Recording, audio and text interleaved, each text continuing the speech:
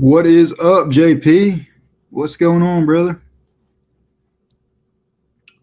How's everybody doing today? Let's waiting to get some people in the house here, and then we're gonna go ahead and jump and do this. What is up, Mr. Keith? We did finally hit 1K. I'm very excited about that.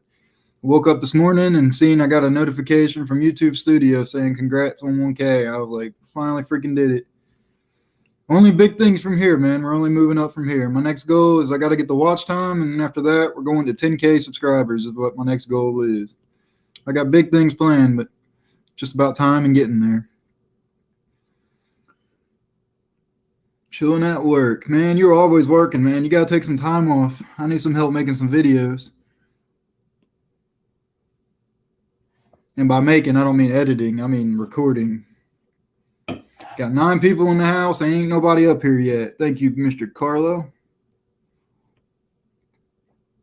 I got a good one planned for y'all today. Today we're going to be talking about all kinds of equipment and stuff like that. And I want to get everybody's opinions on it. So I'm gonna give some time to let everybody join in and get up on the panel, and then we'll start doing it. It's gonna be pretty entertaining. So I really encourage people to join it. Just catch up on some comments. I sure hope so, Mr. Keith.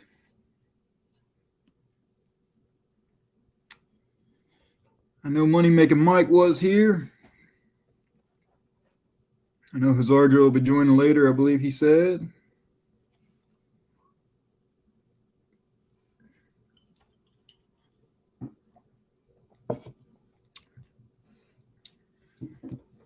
So how's everybody doing today? I'll get on, got to do something. I'll be watching until then. All right, Carlo, I'll be waiting for you.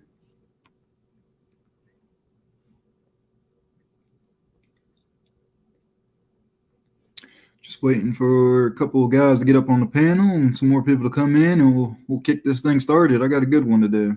I know I keep saying that, but I'm excited for it. I think it'll be fun.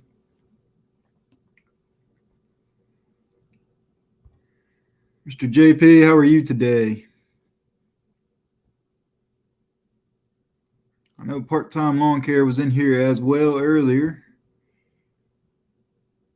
Dave's Lawn is in the house. Mr. Drake Westerman is in the house as well. We are getting snow. We've been getting snow this past week, but Monday we're supposed to get hammered pretty good. Well, hammered for our area, right? You know, we don't usually get snow here. We get more ice than anything. Mr. Dave, I'm doing pretty damn good.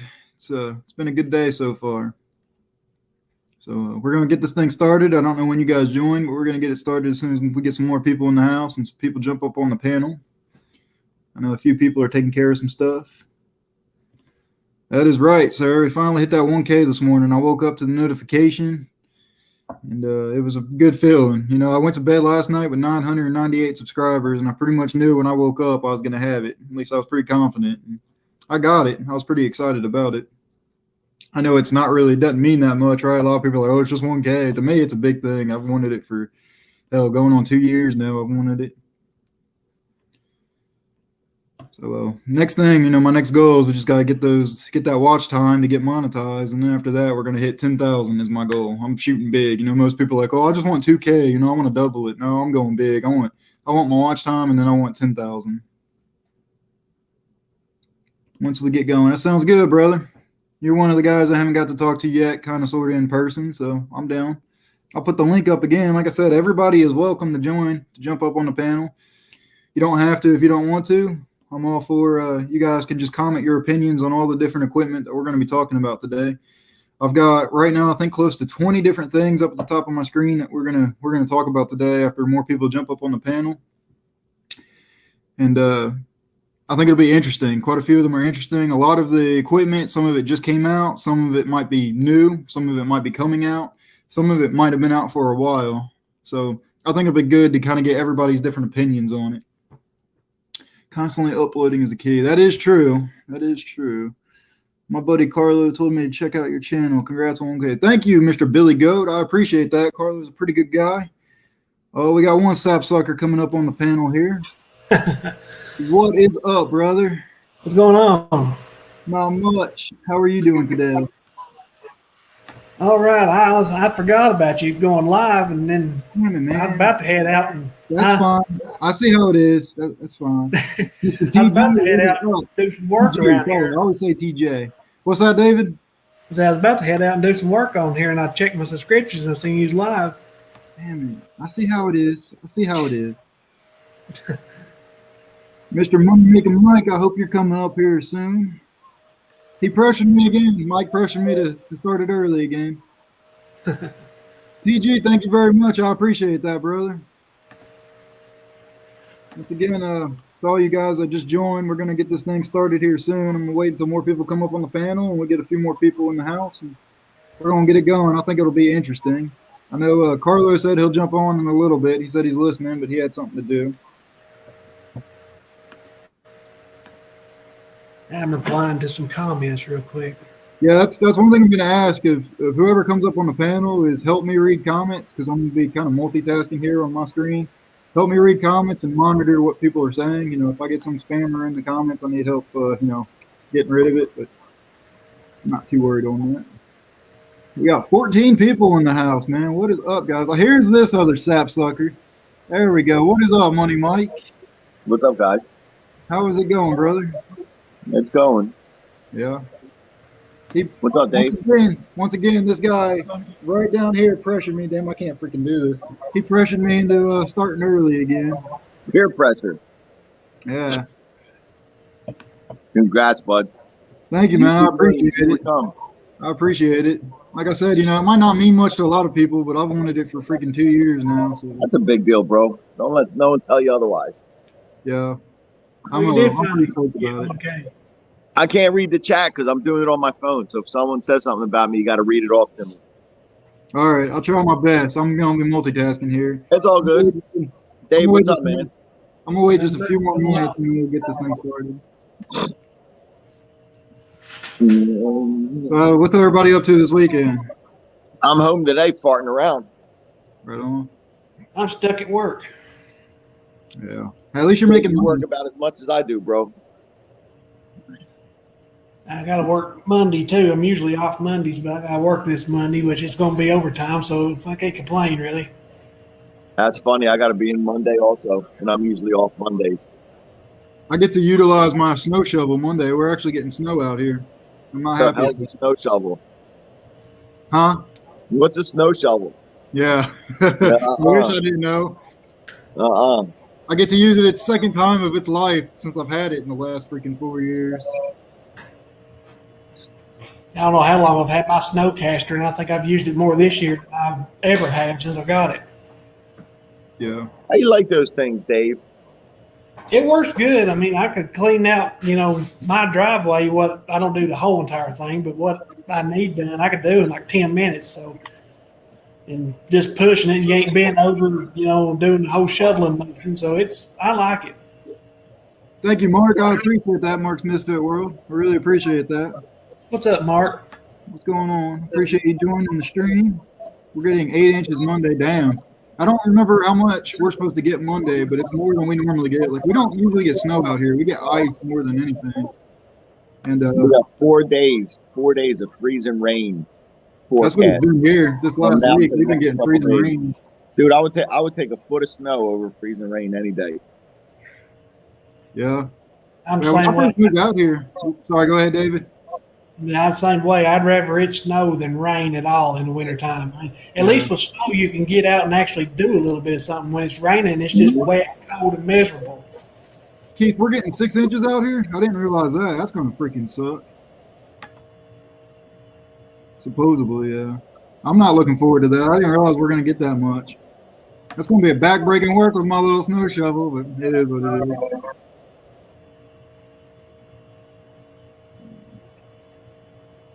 So the snow pusher, my biggest fear is always slipping and falling when you're pushing.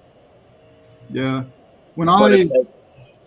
That's always my biggest fear. That's been the one thing where I've always held off from getting it. The shoveling is for the birds anymore, man.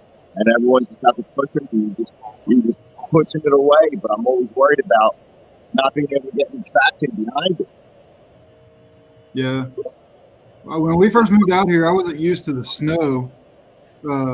I wasn't used to the ice. So I was used to the snow, but I wasn't used to the ice. So when I was driving, trying to drive on ice, it just doesn't happen, right? But thank you, Mr. Jamie. Thanks for joining today. This will be a good one. Mm-hmm. Oh, that's our buddy from Delaware, right? Yeah, he's my brother, actually. Oh, yeah? Yeah. What's up, brother James? Yeah, this is my actual brother with the same mother. You guys are my brothers from another mother. This is my actual brother with the same mother. What's up, Mr. Part-Time? As far as like walking in the snow and on ice and whatnot, I've got more confidence doing that kind of stuff than going out on, sopping wet ground or something there like that. Because you can, take off across a yard or something there and it's wet. Next thing you know, you're on your ass, with snow. For some reason, it's just more easier to get across than wet ground or mud. I busted my ass, Friday or Thursday morning, something like that. Wednesday morning. We got ice out here. My wife, she went out and started her car and said it was slick in our driveway. So I was like, okay, I guess I'm going salting today. This was at 5 in the morning. So I go out, man, I freaking slipped and busted my ass, landed right on my back. And I looked up, it's 5 in the morning. I'm looking around to see if any of my neighbors are out that seen it. And I just started laughing. I'm like, yeah, a little slick my ass. Isn't that funny? That's the first thing everyone does is to look around and make sure no one saw them. Yep. I It was busted 5 my ass o'clock in the morning. There December. wasn't even a dog outside, but I was just looking around. I was like, did anybody see that? I did All right, that so once you here. Was that Said I've done that here at work once. There's a place in the yard. It's kind of sloped just a little bit, but there was a little dip, a very shallow dip, and I got caught right in the middle of the rainstorm. And it just came on like instantly, just pouring rain. And I took off across there, kind of running. And as soon as my foot hit that dip, my legs just went flying right out from under me, and I landed on my left hip. I mean, it's like I didn't even have time to think. I was like, next thing I know, I was on the ground. I was like, how the hell did I get here? Yeah. It happens quick. I know Minnesota Lawn said he would probably jump up. He said he had some stuff to do. He was going to jump up though later if he could. They were hoping to getting get a lot of snow the last couple of days, so he's probably out turning and burning. Probably, that's what I figured. I'm hoping we get at least one more guy up here. I'm encouraging somebody else to come up. What's up, Mr. Tom Blizzard? I think this is going to be really interesting. I've got a good lineup of equipment here we're going to go over. So what, you got a bunch of pictures lined up, or you just want to call it off?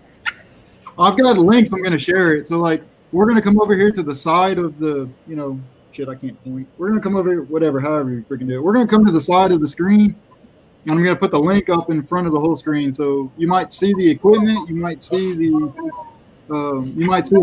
of it, if that makes sense. We're going to try it. I was messing around with it last night. It seemed like it would work pretty good. So we're going to try it that way. We're just going to talk about it and, go over what we think about it and if you guys had any experience with it. Well, here is the link. Anybody can click it and come on up. I welcome everybody. No, what I just doing. If you do come up on the panel, I do have one request. You guys help me. Now, I know, Mike, you said that you can't really read the comments on your phone. I do request that you guys help me read the comments. And I'm trying to, I'm trying to do a whole bunch of stuff here on my screen, so I can't exactly. You see what Mark just said? He's waiting. You see him there? You got to let him up. He's not in the basement. Oh, no? Not for me. We get an OG up here. Paste it again. At least I don't see him in the basement.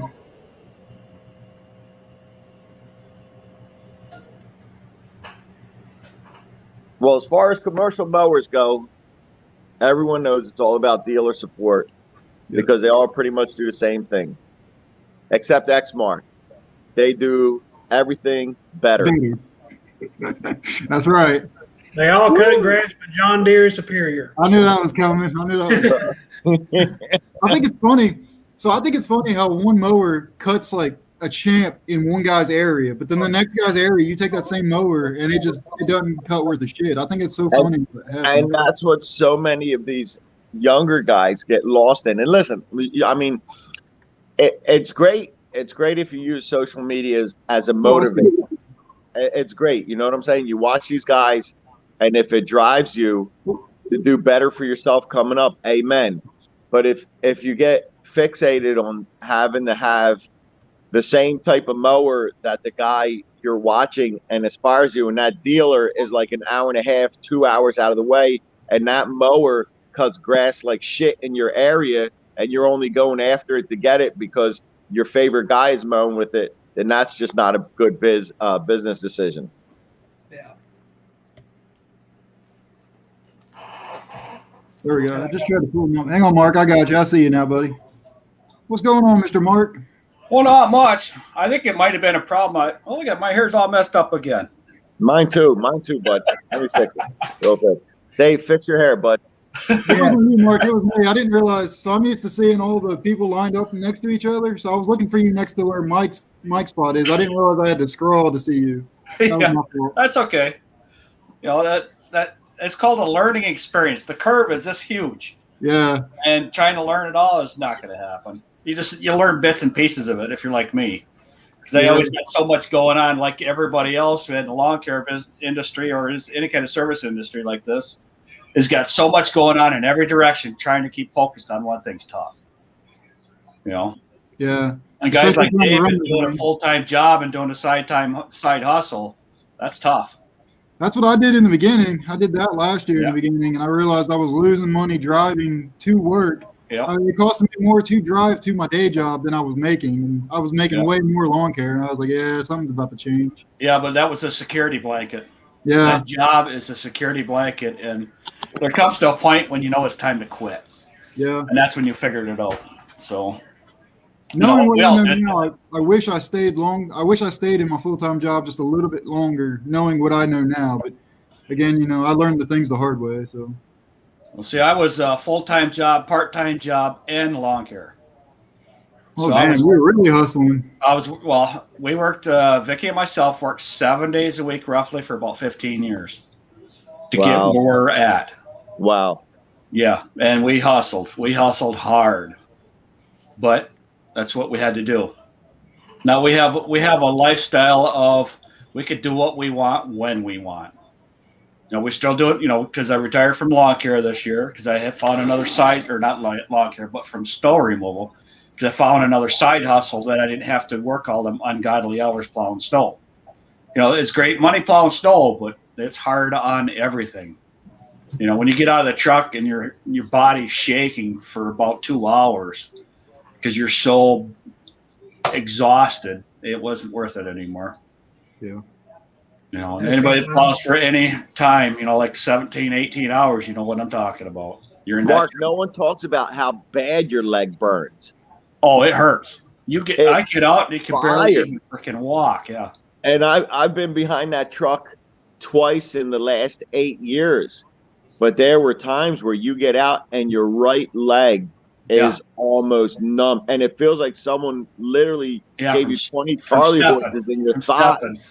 You're like, oh, plowing's got to be awesome. The music's on and the heat's on. You're pushing all that snow. But like, yeah, go ahead. Put it in reverse and drive for about the first hour and a half, 2 hours, and feel what your leg feels like. My former job, I used to run a payloader for 80 hours a week, loading trucks and flattening gravel and moving sand. And and then them cabs are built for someone that's around 5'7". I'm 6'2". I don't fit in nothing. Damn, you're taller than me. Crammed up in there. You're crammed up in The everything. newer loaders are different now. The newer loaders have open cabs because they got rid of a lot of stuff that doesn't need to be in there. They just open it up and give it more comfort, I guess. So it's better now than it was back then, but still, it's tight because it can only do so much. You can only have so much room. So, Sure.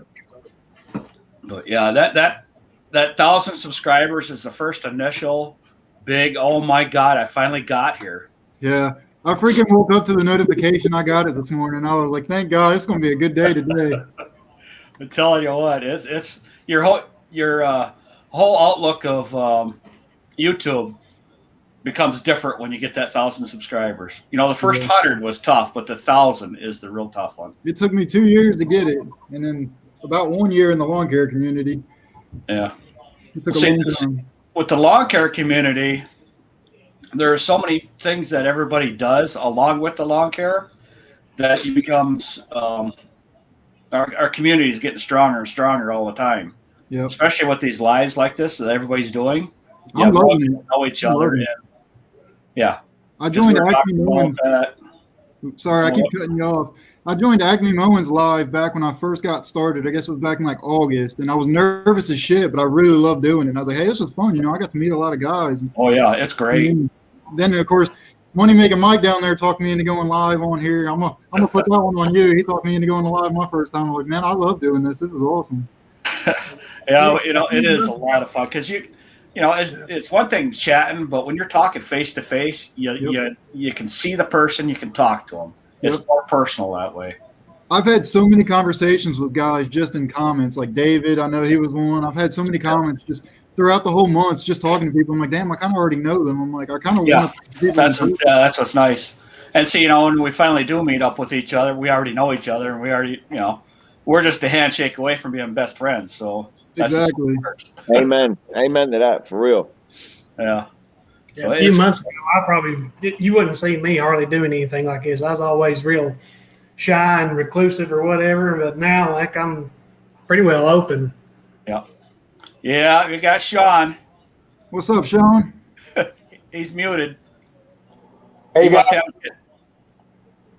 What do you got playing in the background? Nothing right now, but always stuff going on. Yep, like I said, anybody in the service industry has always got all kinds of stuff going on. Look at Sean; he's got all them boxes behind him. Those are postcards. I already made 2 runs. My second run this morning, but yeah, I got them all lined up. Yeah. Uh huh. It's working though. I actually just signed my first new customer of 2021 just this morning. Well, that's good. We still got on the ground in negative 40 degrees here, and I'm getting calls. So yeah, funny. Well, that's because in 6 weeks you're going to see the grass. Yeah, we won't see grass here until end of March, early April. Oh, come on now. It's not that bad. You're just in Minnesota. Yeah. But it You guys get a lot of snow up there? Our last 2 winters, we have gotten, I think, between 10 and 18 inches of snow in April. Yeah, that's about right. In April. In April. Yep. Not fun. Yeah, 2 years ago we had 18 inches the 23rd of April, and that sucked. That sucked for everybody. Yep.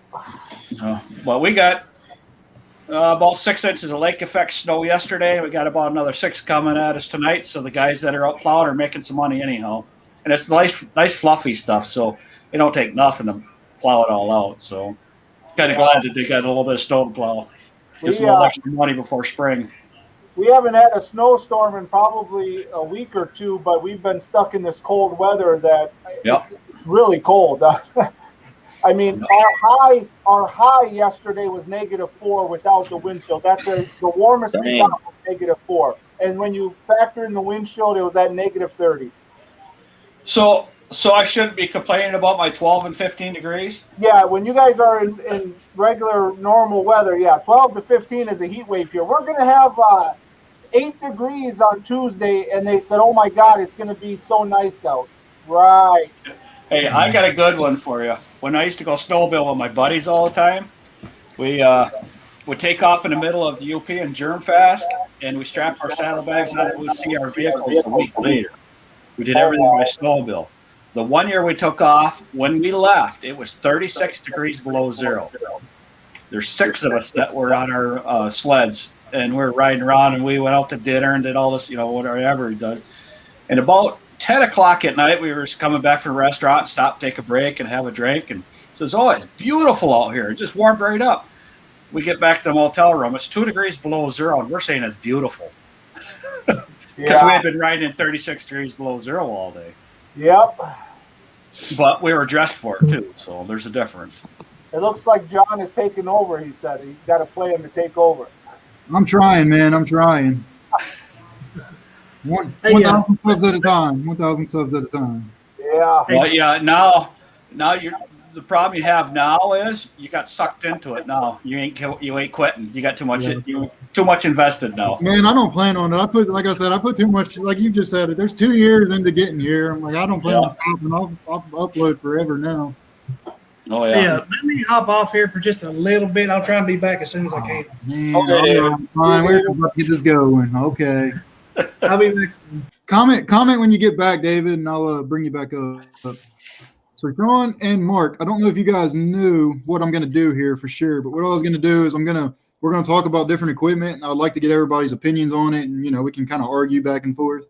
Oh, we got a guy down here. Let's bring him up. This is Carlo. Are we all frozen? Can you hear me? I can see you, Mike. Oh yeah, No. people are frozen. No No, one's I'm not frozen. Nope. Okay, yeah, there we go. Everybody's good. Can everybody hear me? Oh yeah. I can hear you fine. What's None up, of my Carlo? screens are moving. Yeah. Are you on your phone, Mike? Yeah. Yeah. What, I got to That get out happens. and come back in? Yeah. Actually, you might just take yourself out of the thing and come back up. I'll bring you back up. I'll wait until you come back up. Yeah. Because sometimes that just works. You just drop down in the basement, come back up, and it's fine. It all depends on what's going on. See, the phones don't have big enough broadband is what's going on, and they just kind of lag too much. Yeah, my internet also sucks. Oh, I got 3. Oh yeah, it's And we yeah, got 16. We got 16 people watching, only 9 likes. I think we should have more likes than that. come Myself. on, hit the thumbs up, guys. I appreciate I that. forgot to hit the thumbs up too. I gotta go back I to always it. lead off with the like button. Jamie. If I drop down, maybe you'll get more likes. That might be the problem. No, you got It might be. Nah. right. The address and track. Sean's Sorry. the star of the show, man. He's an underdog, dude. Got about another 5 more minutes. We're all just going to be standing there listening to him. I'm going to mute myself on purpose and force myself to let you guys talk. No, that's one thing I'm gonna say. If you're all doing, we're all gonna be trying to fight each other talking. So let's try and give each other like their own time to talk. If that makes sense, just so we can all put our opinions out. Oh, I'm going to be quiet. I'm going to let you guys go. I'm going to say a couple words and that's it. Yeah, you're gonna have to mute yourselves because so am I. Because me and Sean get talking, you guys ain't getting a word in edgewise.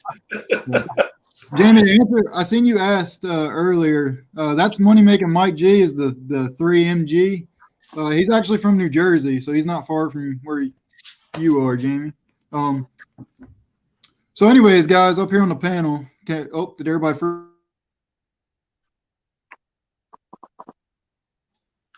You froze, John. Yeah, No, you you- just froze. There we go.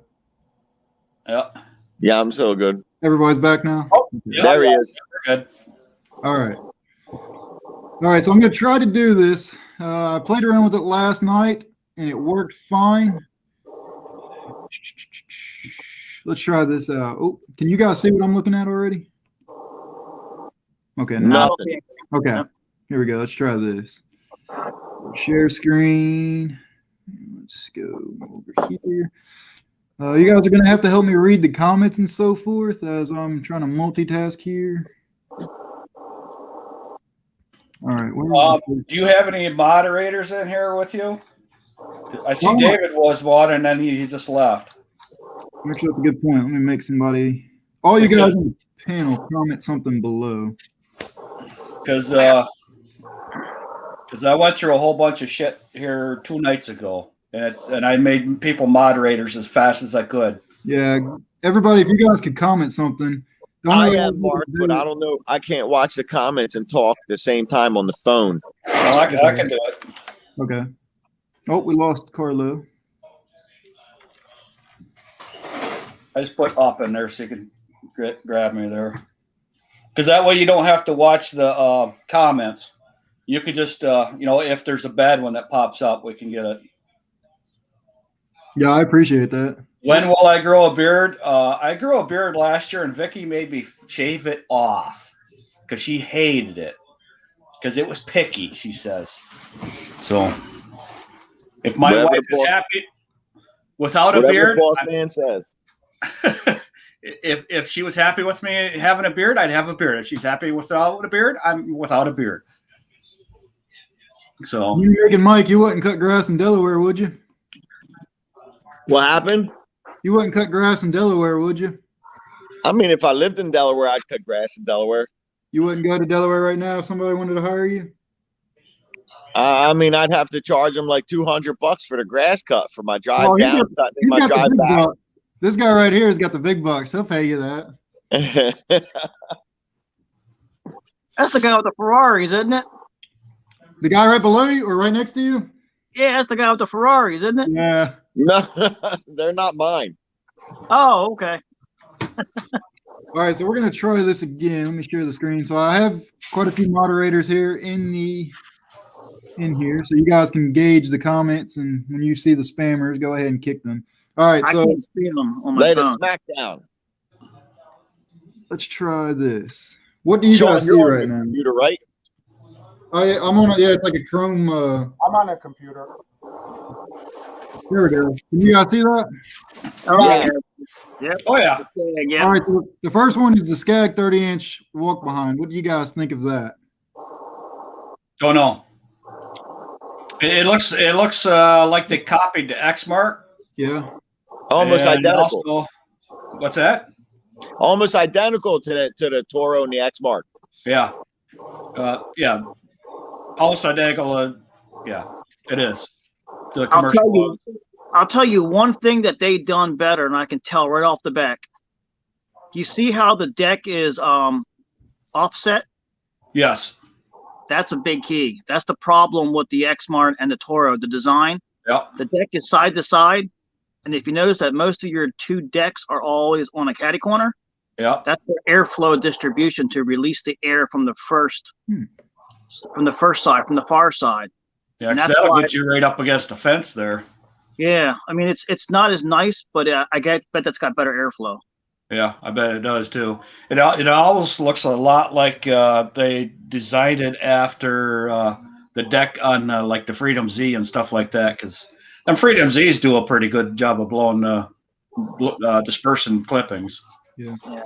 I'm pretty excited about this mower because, as you guys know, I'm wanting to get a 30-inch mower eventually once as I see how many customers I'm actually going to need it for this year. So I was interested in the Toro 30 most likely.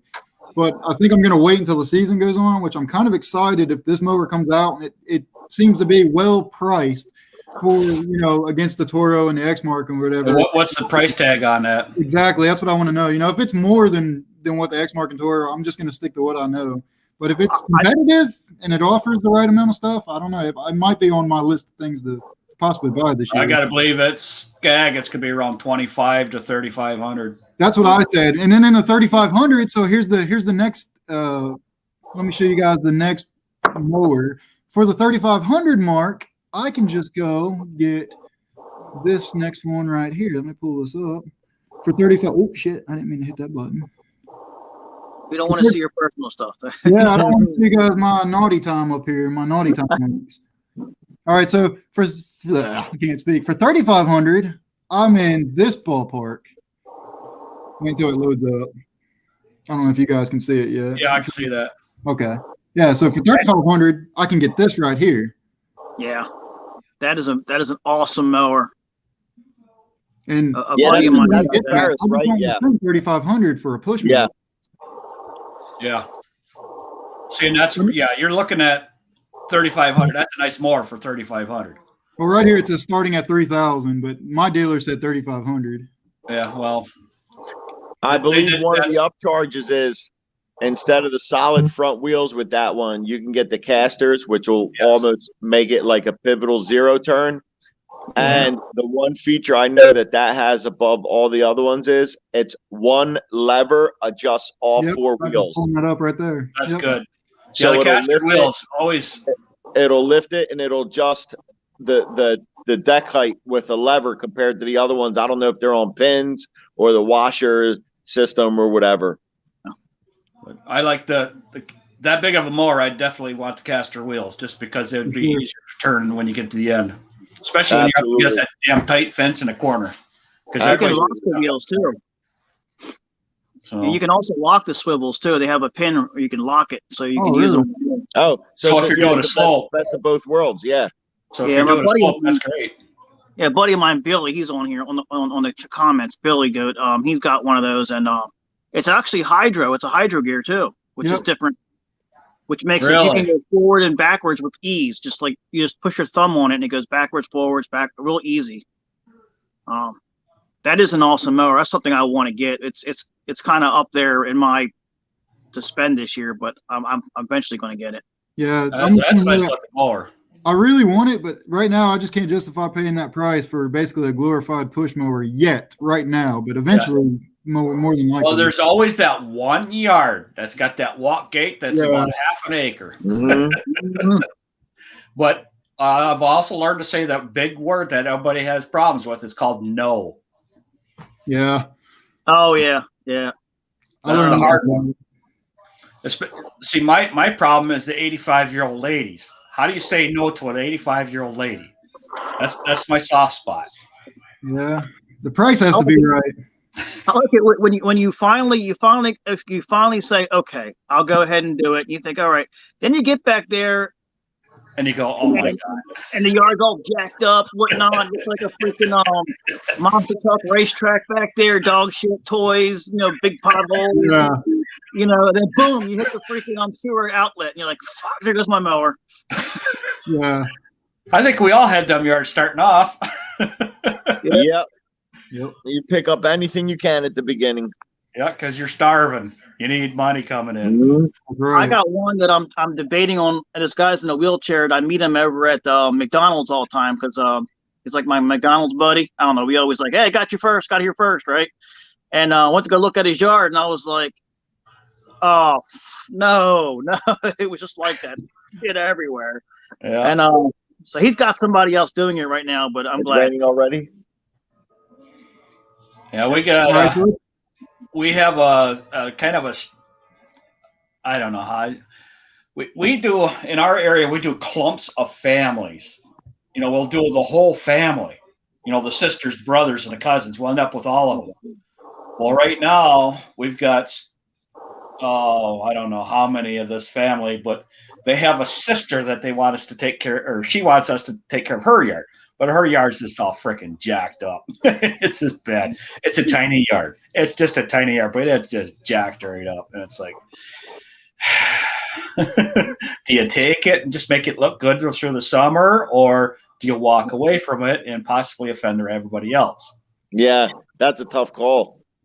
Exactly. And that's where we're at with this lady. She's a retired nun, so she doesn't have a whole lot of money, but, she's got a regular pension coming in, but still. I know. It wrenches on your heart. I know, it's one of those things, huh? Yeah. Yeah, and it's, it's what do you do? Billy down there says an awesome mower. Yeah. That's the guy. I like to say no. Yeah. Well, sooner or later you get that little old lady. Oh, can you help me out? Because no one will return my phone call. No one will show up. You're the only one that's ever showed up. Then you go, I got it. I got to do it because no one's going to take care of her. All right, so this next one is going to be pretty controversial. This is one that I'm excited to see what everybody has to say about it. So this one is controversial. New. Yeah, it's new this year. It just, I think they just released it. This one you can buy in the big box stores. I'm just going to leave it at that. Oh, that's okay. There's nothing wrong with big box stores stuff. I think I know what this is. The DeWalt. Yep. So what platform is that? Who's making that? Is DeWalt actually making that, or is Stanley Black & Decker makes it, so it belongs to MTD. It's an MTD mower. Okay. Yeah, because the one company owns all of them. Yeah, that's what I found out. I found that Stanley Black & Decker bought them, and so Stanley Black & Decker bought MTD. I think. So is that also a Bradley mower? I believe it might be. That's the what same I think. It thing. looks like. Are they in the same family? Because this sure looks like one. It does, doesn't it? Yeah. It does. I mean, it's a badass looking mower. I mean, it's pretty freaking cool. But it's Home Depot. And It kind of looks like a bobcat. Yeah. What? Kind of looks like a bobcat as well.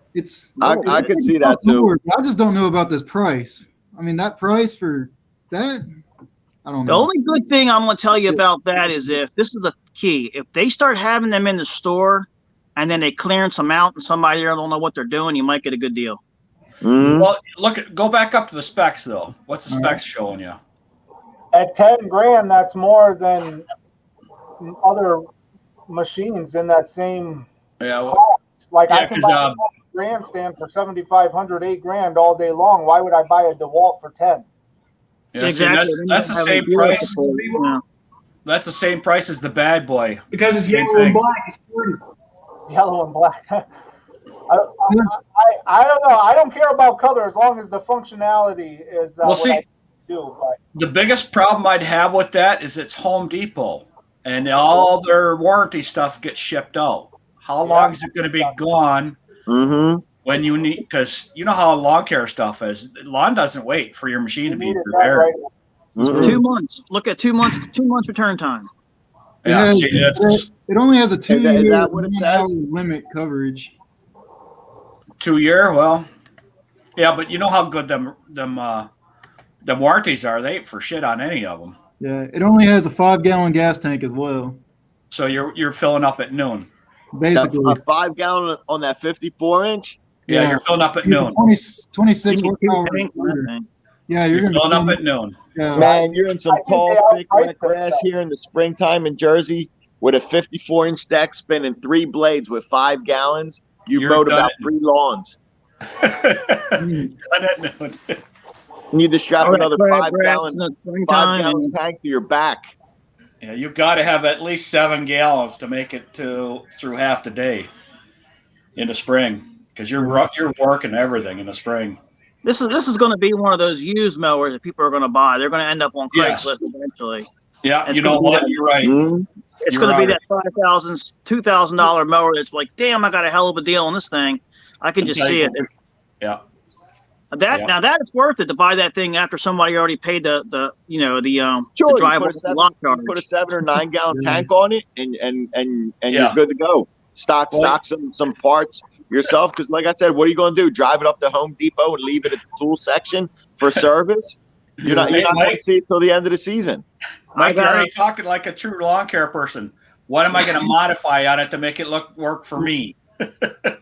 Bigger Everybody gas tank. modifies every freaking mower. Dave's Lawn Vlogs. I see you down in the basement. I have a limit of 6 people right now because I have the free version. Yeah, the paid version is $20 a month. yeah.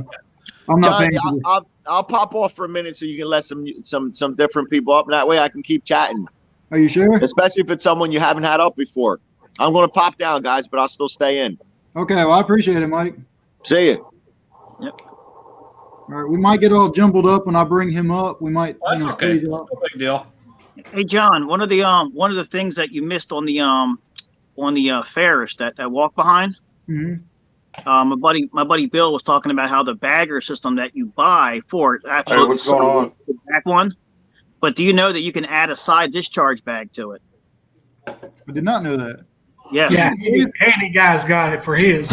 Yeah, Handy Guy's got it for his. Yeah, no. Oh yeah, that's right. He's the one that got so me. it's- He's the one that got me interested in Ferris. That's what sets that apart from the X-Mart and the Toro one. So you're getting what you pay for. You're getting a whole different machine. He's got like every attachment known to man for that thing. Hey, I think he's even got a coffee machine on the back of that thing. Yeah. Yeah. How's it going, Dave? I've been wondering if Pretty he's good. got a sponsor for that with that mower or I got a something. huge delay He has between to my by now. computer and If he my phone. I doesn't, don't know then which he'll one's work. live and which one's not. I think the computer is live. I think the phone, because I'm watching on my phone too, and my phone has a big time lag. I can't see the things come less unless they pop up on top. I don't know if you're doing that or it does it automatically. You talking about the comments? Yeah, Yeah, I'm Like doing money- that. I click on them. like money making Mike just put on there. I just see Dave's log, all good. There's money again. That's all I can see. I can't see the whole scroll. We just lost Dave. Dave keeps. Is that a rabbit or a dog on this thing? It's a dog, isn't it? I don't know, David. What's on your? Oh my! My eyes are my- Yeah, It's a wolf. It's a wolf. Okay. There you go. I thought it was a rabbit at first. Hey, you know, the first thing to go is the eyesight. I don't remember what the other things are. I hope your brain don't go because my eyesights are going. My eyes and my ears are going. Okay, sorry about that, Dave. Money Mike, if you want to come back up, unless Dave is going to jump back on. He said it was terrible. So, with your ear problem, is it that you can't pick noises out of different crowds? You just can't hear nothing. I hear it's sometimes I think it's because of the weed whacker is always on this side. You know what I mean? And I notice this even when I'm talking to my customers, and if I have my earmuffs on, I'm yelling at them, and I'm like, "Oh, wait a minute, let me take this one off." Hi, how are you doing? No, the whole thing is because I've been wearing earplugs for 30 some years, and I have no idea how loud I'm talking anymore because of the earplugs. Yeah, my it's all off because I've been wearing them forever. All day long, every day. So it messes everything up. Yeah, And that's always tell people. I have to wear the earmuffs because the earplugs, they irritate my ear, and they never fit my canal right. Right. And I get all, and I take them off, and I get frustrated. They're nicer, but for me, it's just how I am. I have to wear the big, look like I'm. And like myself, I can't wear them because they put pressure right here, and it gives me a headache. Like because it cuts off the circulation going to my brain. Oh, geez. all right, Dave, Ron Vlogs. I'll wait a few more minutes before I pull up the next piece of equipment. We'll give you a chance to come on over. See, and that's why they make all that hearing protection in different styles because not everybody can wear the same thing. It's a good thing that there's an industry that does that for us. What all did you look at while I was gone? Well, we looked at the Fleck 30-inch, the Ferris 30-inch, and we just looked at the Delwatt mower. That's going to be interesting. I still haven't seen one in the stores yet. Mm-hmm. I haven't either. What did you call it? They call it the DeWalt. Yeah. Delwatt, whatever it's called. DeWalt. Delwatt, that's what I said. Dell. There's no Dell in there. It's D. Oh, it's DeWalt. Yeah. Hey, listen, I'm not in no sleep, all right? Walk in the Home Depot. Say, can you point me out to where the DeWalts are? Yeah. Like, I'll know what you're talking about. Thank you, Know Mark. exactly what you're talking about. Say like which ones. When people can't read through misspellings when you text message, you're like, what? You put L-A-L? What's that? It's supposed to be L-O. Well, you know what? Our brains are so used to people misspelling words that you don't even pay attention to them anymore. Yeah. Oh yeah, I know. You know what they're saying. Yeah. Deep, I got a friend who I got one for you. That's what I was going to do. So we're going to go on to this next piece of equipment. And obviously, as you guys just seen, spoiler alert, it is a blower. Oh, that was you put that down there? He put it down there. Oh, I can't see the blower. It's coming up. Here we go. I already know what people have to say about this. More power. Steel is specific. Damn it, I can't talk. Wow, $600 for that thing? Yeah, that's about right. Yeah, that's right. Let's look at the specs on this. This is right here. Look at this shit. Right there. Oh, I can't freaking highlight it. There we go. I'm impressed by that number right there. It all depends on what you're using it for and if you're moving that much debris. Yeah. Because since we've been downsizing, I don't need to move a lot of large stuff because I'm working in flower beds and that high performer stuff, them flower beds are emptied. Yeah. That's why I went with a BR600. My back, I just not long ago before I bought it, hurt my back and everything. And I thought about getting a 700 or an 800. And I felt how light the 600 is. And so I went with it. And it's. I'll tell you what, 3 pounds on your back makes a difference in a few hours. Yes, it does. When you're out blowing. This is primarily, it's the primarily use for this only really is leaf removal. Yeah. This is basically on. I keep joking. I said they're basically making a push blower you strap on your back now. Yep. I've been saying that. They make a damn 5 horsepower parking lot blower mount and put on your back so you can outdo all the competition. What they do is they maybe put a little wheel coming off the back of it with a shock so you can take the weight off of it. You know what I mean? Well, hey, that's like that BR800C there with that waist belt. Yeah, I can tell you what to do with that waist belt. Hey, Oh, that thing, every time I put that on, it pulls my pants down all day long. So What I do you say, David? have any of you ever heard of the Twin Storm dually? mm-mm. I Look haven't heard. that up real quick, John. I just thought about that. And if none of y'all have seen that, you need to see it. That sounds like that sounds like a skag. It's a on. skag? I don't know if you can find like any website or whatever. You probably have to pull up a YouTube video. Is that the one? Is that the Toro, the big one that you tow behind a tractor? No, that's the. I don't know what that one is. This is a backpack blower attachment. Oh.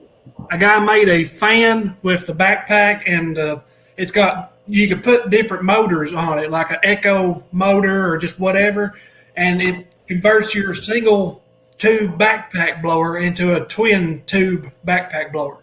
So you can have that's a two both arms. That's cool. Oh, I used to hold a handheld on one side and the blower on the other side sometimes when I was doing it by myself. Do like What I convert do. the thing on. I used to do that sometimes. is it this right here, David? Let me pull it up. I'm gonna hit the share. That's pretty cool.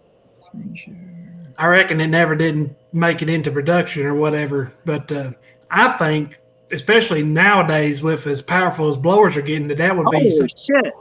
yeah. Oh, that's cool as shit. I like that. There's YouTube videos out of it in use too. Oh, that's pretty freaking awesome. Yeah, I could have done that several times. Yeah. That's one of those things, I could have thought of that. And you're like, why didn't you? It's like, Yeah, exactly. I knew I thought of that from time to time. And it's just like, I never would have. There's that monster right there. You see that thing you tow behind your tractor? Oh, yeah. That's basically a jet engine. There's two of them on there, yeah. Yeah, that's pretty freaking cool. I'm glad you brought that to my attention. That's what I like about this whole YouTube thing is your brain is gets exposed to so much new information that, you would have passed it by if it wasn't for this. Like Dave brought it up. That's just another collective mind, Man, we're all going to be the board one day. I'm just telling you. The only place that I've ever looked at them has been on YouTube. I've never looked on anything else on Google. I mean, for all I know, there could be like limited production if you contact the guy, he make one for you. I don't know, but have you ever seen the snow shovel attachment for what? For the snow blower? Somebody on YouTube made a snow shovel attachment. All right, let's look this up.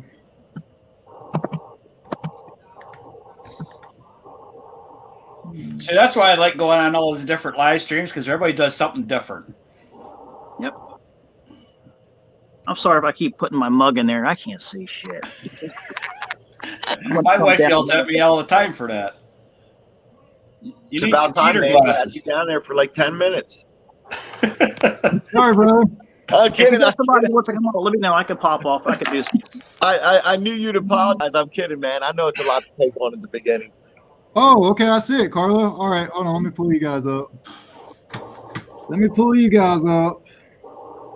If you guys can, like I said, do me the favor. If you can read the comments, if you guys can maybe read them out and answer them as we have a quick moment or so. There's been a lot of chats back and forth between all of them there. Okay. And you've been covering everything. So here is what Carlo was talking about, I believe. I think it's this one right here. Yeah, that thing right there on the right. Oh, okay. Yeah, I've seen that one before. Yeah. I think Wow, that's that's great so for the cool. really light, fluffy stuff. And it looks like he's improved on it. If that's on the other thing, or that's. Yeah, there's a bunch of YouTubes just about that. Never seen that. Yeah, I've never seen that before. Yeah, I've seen that one before, but I think I only see them about 3 o'clock in the morning when I'm trying to fall asleep, but I can't fall asleep. Do you want to plow snow or do you want to throw it? I like that. That's cool. I don't want to have anything to do with snow. Yeah. Yeah.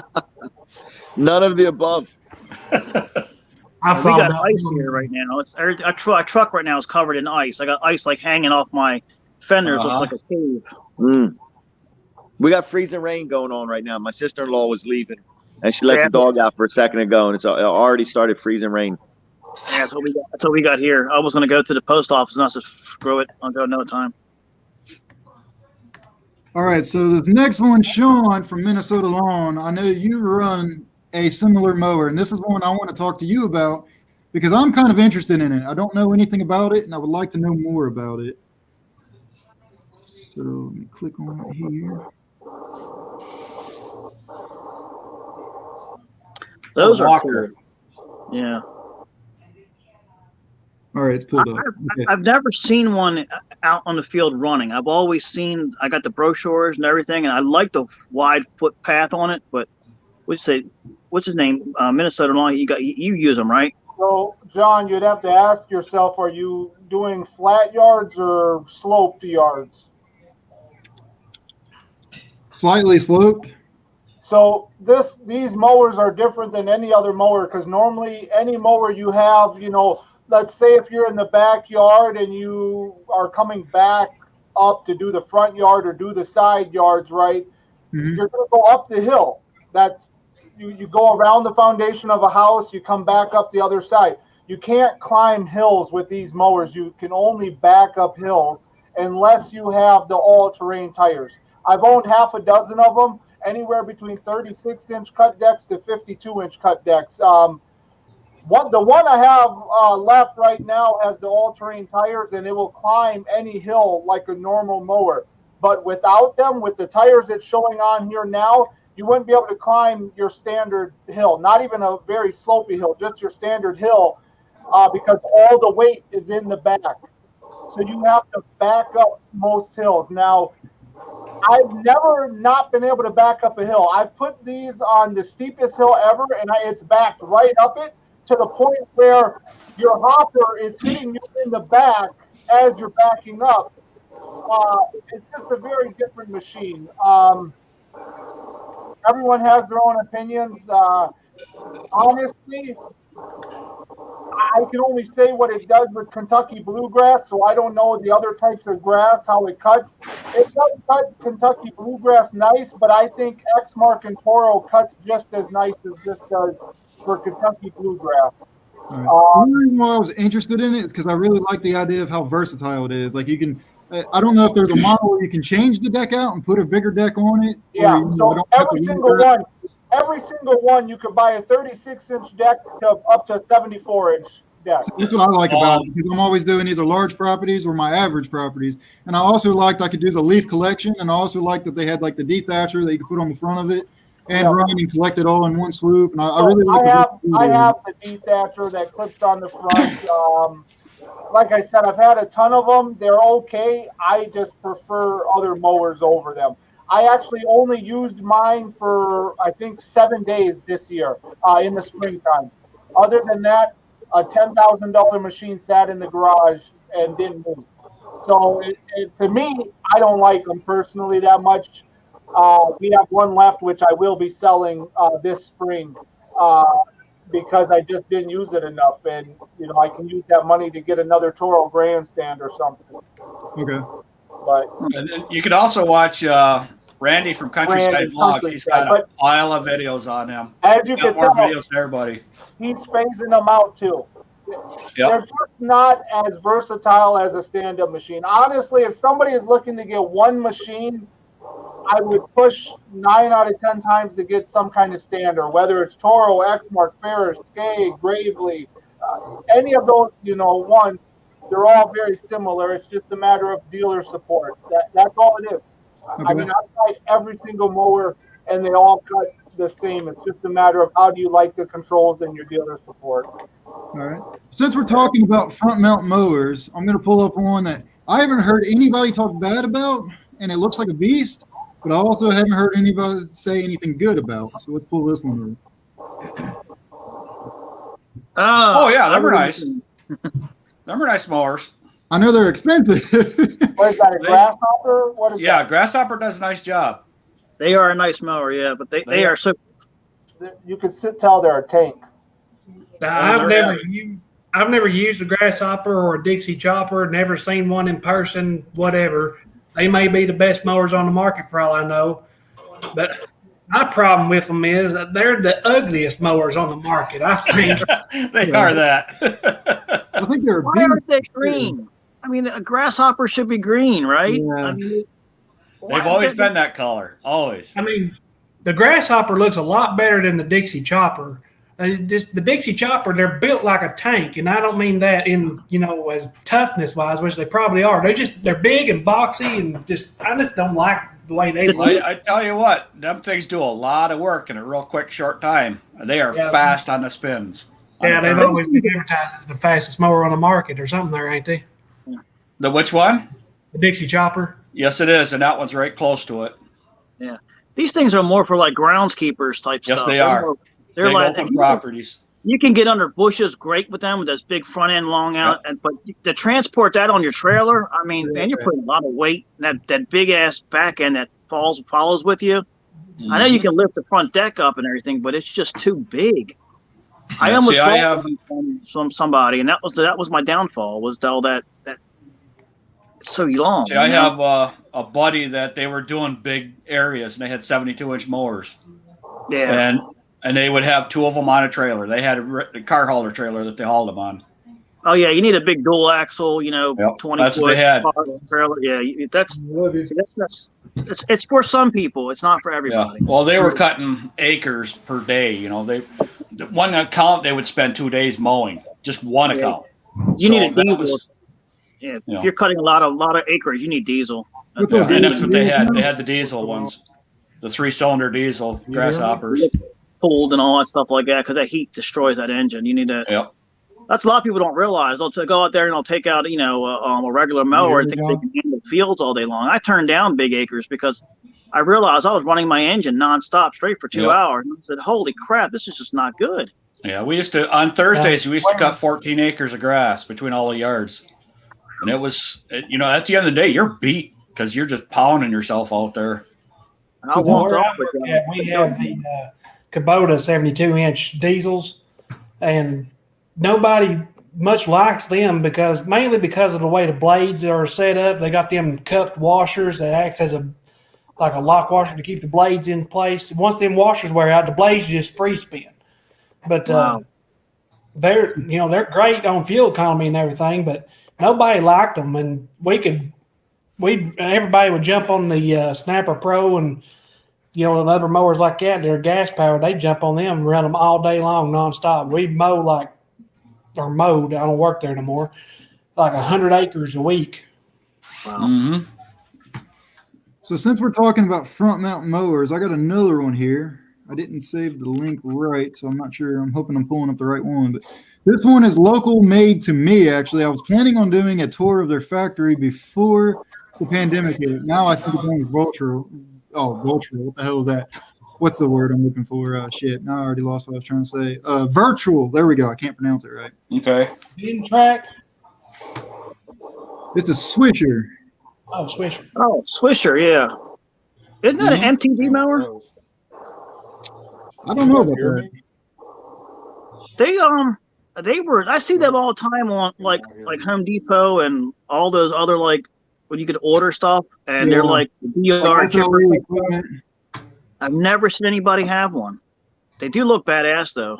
So this one specifically has a 31 horsepower motor and the 3400 transmission on it. It says mowing speed is 10 miles an hour.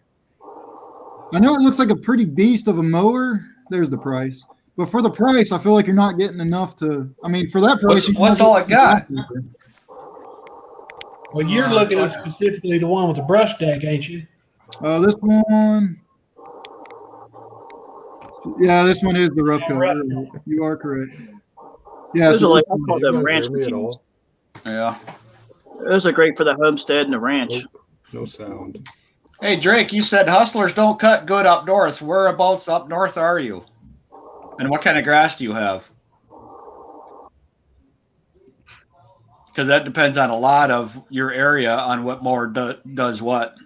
Okay, here's the finish cut. This is a 66-inch finish cut. Oh, that's just the deck. Yeah, that's right. So I forgot with this mower, you can change the decks out. Oh, so it's not like Walker then. Yeah. So there's the price of just the finish deck, but that's a 66-inch deck as well.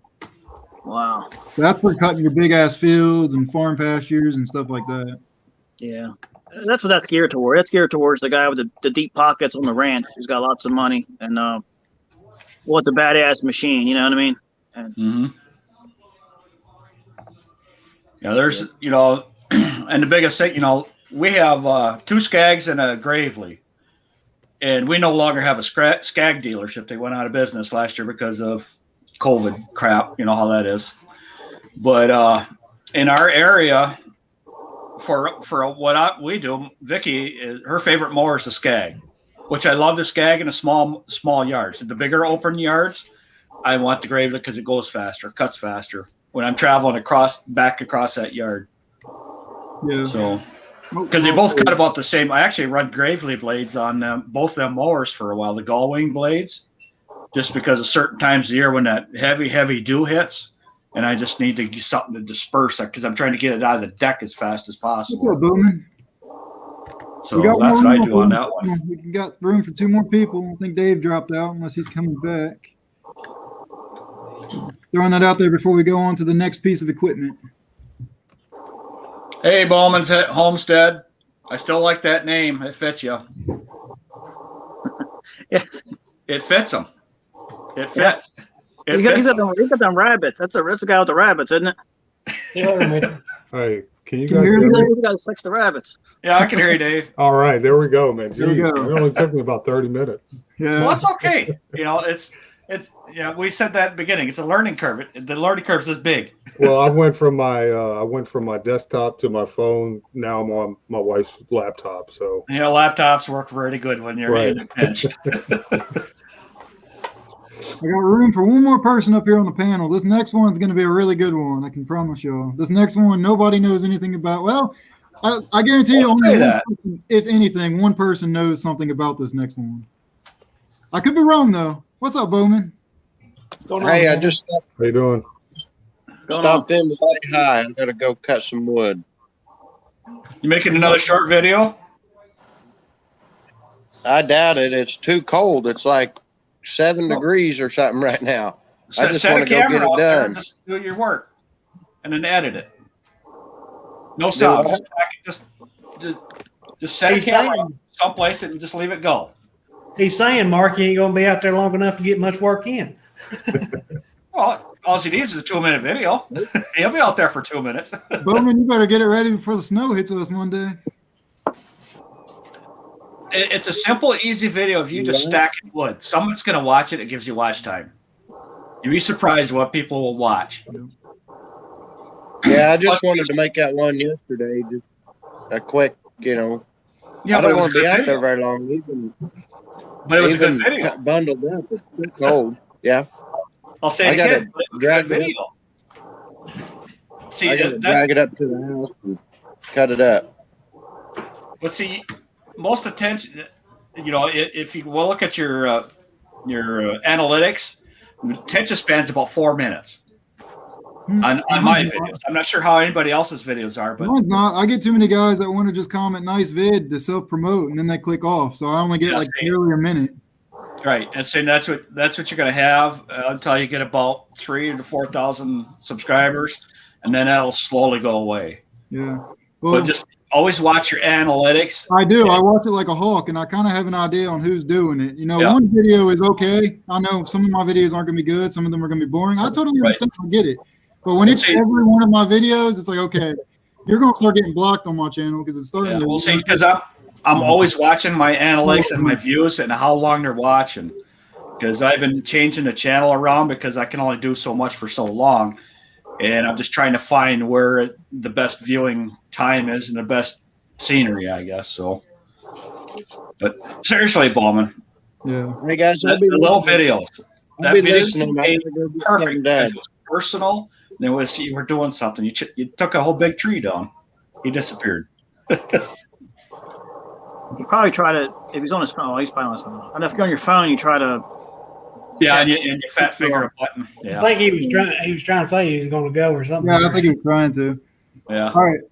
So this next mower, let me make sure. Hold on, before I share it, let me make sure I got the right one. Yeah. Okay. All right. All right. So this next one is one I almost bought last year. Just well, let me just show you, and then we'll talk about it. Let me show you. I promise you guys are gonna be so jealous if I pulled up on this. Nobody on YouTube that I know of has one. All right, y'all ready for this? That's made by Swishers as well. Is it really? Yeah, they still make them. I did not know that. Yeah, I thought about telling you when you had the Swisher pulled up. Yeah, that's a Swisher Big Mo. They still make those. I'd love to pull one of those off the trailer. There was one, Oh, that's cool looking. there was one in Facebook Marketplace that sold in my area for $200 last year, running and working and everything. And I wish I bought it just because I think it would be funny as hell to make a video of. Yeah. Are you talking about the one behind it or the one in front? The one in front, this piece of shit rusted out looking one right here. Yeah, that looks like an old, like 1920s, 1940s, 50s. I don't know. That's seated. Thing is, that's a zero turn. That's a trike. It's a zero turn. The front wheel drive is powered off the top of the motor. The top of the motor has a pulley system that drives the front wheel. It drives just like a bumper car. You turn the wheel all the way around, and next thing you know, you're going backwards. Oh, that's cool. That's cool. You know how funny it would be to be able to pull off a trailer with that, making it like a real serious YouTube video? And you're like, hey guys, check out my new lawn equipment. And then you pull off of that and you're just freaking riding around going. Oh yeah, you know what? Now I'm going to be looking for one. Yeah. See? Way to go, John. Way to go. I'm going to look for one now. I hope somebody does, man. I wanted to. I only seen one show last year and it just wasn't in my time to buy it, but I wish I did now. I've never seen one in person, but I've looked up videos of them things. They're pretty neat. Yeah. Interesting. Yeah, I'll be looking high and low for one of them frickin' things now. Way to go. Another project that's going to sit in my garage and collect dust. Oh, don't come to my house. I got projects till you can't see anymore. Yeah. We all do. Yeah, he said that it loosen important parts. Yeah, if the belt breaks. It probably doesn't spin fast enough. It probably just barely cuts the grass as it is. Oh, I tell you what, though, that'd be cool to back up off your trailer in slow motion. I think it'd be hilarious to get cutting. And see, my plan was to cut like a large acreage field with that, like show my wife on the zero turn freaking going like all fast, and then here I am just behind her, just putting along on that thing. I think it'd be hilarious.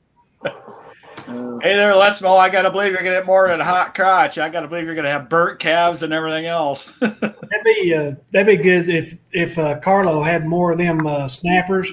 That'd be a funny video for you to make. Like roll up on the lawn, get some real cinematic shots. You have like 10 snappers on your trailer. I got two. They both run too. Believe it or not, they both run. All right, so let's see. That's funny. All right, so the next one, we're going to go back to the Home Depot. I actually meant to run this one after the DeWalt. The DeWalt, I said it right this time. So this next one, I was actually in the market to buy before I decided to go with Exmark. And let me do some explaining. I'll show it, and then I'll explain my reasoning why. So you guys can make fun of me for this if you want, but if not, I think it's a badass mower, but for its price.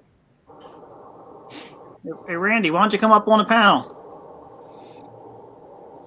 Those are nice looking mowers for what I they think are. so. So it has the entry level 3100 hydro gears on it. So it cuts just as fast as my Exmark does.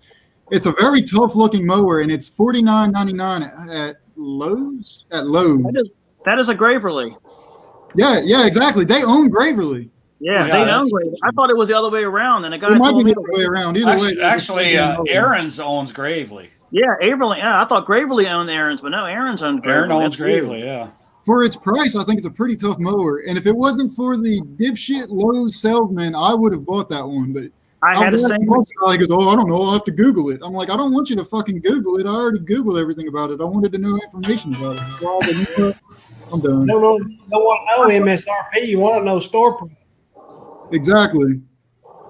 I saw that thing at Home Depot. It had a USB port and everything on it. I was like, get the hell out of here. You're kidding me, a USB port. Yep. That's all I cared about. Well, that's like the Spartan mowers. They got a keypad. You put in a code and press start on them things now. Oh, wow. There's no key. Oh, my. But it's I got up under it and looked at it. It's built pretty good. I mean, the spindles and everything. The deck is nice. I mean, it's only thing I don't like about the Graverly. This is my opinion. I get pissed. Everyone gets mad at me for saying it. I don't like the swing out handlebars. They because I do a lot of hills, and I'm always afraid. Yep. I end up using the handlebars to hold me, and I'm always afraid that if I make because I do a lot of backwards turning on hills. Because if you ever did hills, you can't. If you turn backwards on the hill, it's better. Yeah. And I'm afraid if I do this and I use the handlebar to get traction, I'm going to do this. The real steep hills, I use the Skag. I don't use the Gravely because of that. Yeah. See, I mean, Yeah. if there could be a way, can you lock those handlebars in? Yeah, you could do whatever you want with them. It's just bolts. You just tighten them up. They're just sitting on bolts and whatever bushings in there. You could tighten them up so they won't move. Okay, I didn't know that. See, if I had known that, I probably would have been more into looking to them because I didn't like that. You could tighten them up so they don't move hardly at all. You could do whatever you want. You know, it just and you See, could also get. That's where a really good salesman comes into key. That if you're there talking to them and they want, like you said, the salesman didn't tell you that, you know. The salesman said, "Hey, wait a minute, that's the only thing that's holding you from buying this thing. This is what you can do, you know." Yeah, tighten it up, yeah. And then boom, I probably would have bought one because we have a dealership up here that sells them, and I was like, yeah, because I had mine tightened up when I first started, and within a week they were loosened up, and it's weird how you get used to it real fast. And then when I go from the handlebars going up and then I hop on a Skag, it always pisses me off because I'm locked in and I can't get out. Yeah, so you got to get that. It's like going from a skateboard to a bicycle. You get that weird feeling. It's like what's yeah. You get used to it really super fast. You do. Interesting. Yep. But yeah, that orange it's a neat looking machine. I like it. I like it because it's orange. Well, it is. It does look nice with the black rims and everything. It looks really nice. Yeah, The best thing I like about the Gravely is the room I have in the operator's area. The panel where your feet sit is bigger. Everything's just bigger for me because like I said, I'm 6'2" and I weigh 220 pounds. I don't need small areas. I need bigger areas. Talking about mower slugs and whatnot. TG, that's what got me going. That's what I ended up. So, right, I was looking to buy a brand new one in the beginning, but then my family gave me that free Exmark. And the free Exmark, as you know, I had a lot of problems with it. So I had I built a dealership, relationship with them, going in and getting parts for that residential one I had. And that's what ended up making me go and buy a brand new Exmark, is because I became good friends with the dealer and the mechanic that worked there.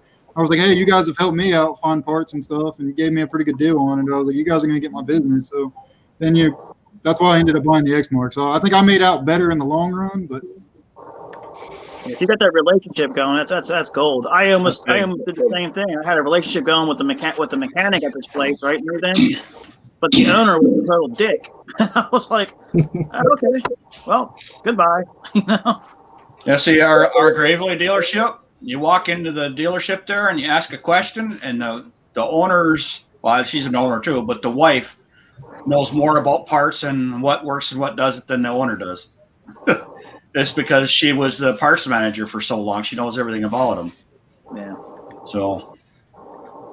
Yeah, my deer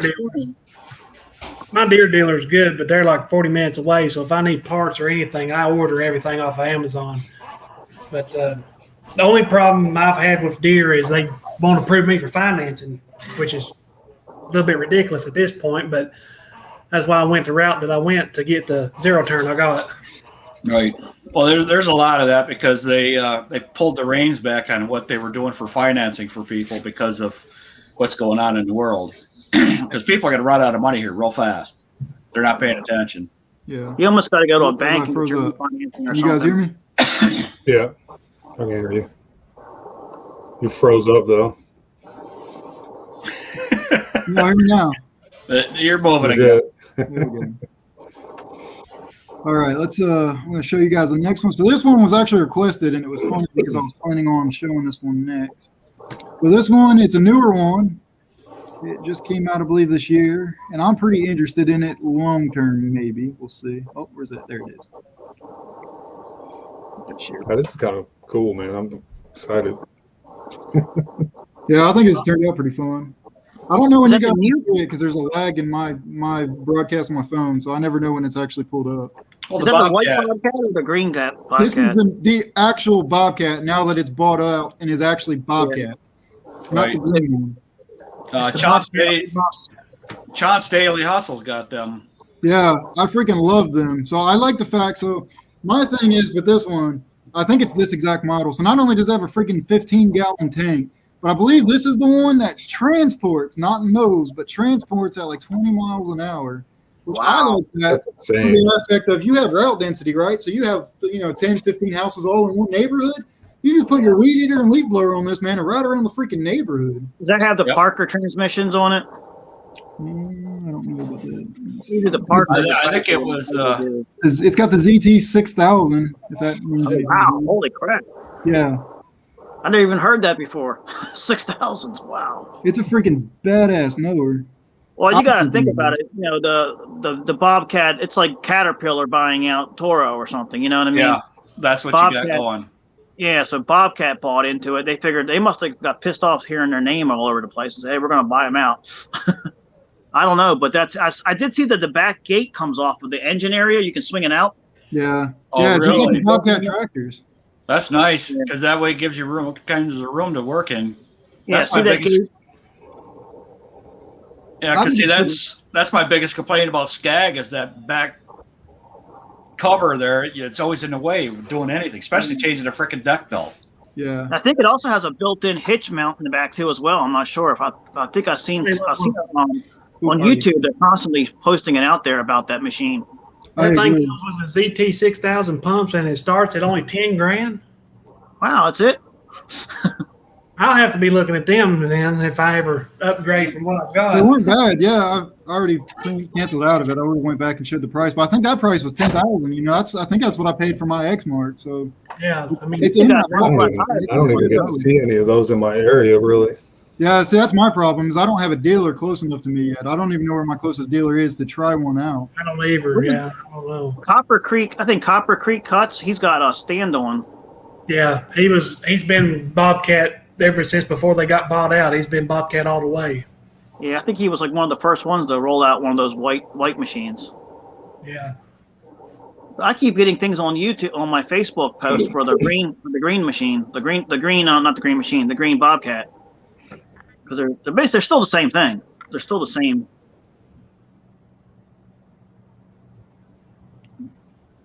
Did I What you freeze got up? now? Nope. Okay, I'm going to it. I wasn't sure if I froze up. I'm over here looking, trying to read comments and stuff. All right, so let's see. What are we going to do next? Here's a good one. So this one, I see guys running in my area all the time. Let me load it up, and I'll do some talking about it. So unpopular opinion, I think. I do not like this mower. I I don't think it like looks that tough. mower. I think it looks badass. This Yeah. is making me dizzy. But they Spotted. do not worth the shit in my area. I saw these at the GIE like 2 years ago. They had like a little missile mounted on the front. Yeah, I seen that one. There's a lot of people in my area that run Bobcat, or not Bobcat, Bad Boy and Spartan because we have a dealer right in the middle of town. And I think that may be the only real reason, the biggest reason that they run it. I don't know what the cut quality of them machines are around here, and that dealer will not let you demo anything. They also carry Gravely. I haven't really checked in recent times, but if they told me the first time, we don't demo, so you ain't gonna get my business if you ain't gonna let me try Yeah. out something, even around the parking lot. Yeah. But I think Spartan and Altos are the two best looking mowers on the market myself. When it comes Yeah, that Altos is badass looking. It's expensive. I mean, Yeah. I think there's like $16,000 average price for one of them things. I think I Yeah. looked at it one time. They got the freaking tank wheels on the back. All right, so not quite changing shifts here, but it kind of am. So we're not going to talk about a mower. However, the next one can mow. So this next one is a long-term goal I really want to get my hands on, even if it's just for a day or whether regardless I buy it or not. So this next one, I don't even know what to call it, whether it's like considered a compact tractor. Some of you guys might be able to tell me that, but I think this next one's pretty badass. And it's the Ventrac. yeah, Oh, man, Ventrax. dude, this is like Oh yeah. the thing that I want, man. So for those of you who don't know what this is, it's an articulating, basically subcompact tractor that you can Yeah. do just about everything with. Yeah, there's one around town with the blower on it, and it's got a cab on it, and he's doing the city sidewalks for the commercial Sorry, properties. guys. It's kicking ass out there. Serious kicking ass. So many attachments for this thing. Oh yeah. They Like, even have started the off at multi, 23,000 or something. Yeah. you can even get the multi wheels out the side so you can climb sideways on hills and shit. Yeah. Yeah, that's I was up in Pennsylvania on vacation. I go up there all the time near Pittsburgh, and they got a mega dealership, like one of these car dealerships up there, and they had them in there, and I was blown away. It's the first time I ever seen one of them, and then I started seeing them on YouTube. They're badass. I'll go back to that again. My internet sucks here. They even make a standard small one for doing just nothing but snow removal. You ever seen I've that one? That, yeah. Let me go back. Sorry. Yes, Bad Boy and Spartan. I'm about positive they broke up and turned into two separate companies, didn't they? Oh yeah, I heard something about that. I think Kubota and Coyote did the exact same thing. They're basically identical tractors. They just, people in the company, whatever, broke apart and they formed their own company. Are you all frozen? Yeah, you probably froze up. Can you guys still hear me? We can hear. I can hear. I heard Dave talking, and See, I like how versatile this thing is. Like you can cut brush with it. Oh, I keep getting popped in. You can cut brush with it, and then you can go mow a large field and do snow removal. I think they have a rough cut mower and a finish cut mower for it. Yes, sir. They're pretty awesome. They also have a grass collection system, so you can do leaf cleanups and all kinds of stuff. the only thing about that is you might want to have some They money. do have- It looks like it's all hydro. Yeah. It's like Now, hydro belts They everywhere. have front end loaders for those tractors as well. Yeah, I seen you I can don't get think they a offer Kawasaki. tobacco for them. Yeah, I know you can get all different kinds. Like I think they offer a Kawasaki gas, they offer a Kubota diesel, they offer I think a Yanmar diesel in it too. I could be wrong on that one. But, Now, Steiner, I've seen a backhoe attachment on a Steiner, but I don't know if that was a homemade deal or if that was an actual factory attachment. And Steiner's basically the same type of machine as what a Ventrac is. yeah. Since we're on the topic of like compact loaders, here's a new one for anybody that does landscaping in here. Here's a new one that's to the market.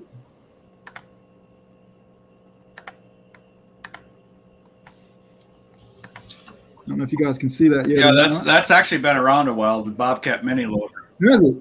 I did not know that. I just seen it this year. Yeah, because there's a cement plant just down up the street from us, and they've been using a lot of that compact equipment for getting in buildings because they don't have too many laborers anymore because they're getting rid of all the labor market and just using machines. Okay. Just because the equipment's being worked around, it's cutting down on the injuries.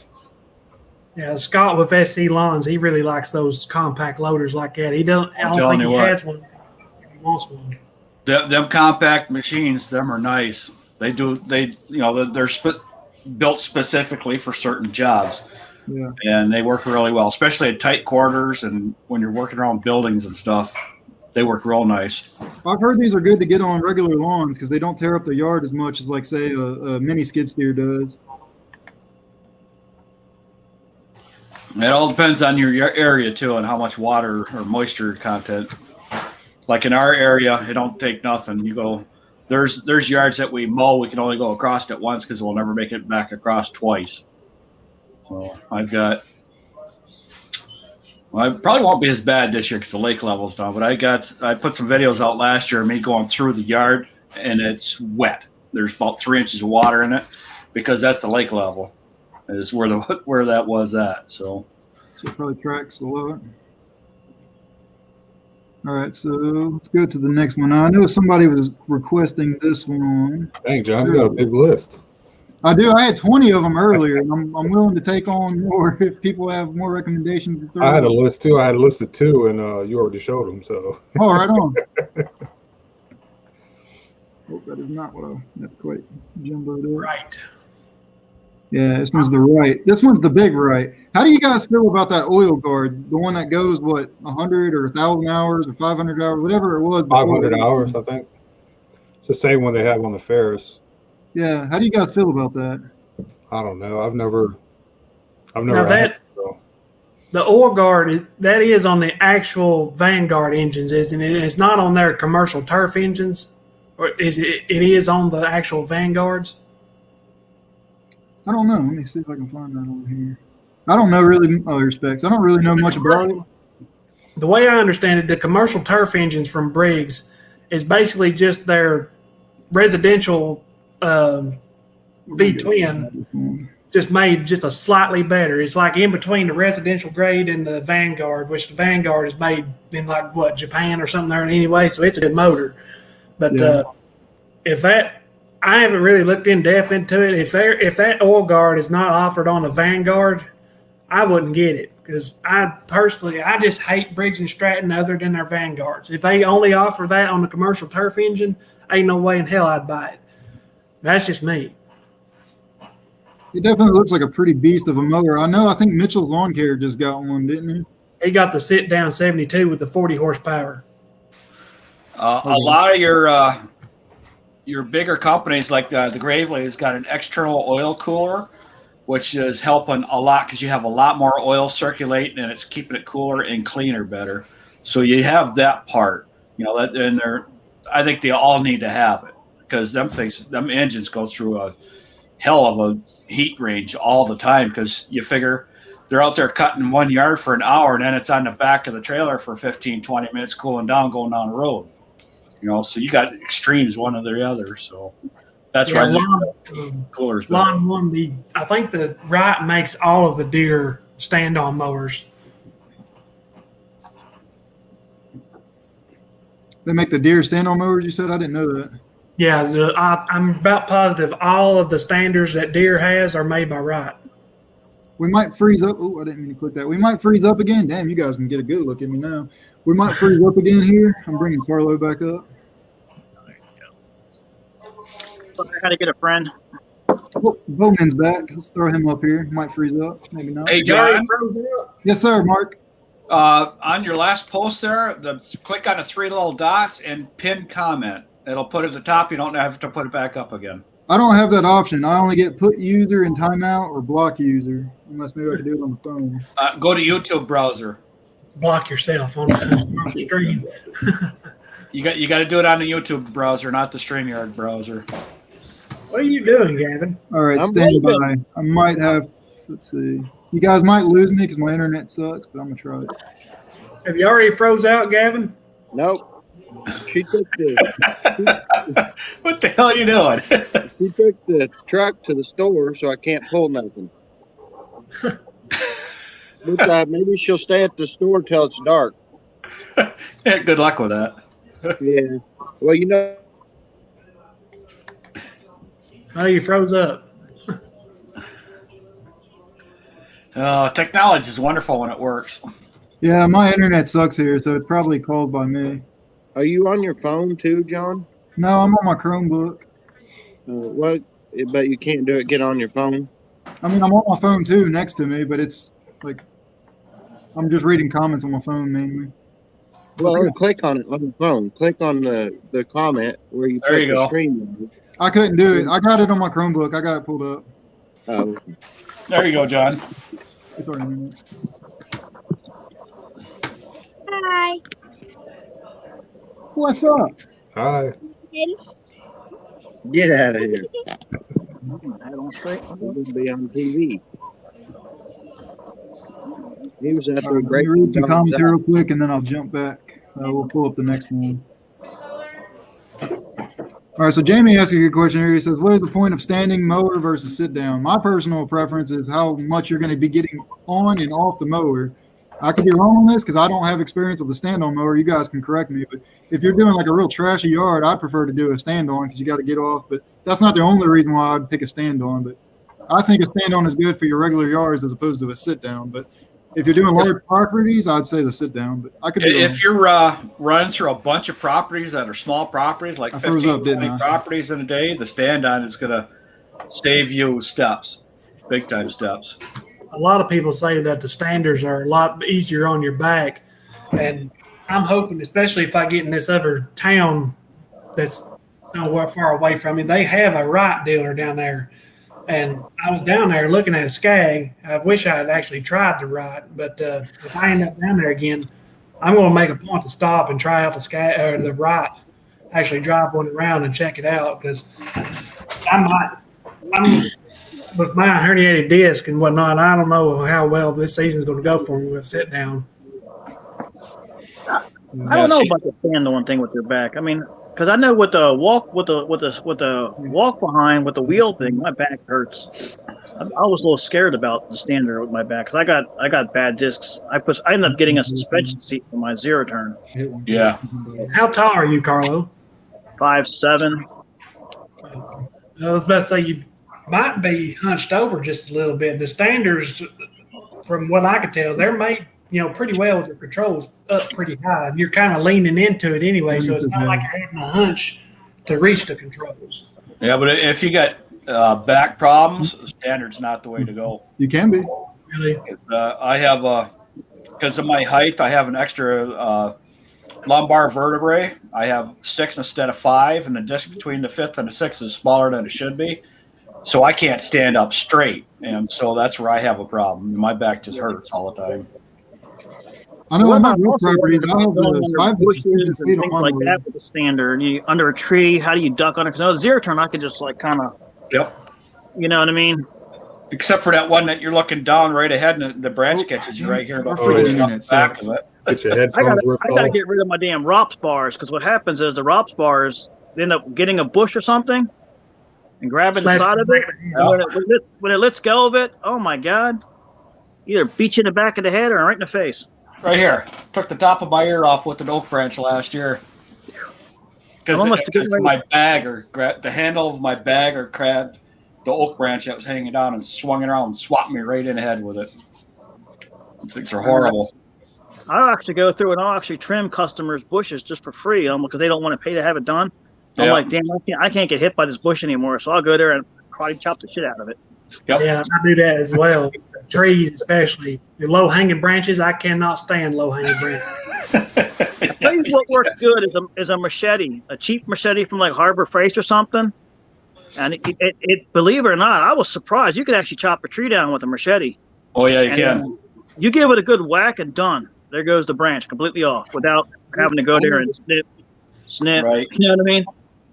And I had a good machete, I'll and do then last year or the year before last, we was raking leaves.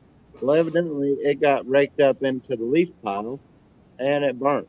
When we burned our leaves, the machete handle and everything got burnt. Oh man. Yeah, so now it's just the piece of metal. It's outside, but You got a nice piece of scrap metal. Yeah, that fire took all the temper out of it. Yeah. all right. Well, she's home. I guess I got to go do something now before she beats me with the frying pan, David. Let's see right here. Here's a comment. Tom Blizzard, my son, said he prefers to stand on over a sit down because he's 6'5" because he don't fit on the sit down. Is what's going on. Yeah, I've seen that before. I had a helper that was 6 something, and he looked like he was playing on a toy. Yep. He was so big, and it was like, it ain't working.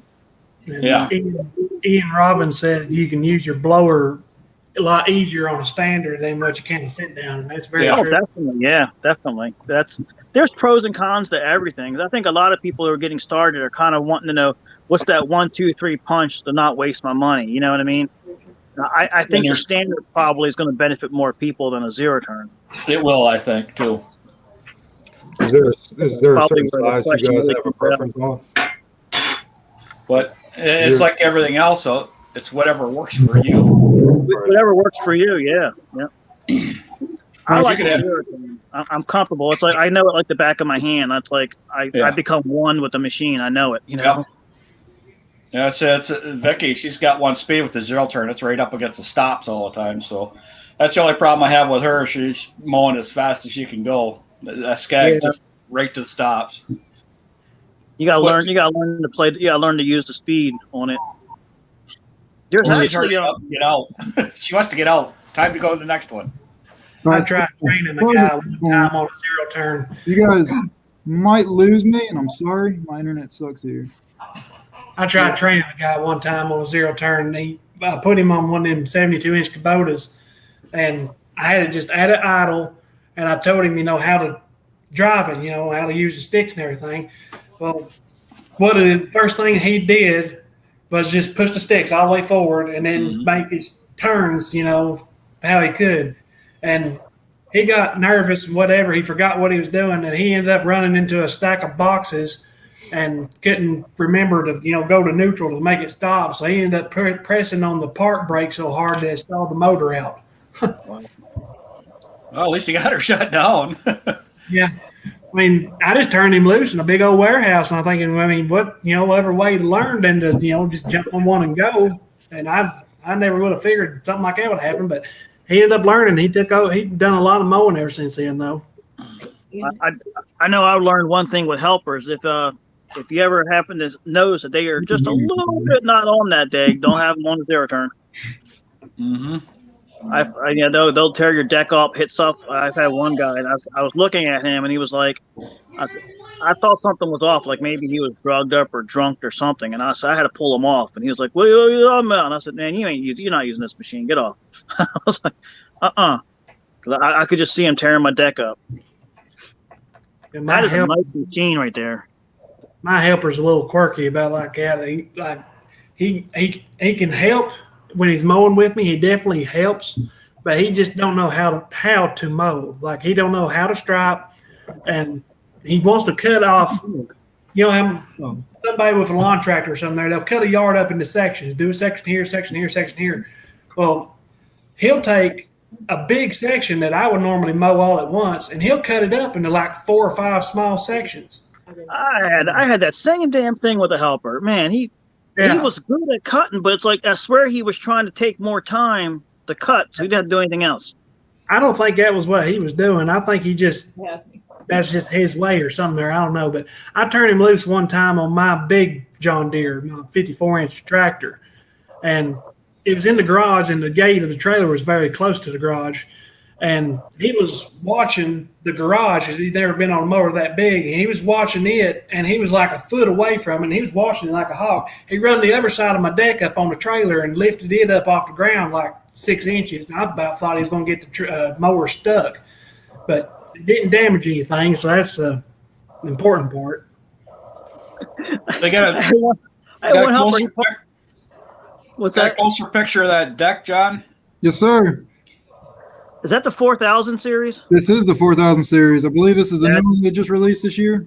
That price point is just perfect on that thing. It is. That's a nice price. I think it's a pretty tough model. I'm just reading the specs. So it's a 10-gallon tank. It's crap. Where did I see the hydro gears at?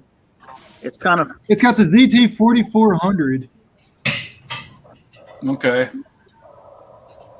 So the mid-range pumps then. Yeah. You know what they did? They did the same thing that Husqvarna did with their 400 series. They did the same thing. Yep. They tried to make a mid-range because Husqvarna came out with their 400s last year, and they kind of like wanted to bring the big stuff into the small and put the two together, and then took away a bunch of stuff that the big doesn't have but the small has, and the price point is just right perfect. Carlo, it's got your USB port on there for you. Yes, you got to have that. I don't have one yet. That's the most important part on the lawnmower, ain't it? Oh yeah. You got to check out what's that Randy's doing cut and trim. He actually made his own port system on his. Well, he made a whole entire switch panel for his. Yeah. He lives nearby me. I talk to him all the time. He's got, not all the time, once in a while, but yeah. I had that same idea. I was like, man, you beat me to it. It's got a 5-year, 1,250-hour warranty or a 2-year no-limit hour warranty, which I'm assuming the 2 years probably for commercial use. Yeah. That is awesome. Only thing I don't like, it has no grease fittings at all on this machine. The Gravely doesn't have any either. I don't think my Exmark does either, if I remember right. But why? My Skag Why has not? got piles of them. There's grease fitting on everything on my Skag. You know what's nice? It This seems has like a that's walkthrough. Point that on the people point. don't like about Skag is all the grease points. There's a lot of them. Yeah, there's like 14 or 16.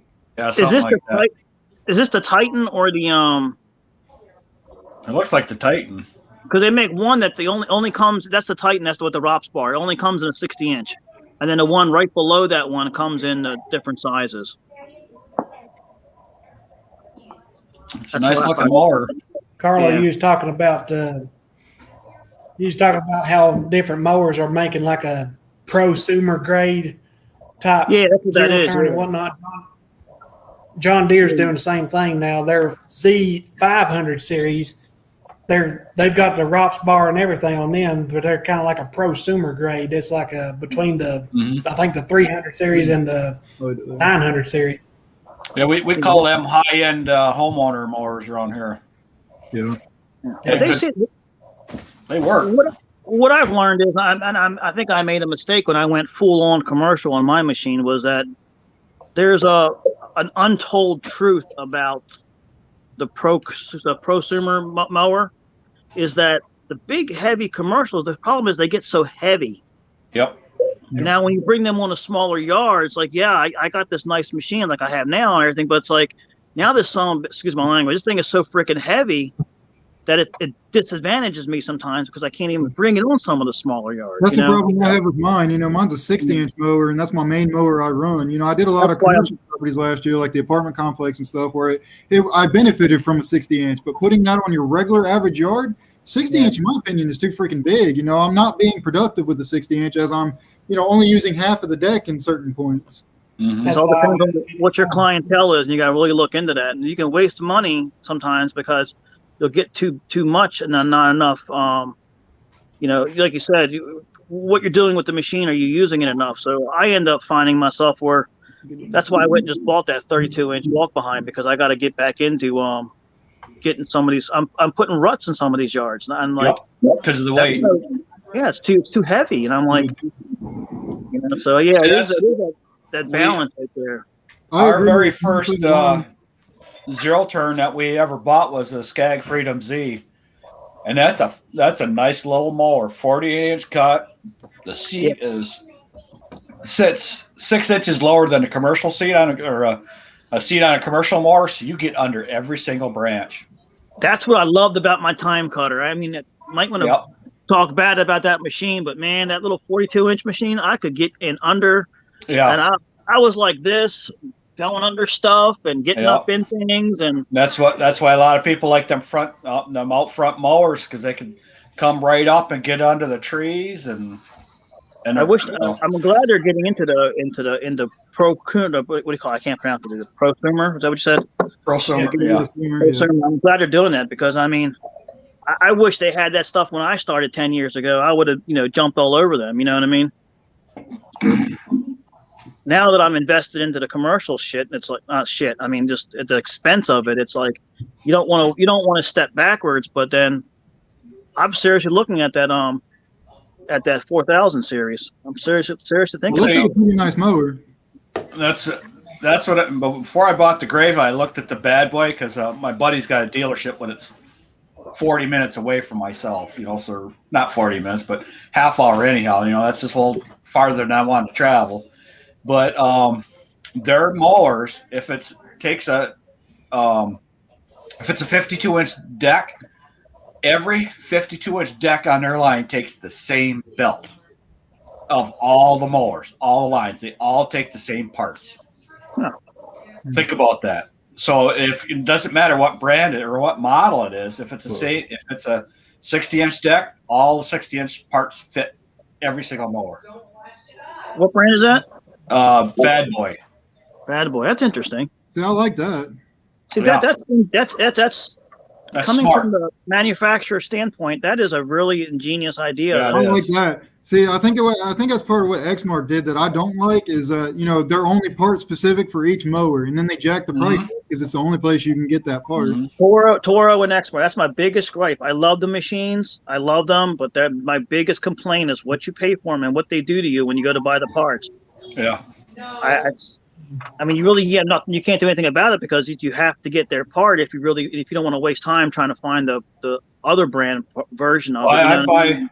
I buy most of my parts online, genuine OEM parts online, because it's cheaper than a dealership. I like going to the dealership and picking their brain just for the part. They get pissed off at me.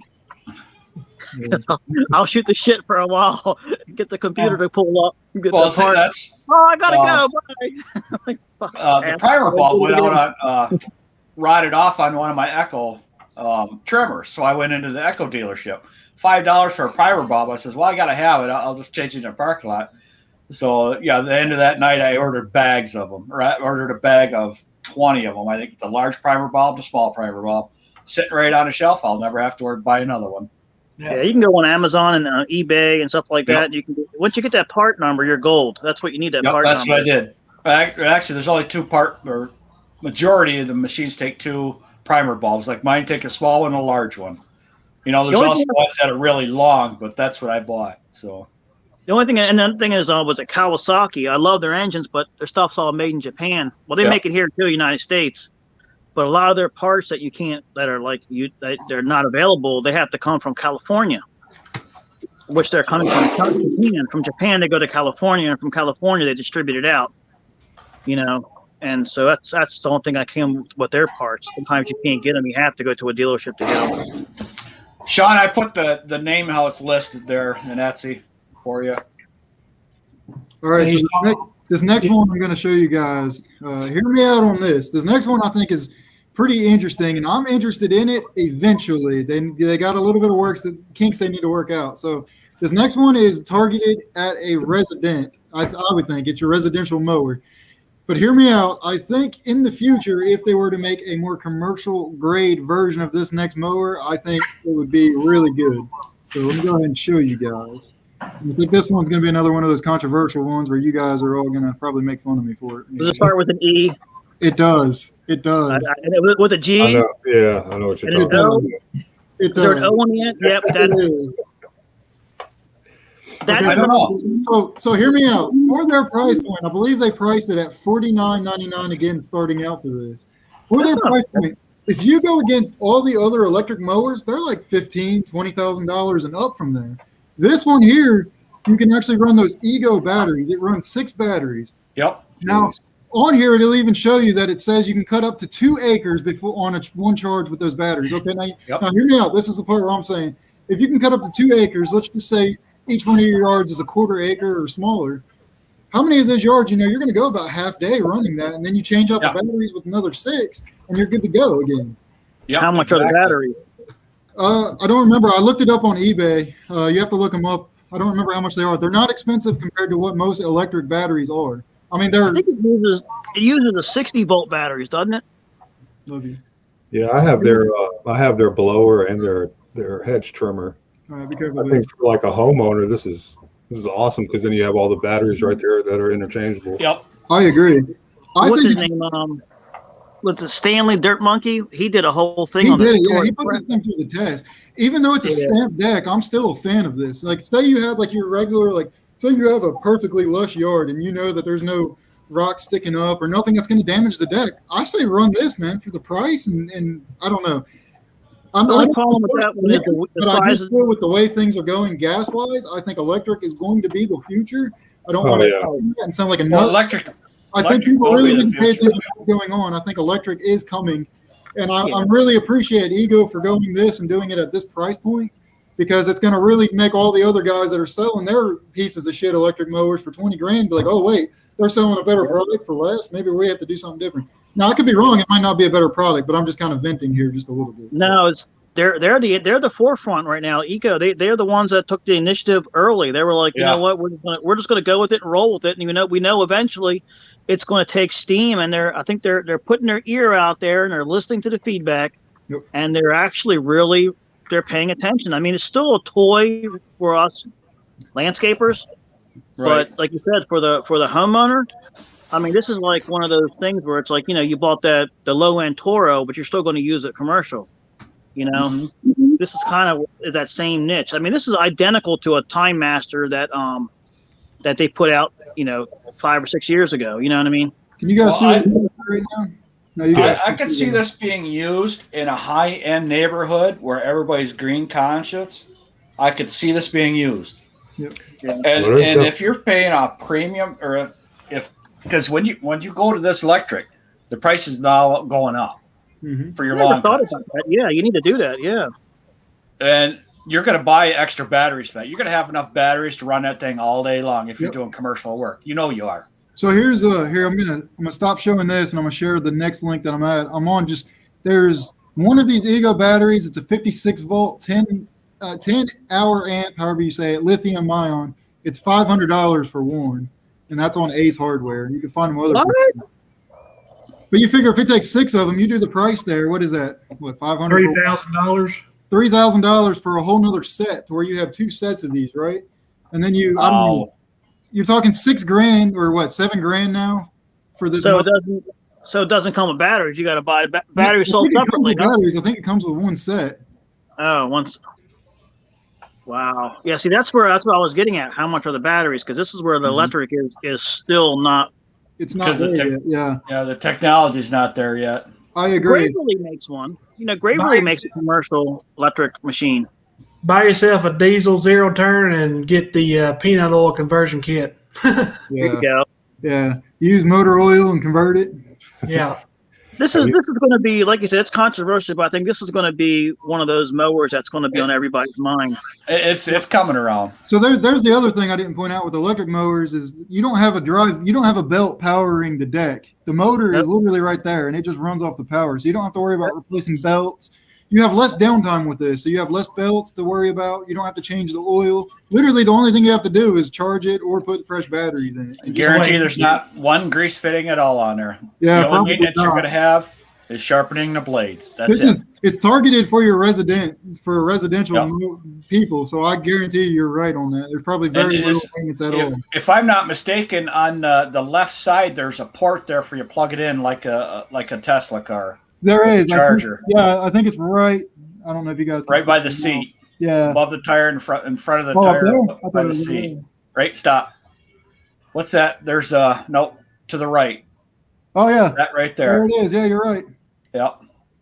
Did you Yeah, say? because Oh, that's Because I believe I watched that Oh, this is video with fucking cool. Stanley. Did That's you say when he it made has this. the motors? The little motors are on the spindles. They're right on the deck. Those are the motor for the blade Yeah. motors. Yeah, the Yeah. motors. It's a direct drive. Man, can you imagine how much that would cost if you hit anything at all with that? That's what a lot of people were saying about the problem. It doesn't have the spindles to really protect it. But I Yeah. don't know. Stanley Oh, did yeah. put it through the ring. Right. It seemed to hold up pretty good. There's Well, a if it doesn't destroy what it hits, it'll probably bend the crap out of the blade, and if it doesn't do that, it'll transfer it into Does the that deck. have a suspension seat? It does. It does. I seen it right there. Wow. Mark's Yes, gonna it get does. For $49.99, it could be yours. My granddaughter's with us today, so she's not having a good day. Oh, sorry about my language. I'll try to keep it down. No, she got up too early, and then she didn't take a very big nap, so you know what that's going on. Yeah. Yeah, we're going to see Mark riding one of these things next year. No, you won't. Man, if I had the money, I'd be riding one of these things now. No, we got all the mowers we're gonna get. If I buy another mower, it's just gonna be used one for me to fix to try to do something, whatever with it, and then probably get rid of it if I don't want it. We got camper back. Okay. Yep, I got my camper back. Yep. yeah. See, he just Green Green Machine. Yeah, Machine. yeah. What's his name? I didn't see that, but yeah, Green Machine is one to look at. That's a Yeah, they whole make- industrial machine that they make I'll nothing pull, but I'll electric. pull that one up next. I think that's the one that's like $15,000-$20,000. they make commercial electric machines. There's a company here where I live that has it's a guy and his wife. They do all electric equipment, trimmers, their mowers, everything they run is electric. That's like their niche. So Right. That and works. usually I'll see them at like 6:30 in the morning already out mowing because everything's so quiet. Yeah. Well, there's a couple that they're doing the high-end homes, and their lawn equipment's old, really old, but it does really nice work. You know, they do really good job. You know, and it's funny because they're both out there with 21-inch bush mowers. They're at this one property for 3 hours minimum. But I tell you what, it's beautiful when they're done. You know, that's what they do in Australia. In Australia, they in Australia and England and places like that, they use push mowers. Yeah. Oh yeah. I see them on their channels, and I'm like, holy crap, man! They just do the whole damn thing with a push mower. Yep. Here's somebody Yeah, not too far from me has a Nemesis. I don't know if it's like a model from Green Machine or what. It looks just like a Green Machine mower, but it's an all-electric zero-turn, 52-inch. It's got 180 hours on it, and they're wanting $8,500 for it. Yeah, that's the big thing about these mowers is just the batteries, like you said. It's just Well, what's going to be happening is there's going to be a whole nother industry that's going to pop up just in charging systems alone because Yep. Green Machine's already jumping into it. You can actually buy their trailer I think with all their setups on it. I saw that on the GIE. I'm trying to load up Green Machine's website, but my internet doesn't like their website apparently. You know what's cool is Green Machine actually has blower attachments for their zero turns and their standards, where the blower attaches to the mower to the machine itself. It's all running off the electric. I've seen that. That's pretty cool. You know, I'm always gonna be like a muscle car guy. I always love my gas motors, my V8s and stuff, but I like the Teslas. Like I love Teslas, their performance and everything. I hate to say it, but I really think electric is the way that we're all gonna end up going. Oh yeah, it's well, what's his name? I mean, I hate promoting this company because I don't get anything, and I'm never going to get anything. But Husqvarna is actually 20 years ago. They already jumped into it with the electric mowers, right? Yeah. Well, what they did was they actually jumped into the battery before a lot of other people did, and they're actually forefronting a lot of this stuff. And I already heard it from other people about a year prior that they were jumping all their gas-powered motors. So they already done that. They already got stuff in the works, like concepts for electric riders and stuff.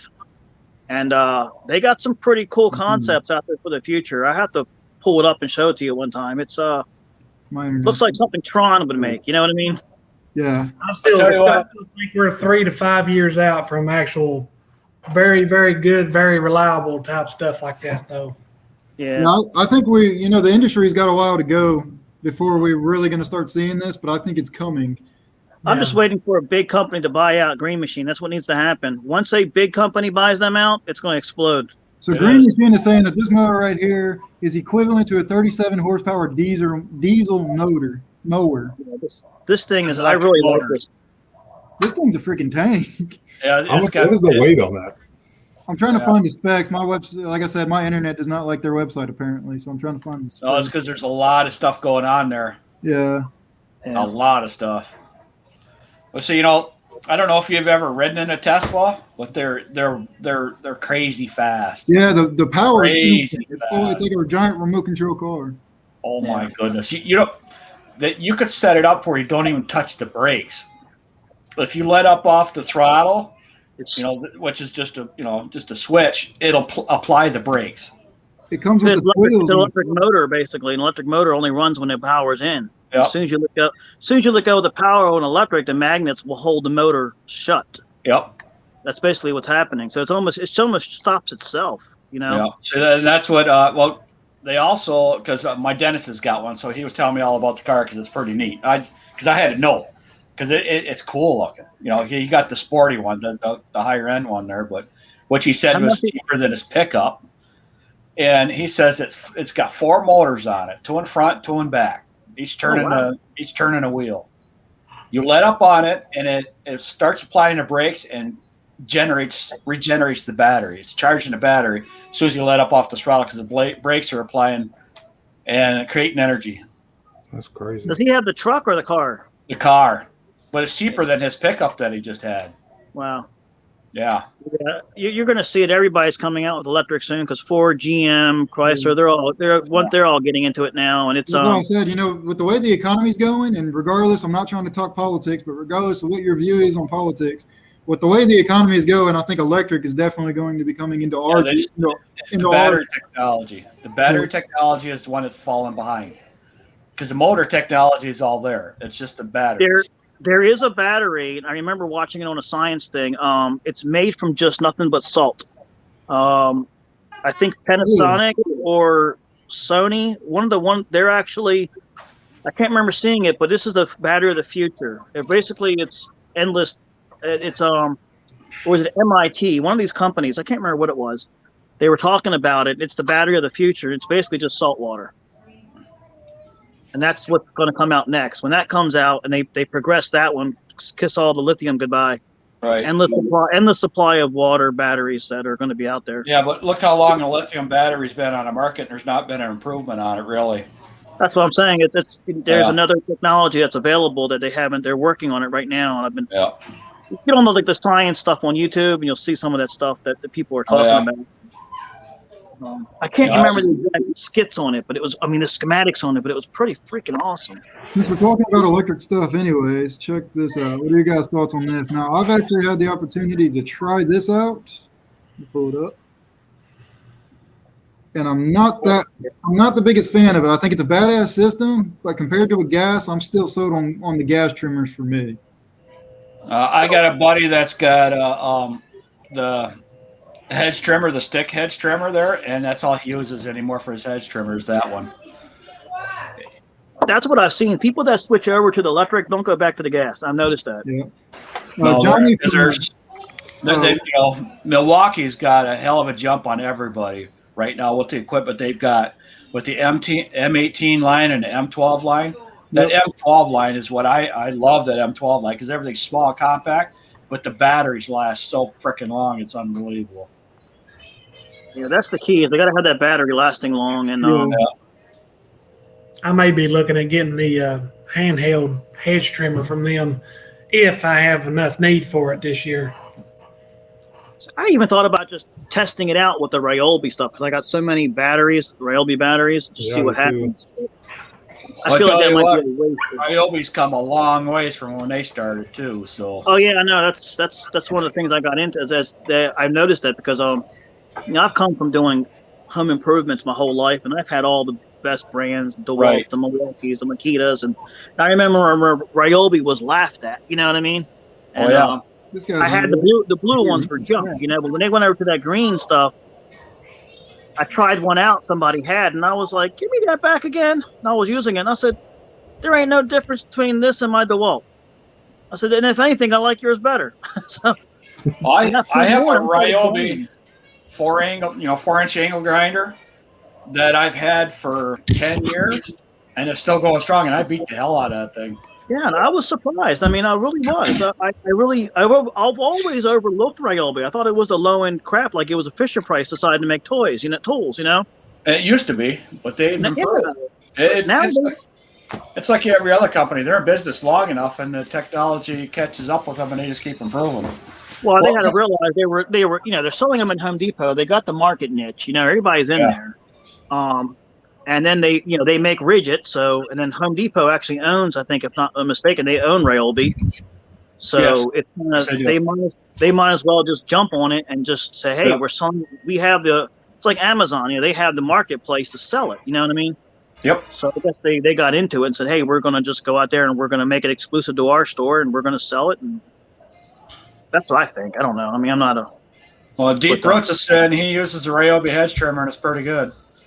Yeah, I'm going to try it out. I'm going to look on Craigslist or Facebook Marketplace and try. Now, they have the 40 volt, but I really just want to try the 18 volts because I have the 18 volts. Right. But My hedge trimmer. I'm a Husqvarna guy, so I gotta stay loyal to it, and I gotta get the Husqvarna shit eventually. But they're too damn expensive. Yeah. We had a Husqvarna zero turn, and I hated it because it was overpowered it had too big of an engine on it for the mower, and it was constantly spinning the tires. I hated it. It's about too much power. Yeah, too much power.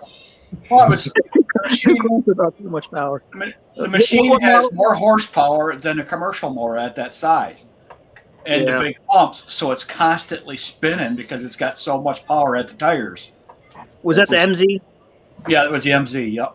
Yeah, that's what they were trying to get into the prosumer. It did an excellent cut. They cut really well, but they're like I said, I had the same problem when I had my loaner. Yep. The tires were spinning on me all the time. And you can't keep them straight going across the field neither. The front end's all over the place. It's just that's why they went over to that. They went over to that 400 series, which is the same thing that Toro did with their 4000 series. They brought the high-end commercial back down into the to try to balance it out. But there are not enough of them around, and they're far and few in between. And a lot of people don't jump the gun into that brand yet because hey, you got Toro dealerships everywhere. And I wouldn't have bought mine if I didn't get a hell of a deal. That's right. I got mine stuff through Husqvarna. All right, what is y'all's opinion on this? Not changing subject, but I just got another one pulled up. So I don't like this one too much for the price, but you guys can tell me what you guys think of it. I see a lot of the bigger YouTubers are running this. You'll know exactly what I'm talking about when you see it. Yeah, that's way. Those things are way too overpriced. You could buy or make a blower buggy and a $200 parking lot blower, and you got the exact same thing pretty much. Yep. I agree. The price. Oh, yeah, is the thing yeah. yeah, right there, $3,500 for that. That's It's Yeah, only got a it was that 5 high. horsepower engine on it, though. I mean, they're cool that, it's cable or whatever angled where you can use your foot or whatever to angle it. And then the magnetic, the little discharge port is magnetic. So it pops off if you hit it on the ground or something there. That's all cool and all. But like I say, you can find a blower buggy used or buy one or make one or whatever and get a $200 shop parking lot blower, and you got the exact same thing. Yeah. My problem with that stuff, that's more for like the utilities people that are running, like working at a courthouse somewhere, working in a building, and the utility guys are out there. Don't want to. The employees don't want to, get out there and get dirty. Yeah. That's more my niche. That's my opinion on it. But I mean, it's like this thing that's not for everybody. You know what I mean? Yeah. Just, You gotta have like the you said, need you for can it. get that other thing, and you can have that on there. Well, they do make a cart for the little Wonder blower. Them little walk behind blowers. They make a cart for them. They do. I'd be Mark, buying yeah. a cart and taking my blower and throwing it on there. That's what I'd be doing.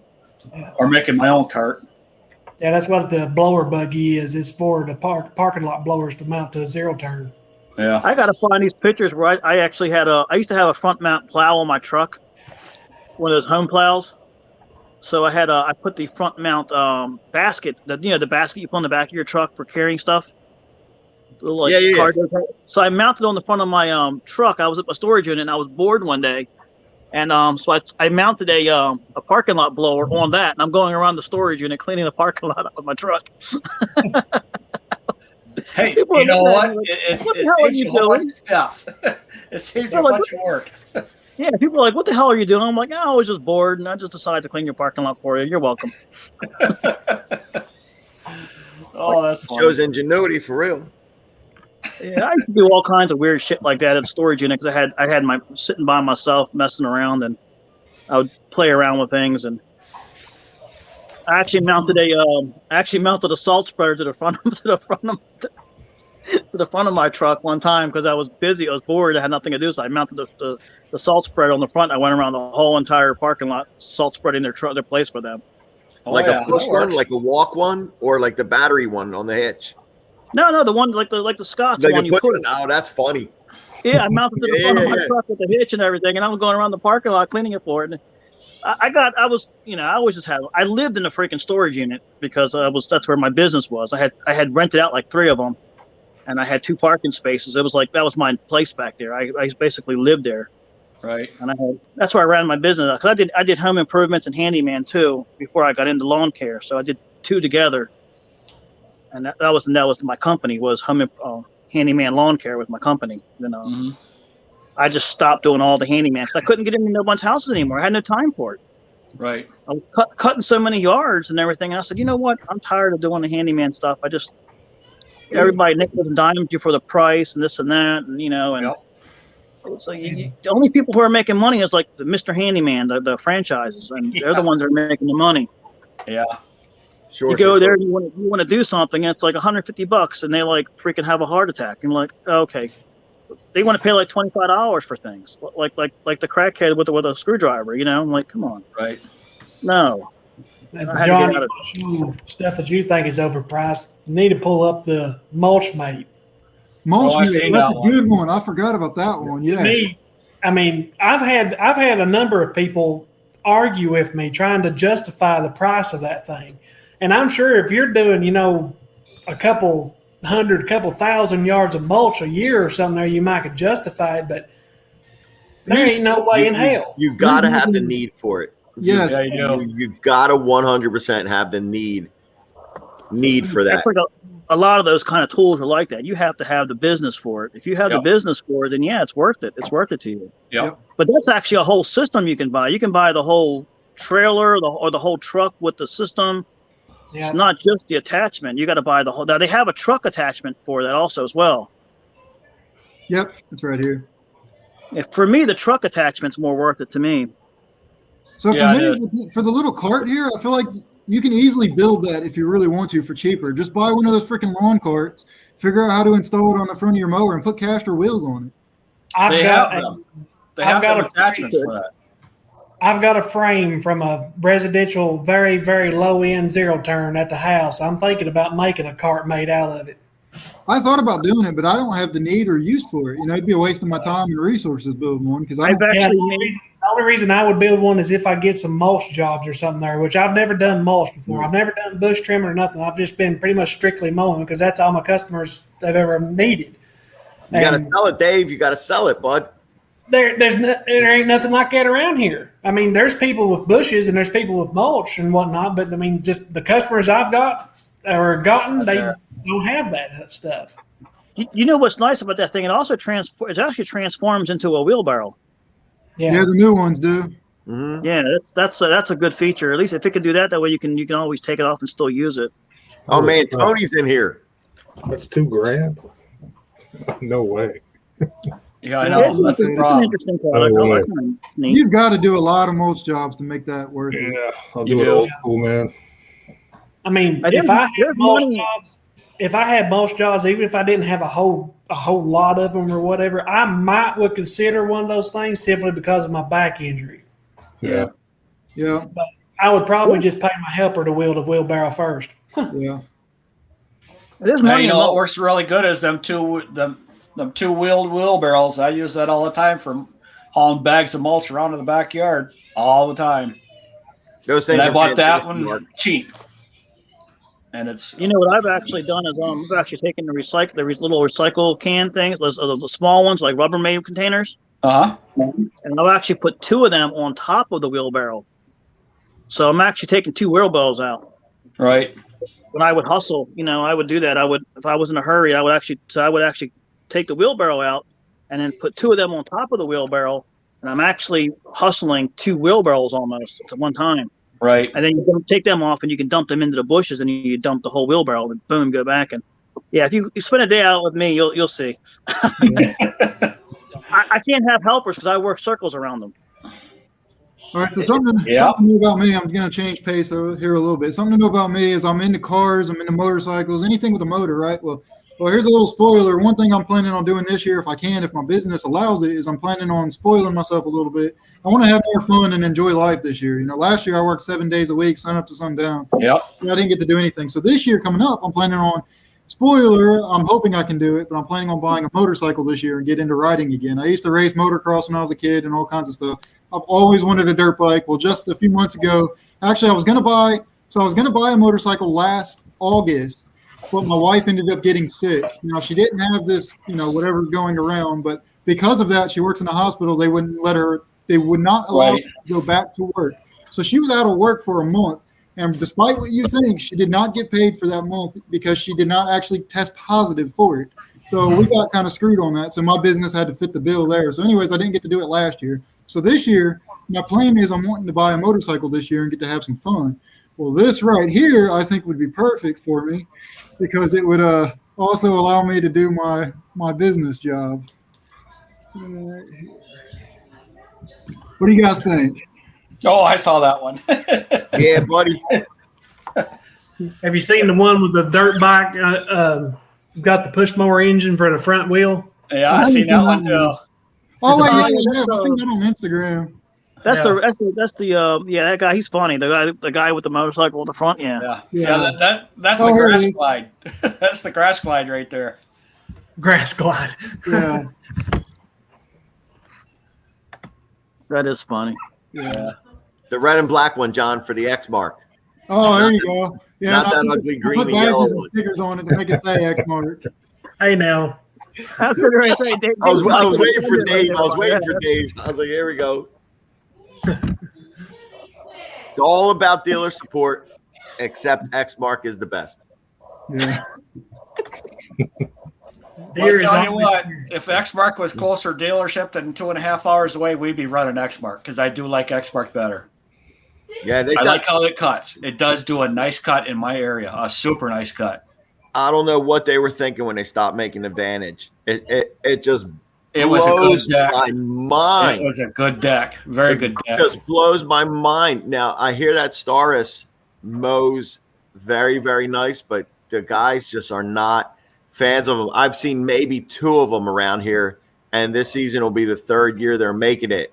So I haven't seen many of them either. That's interesting. yeah, Lord, and from Exmark's point of view, they're really pushing their sit downs. They're pushing the Laser Z's like nobody's business. Yeah. The Stars, they kind of just like took it and like tucked it away like the redheaded stepchild. They're pushing like the Laser Z's. Well, Pretty much everything you ever see on YouTube about them, nobody likes them. The control panels is too short for almost anybody. Is what I know. That's what I saw too. Depending on the E model or S, whatever the Econo model is, even deck size, you still got to adjust it with pins. And I'm like, who's going to dish out close to 8,500 for a stand on and be adjusting the decks with pins? That's just nonsense. I agree. I haven't had a chance to try one yet, but I'm wanting to give one a try this year.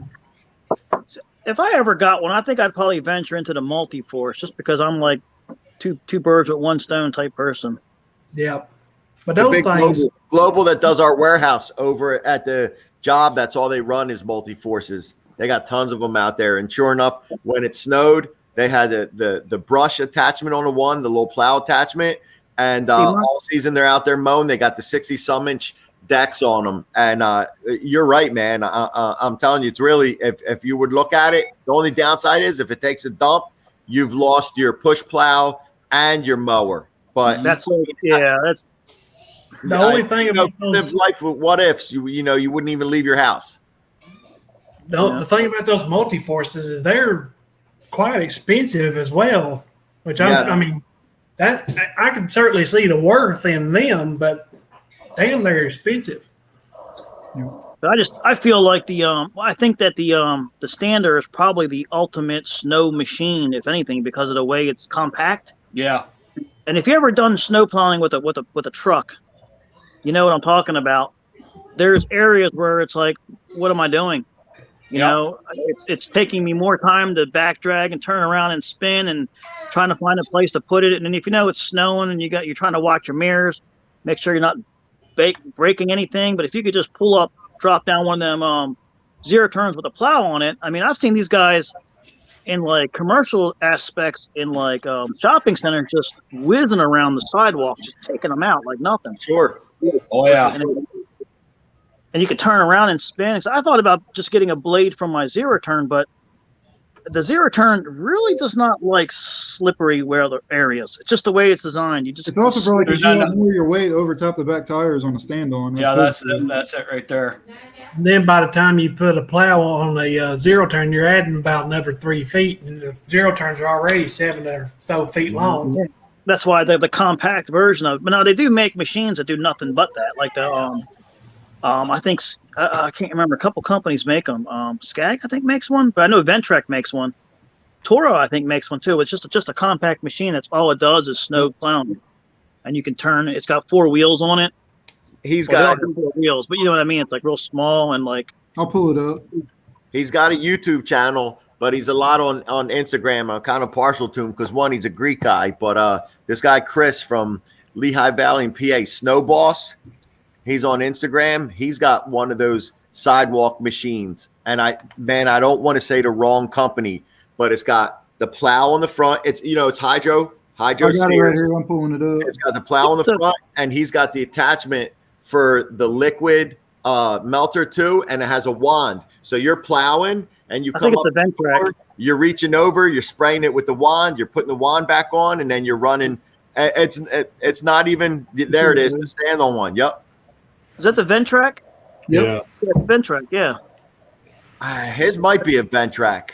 Yeah, it's Ventrek. That's it. It's on Instagram. You can check them out because they're getting blasted with snow up there. So they've been out clearing snow for like two weeks straight. But his son's on it doing all the sidewalks and the handicap accessible ramps and stuff. And you can get the attachment where it'll put like a 48-inch wand on the back of it too, so you can be spraying down the brine. After you're plowing, you can be coming back and spraying down, but it's so neat to just pick up the little wand for spot treatments. So I know Sean, Minnesota Lawn, and Carlo, I know you do snow plowing too. Does anybody else on the panel or in the comments do snow plowing? Because there's going to be a whole nother stream I need to talk to you guys and pick y'all's brains out. No, I don't do any. Very little. I stay inside. I tried to keep it small this year. You guys have seen my setup. I just have a regular push shovel and fertilizer spreader as my salt. But apparently next year I got the call yesterday that I'm going to have to up my game for next year for snow plowing. That's what happened to me. I was actually doing snow plowing. I ended up got a whole Sears, and I didn't think I was going to get it, and I got it, and I had I shouldn't say this, but I freaking plowed with a freaking van. I had my buddy because I was liable for the contract, and I couldn't get the approval to get a plow, so I went on Craigslist. I bought myself a Snow Bear plow. My buddy's a mechanic. He goes, "We're gonna make this work." I'm like, "What are you talking about?" He goes, "I got this." Pull my van there. We welded in straps on the front of it, got the whole front end hooked up. Would you believe that Ford E250 with all the crap in the back was a badass snow machine? I had with the weight. Oh my God! To be honest, for a budget setup, I'm thinking about running this, guys. There you go. Oh yeah, I've seen And that shit's real somewhere. too. That's not Photoshop. Like this, you It guys is real. buy this It is here real. on Walmart. Hey, there's a guy local to me that he done it only for 1 year, which we get snow so hit and miss anyway, which he would go, I think, an hour or more away just to, plow snow so he can have a little income doing it or whatever. But he had a little like Toyota or Nissan or whatever small truck, maybe like a extended cab or something, just a little bitty truck with a little plow. And he made bank with that thing. It's so small he can get in just about any driveway, just anything at all. Small parking lots, gas stations, whatever. He could get in there and go easily with that little truck. I wasn't planning on getting big into it, and I really didn't want to. My commercial customer told me yesterday saying, "Yeah, next year I have to do it." So I'm like, "Okay." If you don't want to get big into it, Myers actually makes a home plow with a adjustment that you can hook to a front hitch. Yeah. That's where I was going to get that because I had the front hitch already. But then I was looking at the price, and for like almost $800 more, I got the snow plow, the Snow Dog. Mm-hmm. So it was like, well, do I want this? I can do it; it'll work. But then for a couple extra more bucks, I can get the real plow. So I went and got the Snow Dog because it was the only one that was cheap enough in my price range to have a full out plow. And then that's when I started getting into snow plow. And then we got no more snow for 3 years. I'm like, get the fuck out. Excuse me. So I'm glad Sheep just said this here. I get a lot of guys saying, don't run your half-ton truck down a snowplow. But at the same time, it's 50-50 because I get a lot of guys saying, oh, it's perfect for getting in your parking lots and apartment complexes and stuff like that. You put a 6-footer, you put like a 5.5, 6-footer on the half-ton. It'll plow driveways all day, every day. That makes me feel good because that's all I've got right now. And I really don't want to have to try and save money by wintertime to buy a whole just don't beat it. Like, if you're going to stack up so many houses in front of you that you're beating the shit out of your truck to get through them because the phone's going to start ringing for like your 20th house, that's on you. That's got nothing to do with a half-ton or 3/4 ton or whatever truck. You're just beating the shit out of it. But if you know your means and you're like, okay, so you had zero income with no plow, so you dished out your money.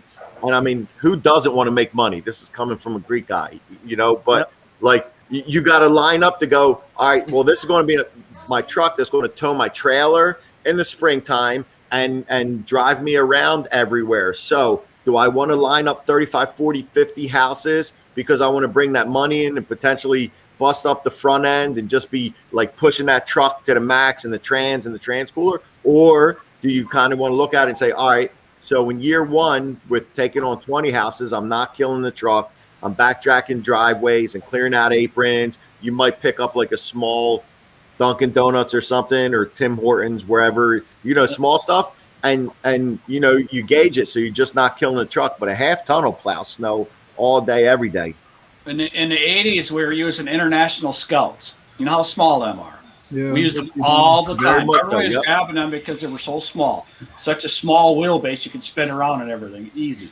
Do I need to do any other upgrades to my truck? Like, it's already got an oil cooler on it. Do I need to put a transmission cooler? Do I need to do anything like that to it? Yeah, if you can, my truck came from the factory with it. Transmission cooler would be good for pulling just your trailer too. I mean, that's a good upgrade all around. Okay. Hey, John, can you see down in the basement there? John, can you see down in the basement? I got a file to share there. Have any of y'all ever seen the hitch and plow?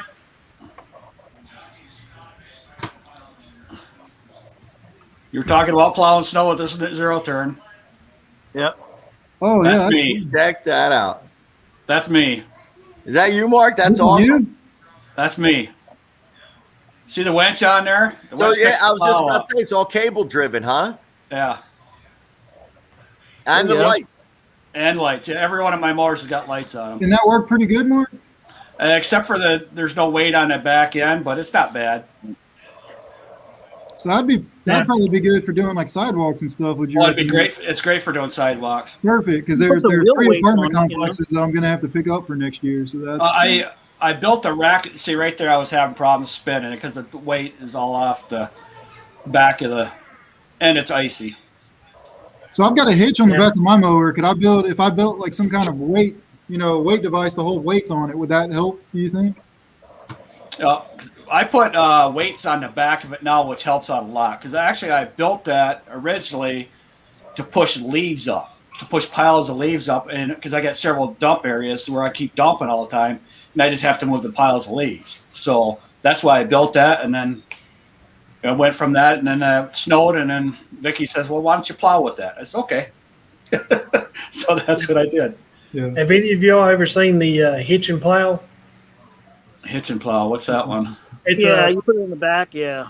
you put it in the receiver Oh, of yeah. your vehicle, and then you put like a winch on it, and you can get a 3-point hitch Oh, okay, yeah. blade and put on the back of a truck or whatever. Oh, I'm pulling it up. I've never seen this. Yeah, there's actually the back blades are pretty popular in our area because they open up to 16 feet wide and they drop down in one whole driveway and Wow. take one pass out. Oh yeah, like Boss makes There one of you those. go. Yeah, Oh, I haven't seen that.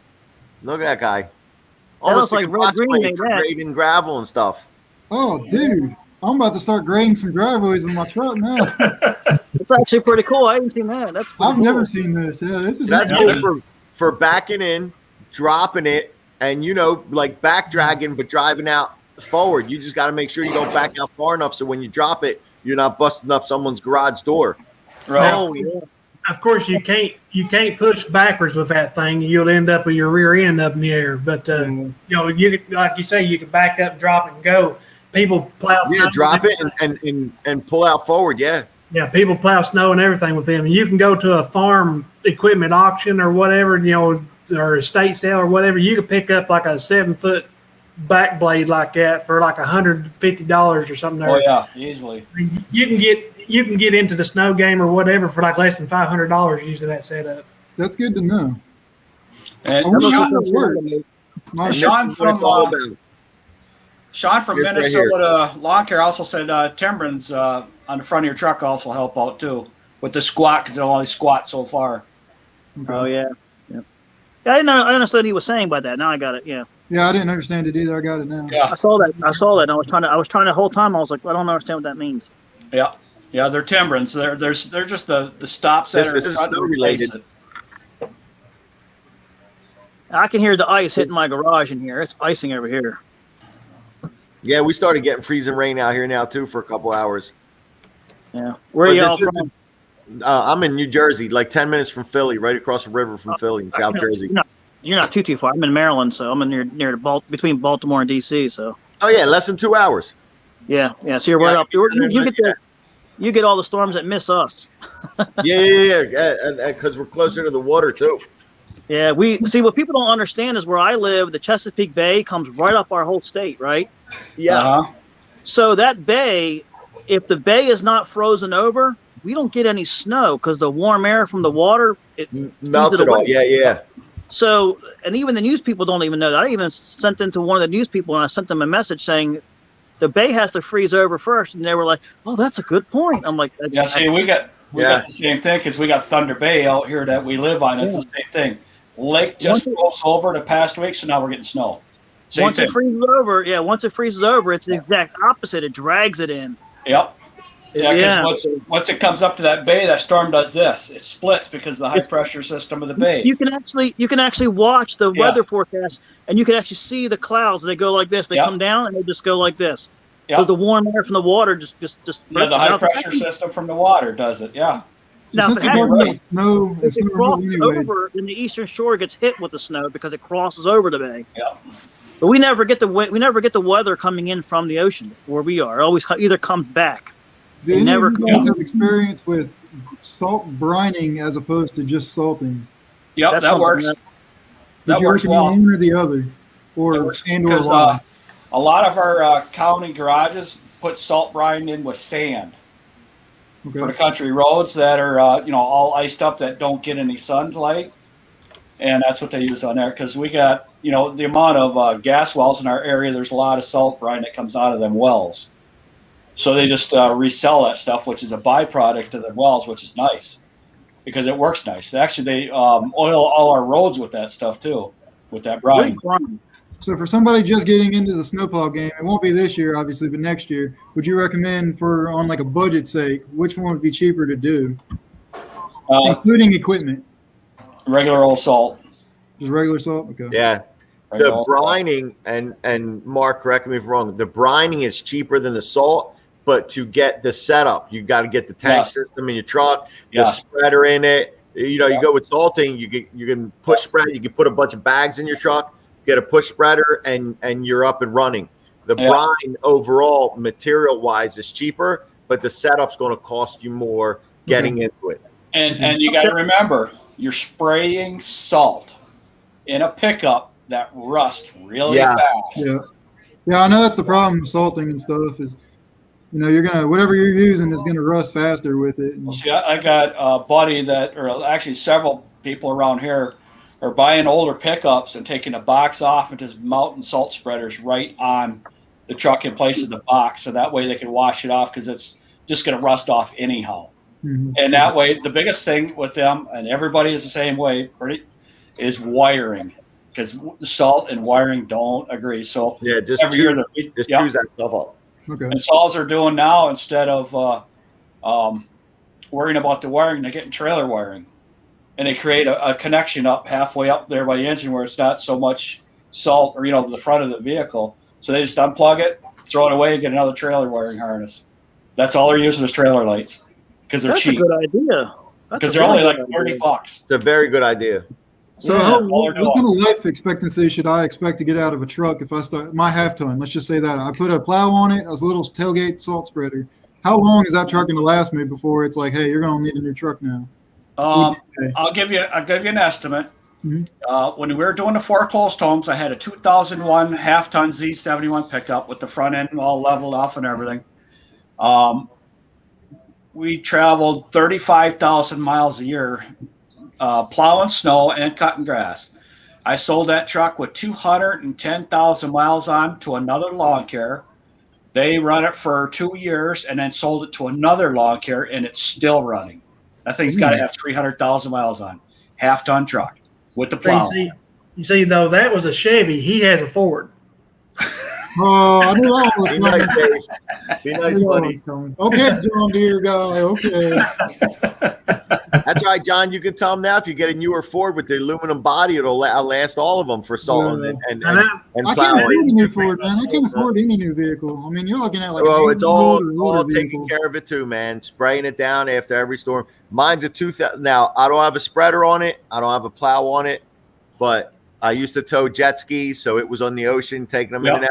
It's a 2009, 178,000 miles on it, and there ain't an ounce of rust on that bad boy.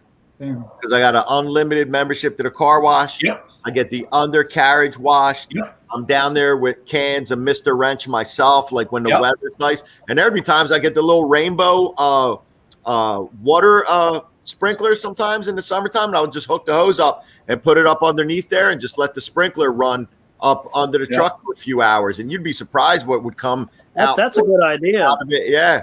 Yep. They have the attachments with the wheels that you can hook onto a power washer. You can actually buy the attachments with the wand. I have that. But I've seen that, yeah. there were times where I'd get that little $12 rainbow sprinkler, hook it on there, especially times where I'd be like in the mulch yard after like a rain, you'd get all that mud up under there. Just stick that little sucker up under there for about an hour or so, and you come out in the driveway would just be caked with all this mud running out. And knock on wood, man, she doesn't have an ounce of rust on her. How you doing there, Jacob? Now, what about getting the underneath your truck sprayed with that black coating? With what is it, like oil or what is that stuff? That I'm undercoating. gonna come back here in a minute. I gotta go hit the little boys' room. Yeah, that's what I got to do too. Plus, this is empty. Yeah. So Not like the paint. I'll be right back. All right, brother. They have Dave. They have the stuff like the Rhino liner that you can get. You can spray that under there for like Yep. sound deadening and the help. And then that oil spraying. It's not really big here, but up in PA, Ohio, and stuff like that, it's really big in that areas. And those guys swear by it. Yeah. I know Spencer's had his forward spray. I've seen it done there. That guy Chris I talked to you about in PA, he gets it done. But I got the unlimited membership to the car wash, and there's literally times I've taken it in there twice in a day. And I'll take it in there sometimes early enough in the morning and get it washed and waxed before I even go to the mulch yard. And it makes a world of difference taking it down there washed and waxed and even armor on the tires. And you get in the mulch yard for like 25, 30 minutes. And you come out and it looks like you hadn't washed your truck in like 2 or 3 months.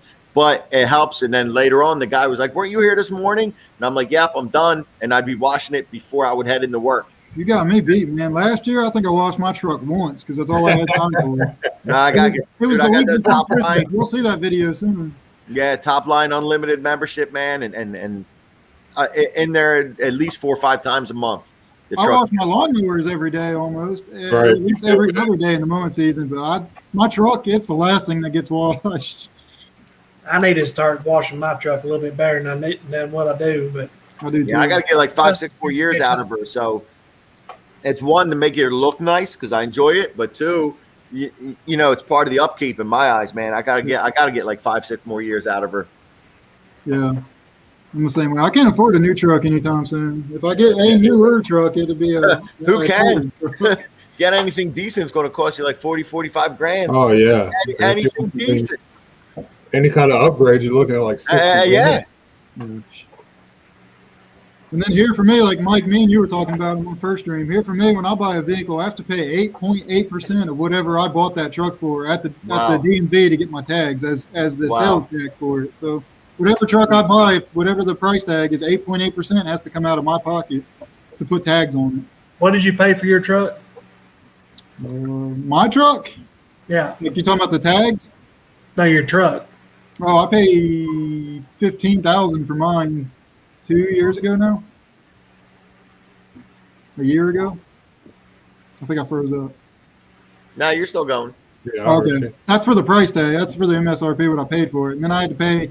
I don't know. It was like $2,000 on top of that. Whatever 8.8% of 15 is, That'd be like $1,300 or something there. something like that. Yeah, right around there. Yup. You know, the first car I bought when I moved out here in Missouri was the Mustang I bought back 3 years ago.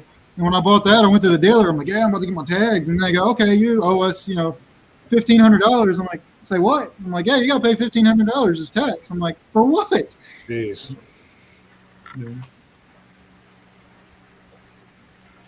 Does anybody have? I ran out of tabs to open up. We went through all my equipment, or all my all the equipment I had. If anybody has any recommendations of stuff that they want people's opinions on, or any other topics to talk about, feel free to comment them. Drake, my truck's got 165,000 on it now. What do you got? The 5.4 Triton, John? You got The the 5.0 Coyote, the Gen 2. You got the EcoBoost? No, it's the V8. Okay. I don't know what transmission's in it. Whatever the one they come with. Yeah, I don't know that either. I got the Triton, the one that everyone clowns on, but close to 180,000. Knock on wood, man. Not a single thing wrong with her. If you don't change the spark plugs, the Triton will last forever.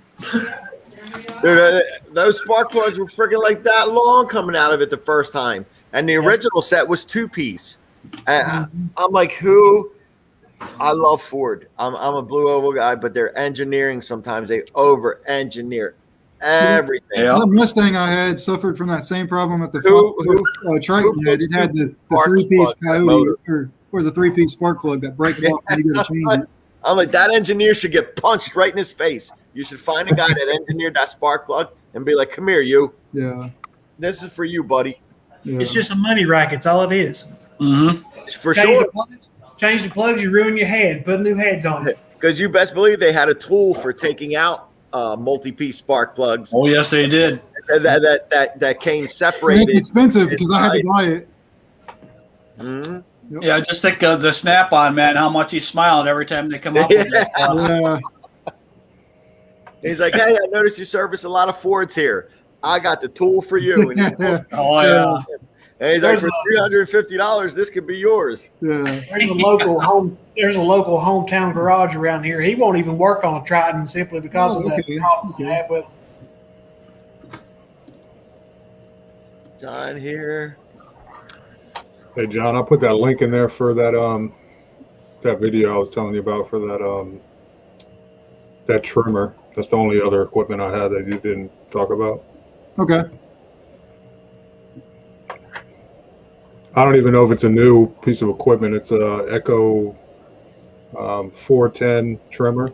Oh yeah. What's his? I just watched. I think it was Grass Grind TV. Yeah, that's who posted it. You said you put the link in the 410. So that's got to have a pretty big motor on it, right? Yeah, I guess they sent it to him as like a review for him to review it. Wow. Because I know the 2620 would be like 29 cc's, I think, or 26 cc's, somewhere around there. And for 4010, it's 1.5 times that. Well, I tell you what, that 2620 with the large capacity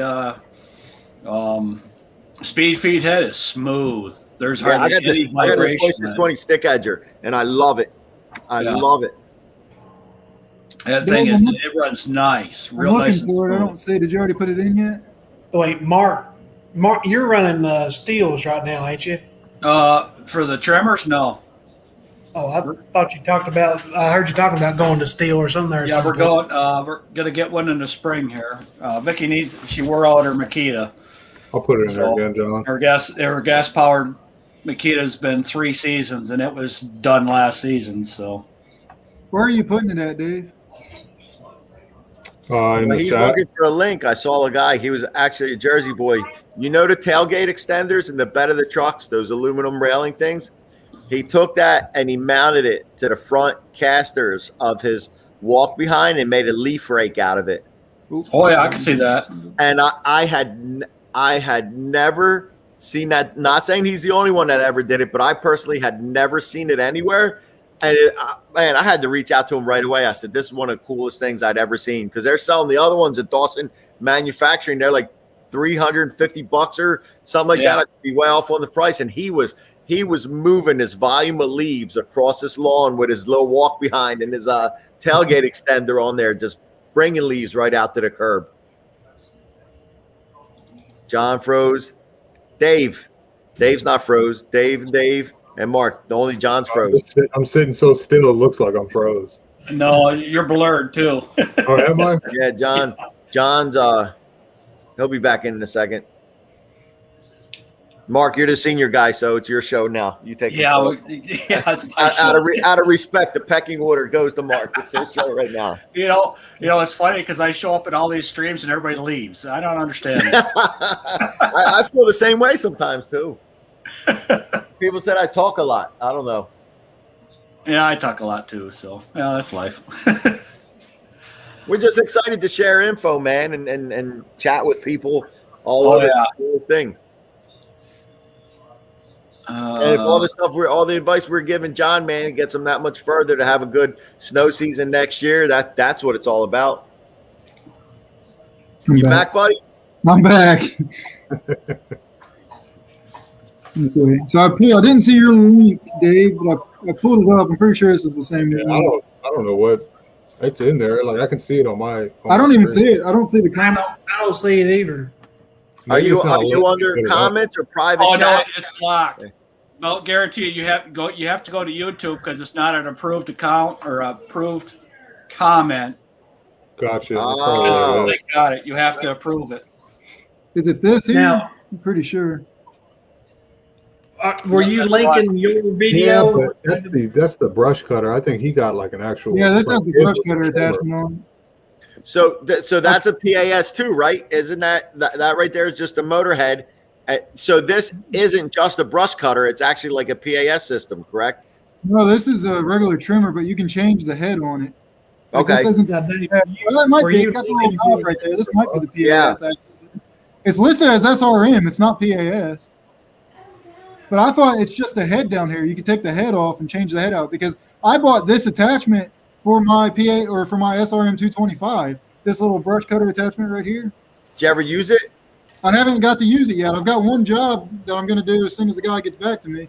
That's That my thing, brewer. So that it's thing whenever scares he- the shit out of me. That attachment scares the shit out of me. I know. I'm I afraid got to do fast. So I what? see that thing fly through the parking lot. Uh-huh. What Grass Grind was showing was you actually have a safety switch on it. Like this one's different. This has the blower handle, trigger handle. What Grass Grind was showing was it's actually got a safety switch on it that you actually have to push down to engage it and then pull the lever on it. And then when you let go of the safety switch, it stops it.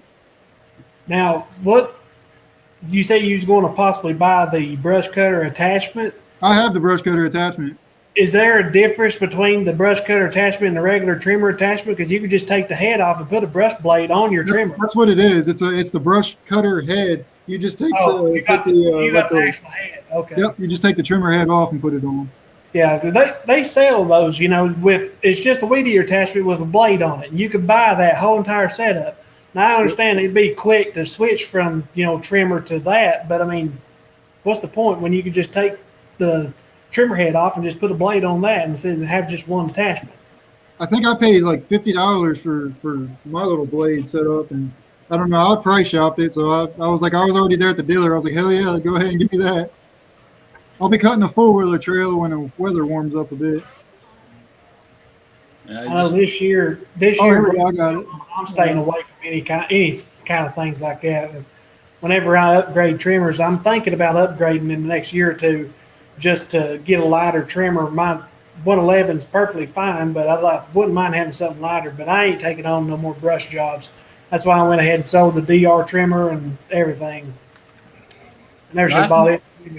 That's how you move leaves right there. Mm-hmm. That's a lot of leaves. All I did is pull the pin out of the deck, and it was just laying on the ground, and I just kept on pushing. I kept piling it up. Yeah, my brother-in-law does that. Deck all the way down and run them straight out.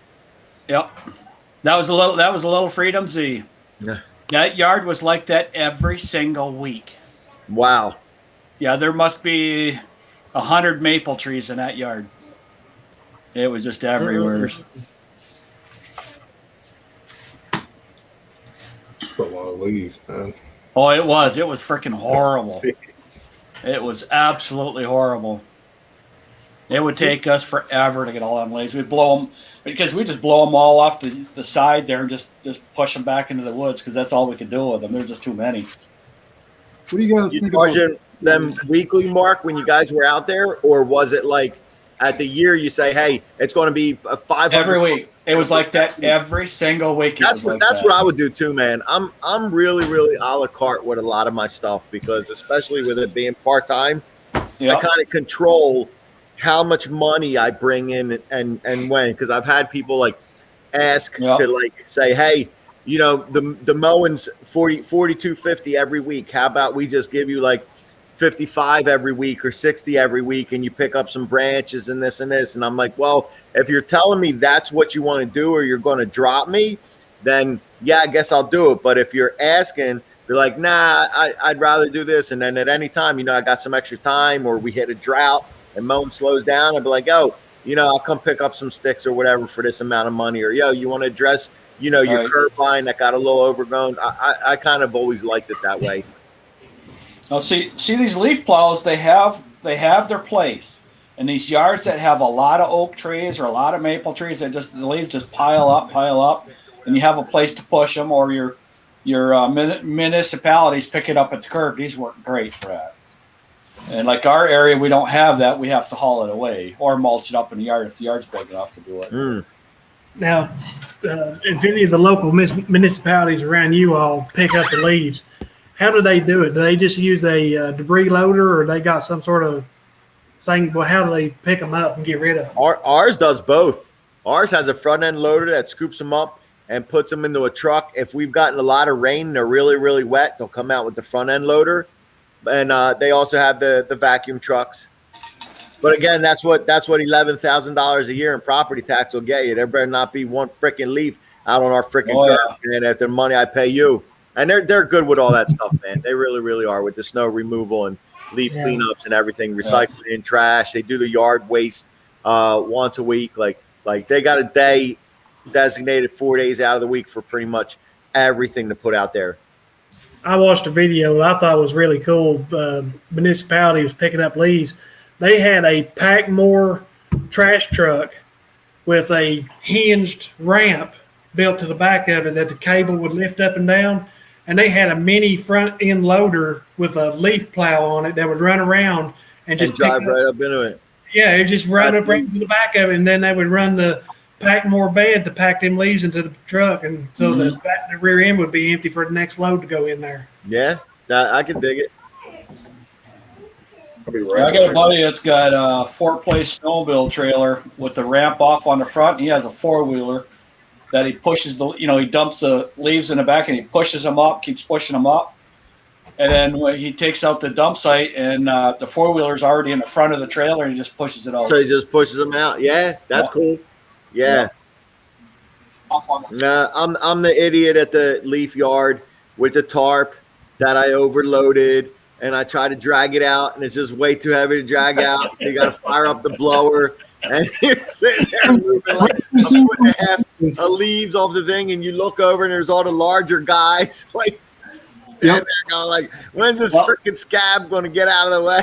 Wait till you see the videos that I'm going to upload probably the first week in March, man. I did a dumbass move, so I mulched up a bunch of leaves, and of course I mulched them up before I sucked them up with the cyclone rake. I sucked them up. Well, me being me, I didn't realize how heavy mulched up leaves get. And I didn't. All the volume. Oh man! And the bed of my half-ton truck. First of all, I'm pretty sure I overloaded my half-ton truck, and then me trying to unload it. Oh, you guys are gonna make fun of me. I've got the whole video. I'm gonna upload it. It should be public sometime in the first week of March. But yeah, you guys can make fun of me on that one. I wish I had took video this one time. I took on a new yard. And it hadn't been mowed at all. I mean, it was like, 3-foot hayfield, the whole entire thing. And I told her, the first cut, I'll do a complete cleanup because you couldn't leave that kind of stuff on the ground. Because, 2 weeks from now or whatever, it would still be there. It would take all year to get that stuff out of there for it to decompose and everything. Mm-hmm. But I had my truck was broke down, so I had my dad's K2500 long bed, and me and my helper, we both worked on it. And I had the pull behind leaf rake like thing, the little spinny thing with a chute on the back or whatever. And I used that to pick up the grass. And we had that bed.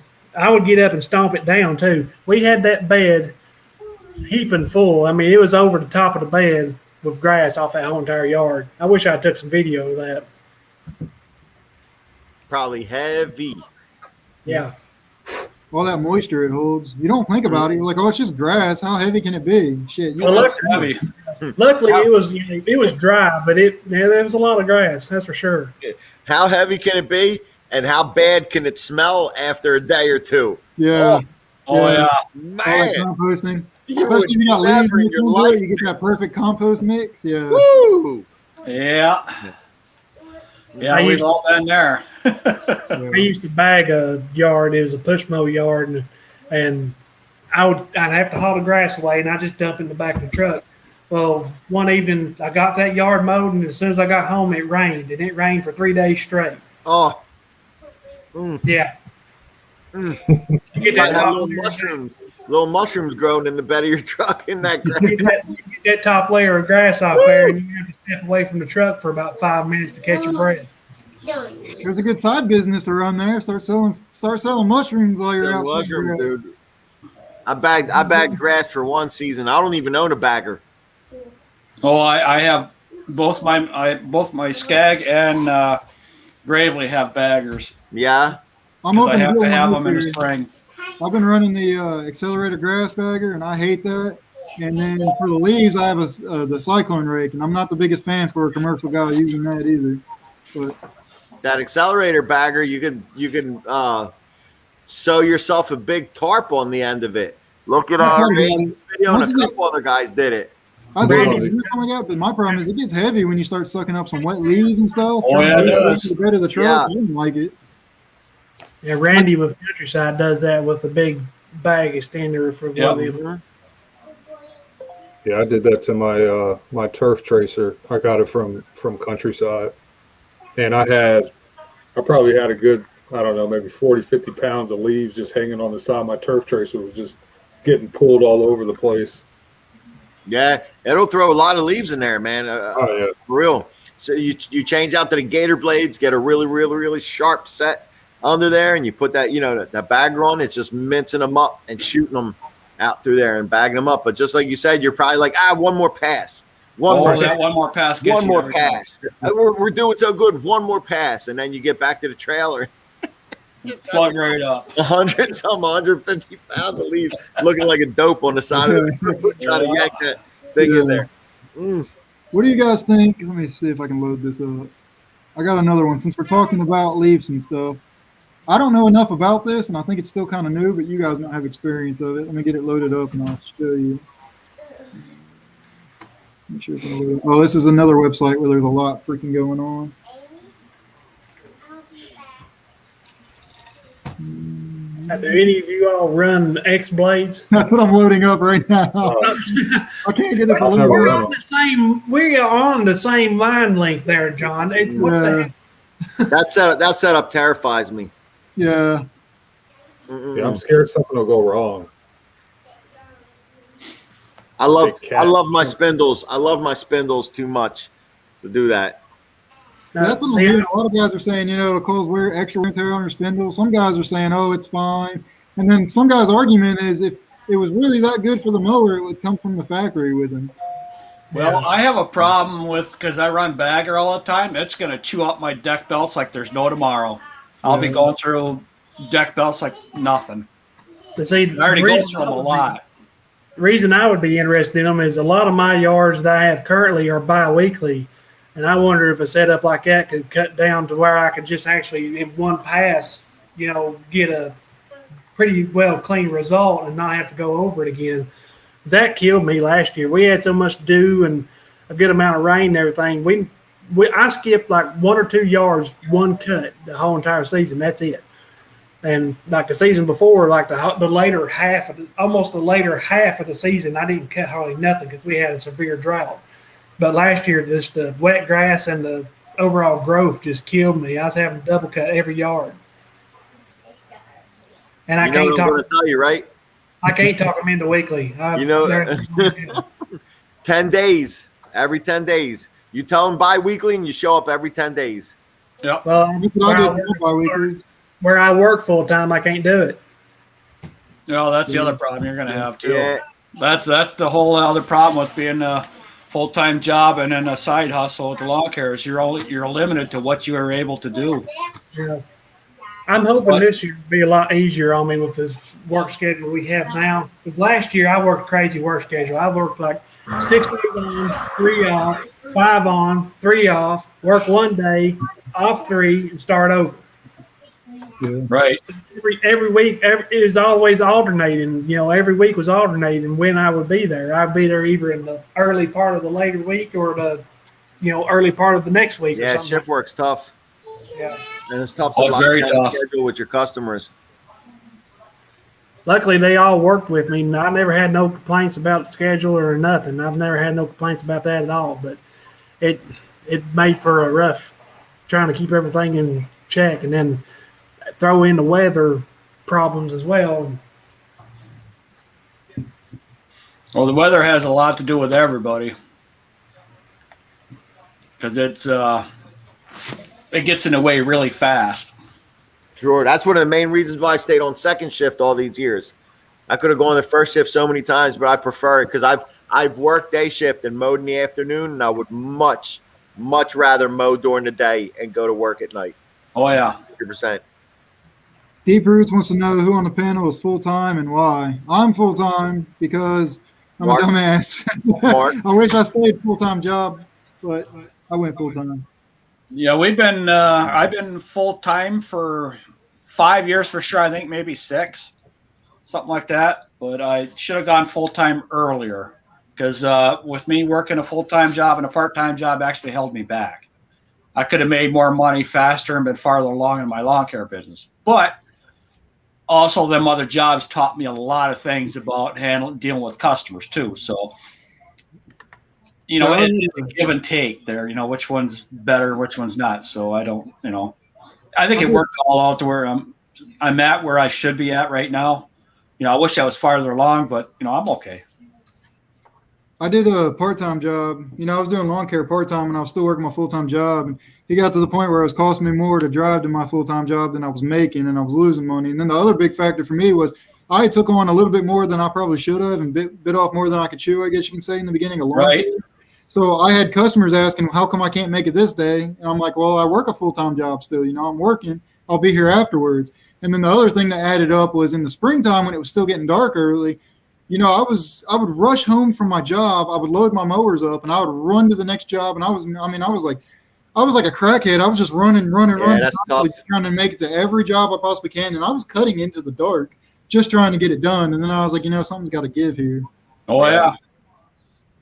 Well, we used to do the foreclosed homes. We'd leave our house at 4 or 5 o'clock in the morning, get back about 10, 11 o'clock at night or later. All the time. Yep.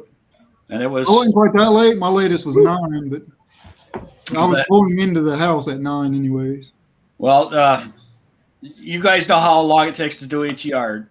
Yep. This is not doing every week. This is doing a lot of every other weeks. But at one time, we were doing the foreclosed homes and our regular homes. We were maintaining 195 yards. Holy damn! Holy! It was 7 days a week, dark to dark. Ooh, you got me beat, man. Damn, I thought I was. And we only did that for a short time, but oh my God, it was murder. That was with you and Vicky? I had a helper at that time too. Vicky would go with me 3 or 4 days. Yeah, who cares if you had one helper? You need him. I'm not being smart, but I'm saying like you know, even for 3 people, my God. Yeah, we had guys, bro. We were That's doing like 65 lawns a person. What's that? That's like 65 lawns a person. Even if you divvied it up to one-man crew, that's like 65 lawns a person, dude. That's insane. It was insane. So you guys will be retired in 5 years, right? You're pretty much at the point where you're going to be retired out in 5 years. Yep. What's up, bro? We will be. But hey, how do you say your name? We did that stuff for a reason, to get where we're at now. I can dig it. Because we're all pushing for the end result of where we want to be and what we want to have. Mm-hmm. And you just got to work hard. Nice shirt, Makita. Yeah. I always did love. What's up, buddy? Makita tools. Hey, always. Pronounce your channel name for me. Gebeckies. Gebeckies? Gebecki. Gebecki. Gebeckies. That's awesome. Okay. Yeah, We're international now, baby. Okay. So what is your actual name? Hey? What's your actual first name? Steve. Steve. Austin? Oh, Steve. Okay. Steve Austin. I'm gonna call you different names. I forget people's names all the time, but I'm trying to remember people's names based on like their personal. So I'm not like, oh, I know that YouTuber. Just had to log in through the iPad, so didn't know what I was doing. What time is it there for you? Hang on, I'll just check. 7:30 in the morning. 7:30. Sunday morning, right? Sunday morning, yeah. Valentine's Yeah. Day. But we're in lockdown at the moment. 5 days, so but can't do nothing. Yeah. So, well, they were using a nebulizer in the hotel quarantine. Okay. So and then they dispersed all that stuff everywhere, and then they let everyone out. Oh shit. Yeah, now we're suffering for it. So hopefully we'll be able to go back to work next week. But yeah, we're in our busy season too. So you know. Yeah, you're gonna be busting your butt when you get back out. Yeah. Oh, yeah. That happened to us last. Still sore. That happened to us last spring. We were shut down for 6 weeks last spring, and it was the same thing. We never got caught up because we were so far behind. There was just too much work, so we did the best we can. You know, it's tough. It's tough because that work never goes away. It just gets moved. Yes. I only work over here. Some people work all day long, but we only work maybe 5 to 6 hours a day. That's enough. Yeah, that's enough. That's where me and my wife read every day when we were working 5 to 6 hours. What's up, DLT? What's up, Shane? Hi, Shane. Money making Shane. Mike. Deep Roots wants to know why do you wait? You're still not doing full time lawn care? Question. I make too much money at my full-time job doing nothing. I just can't pass that up. If that job ever went away, I'd go be full-time tomorrow. There's so much work out here that the larger guys around me would just throw me the work that they wouldn't want to do. I wouldn't even have to market myself. No, that's what we do around haven't here. figured it out by now. I'm pretty personable. I'm like always shaking hands and kissing babies, man. And genuinely, I get close with the guys around me. They've helped me. I've helped them. And I'm in a position where sometimes I've taken their one-time cuts for loans they didn't want to do because my schedule allow that. But yeah, bro, it's a bi-weekly paycheck for what I do at work is like nothing, and the paid time off and stuff like that, and the security blanket. The lawn money goes towards property taxes and principal on the mortgage, and that's the end goal, having the house paid off in another 11 years. And I got a rental 1.3 miles down the street that I own outright, so that's why. Rental that you own outright's good. That's pretty good. What do you do, Mike? Nothing. No, I'm kidding. I'm a risk compliance supervisor for IKEA at the distribution centers here in South Jersey. So you go around and make things happen.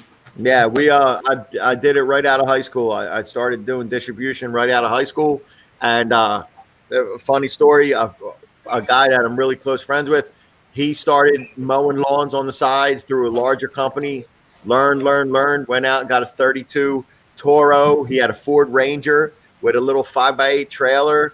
He ended up picking up so many lawns. I went and started working with him, and then he built his business so large that we were working full time, and he had 4 of us all working part time, and it was his business, and we would work from 6 to 2:30 at work, all run home, change, and be mowing lawns till 9:30, 10 o'clock at night, Tuesdays, Wednesdays, Thursdays, Friday nights, and Saturdays. And then he went and broke off full time. And then I just started picking up work from him and took on lawns that he really didn't want to. And I swore I'd never get back into it. And now 4 years later, I'm running my own service again.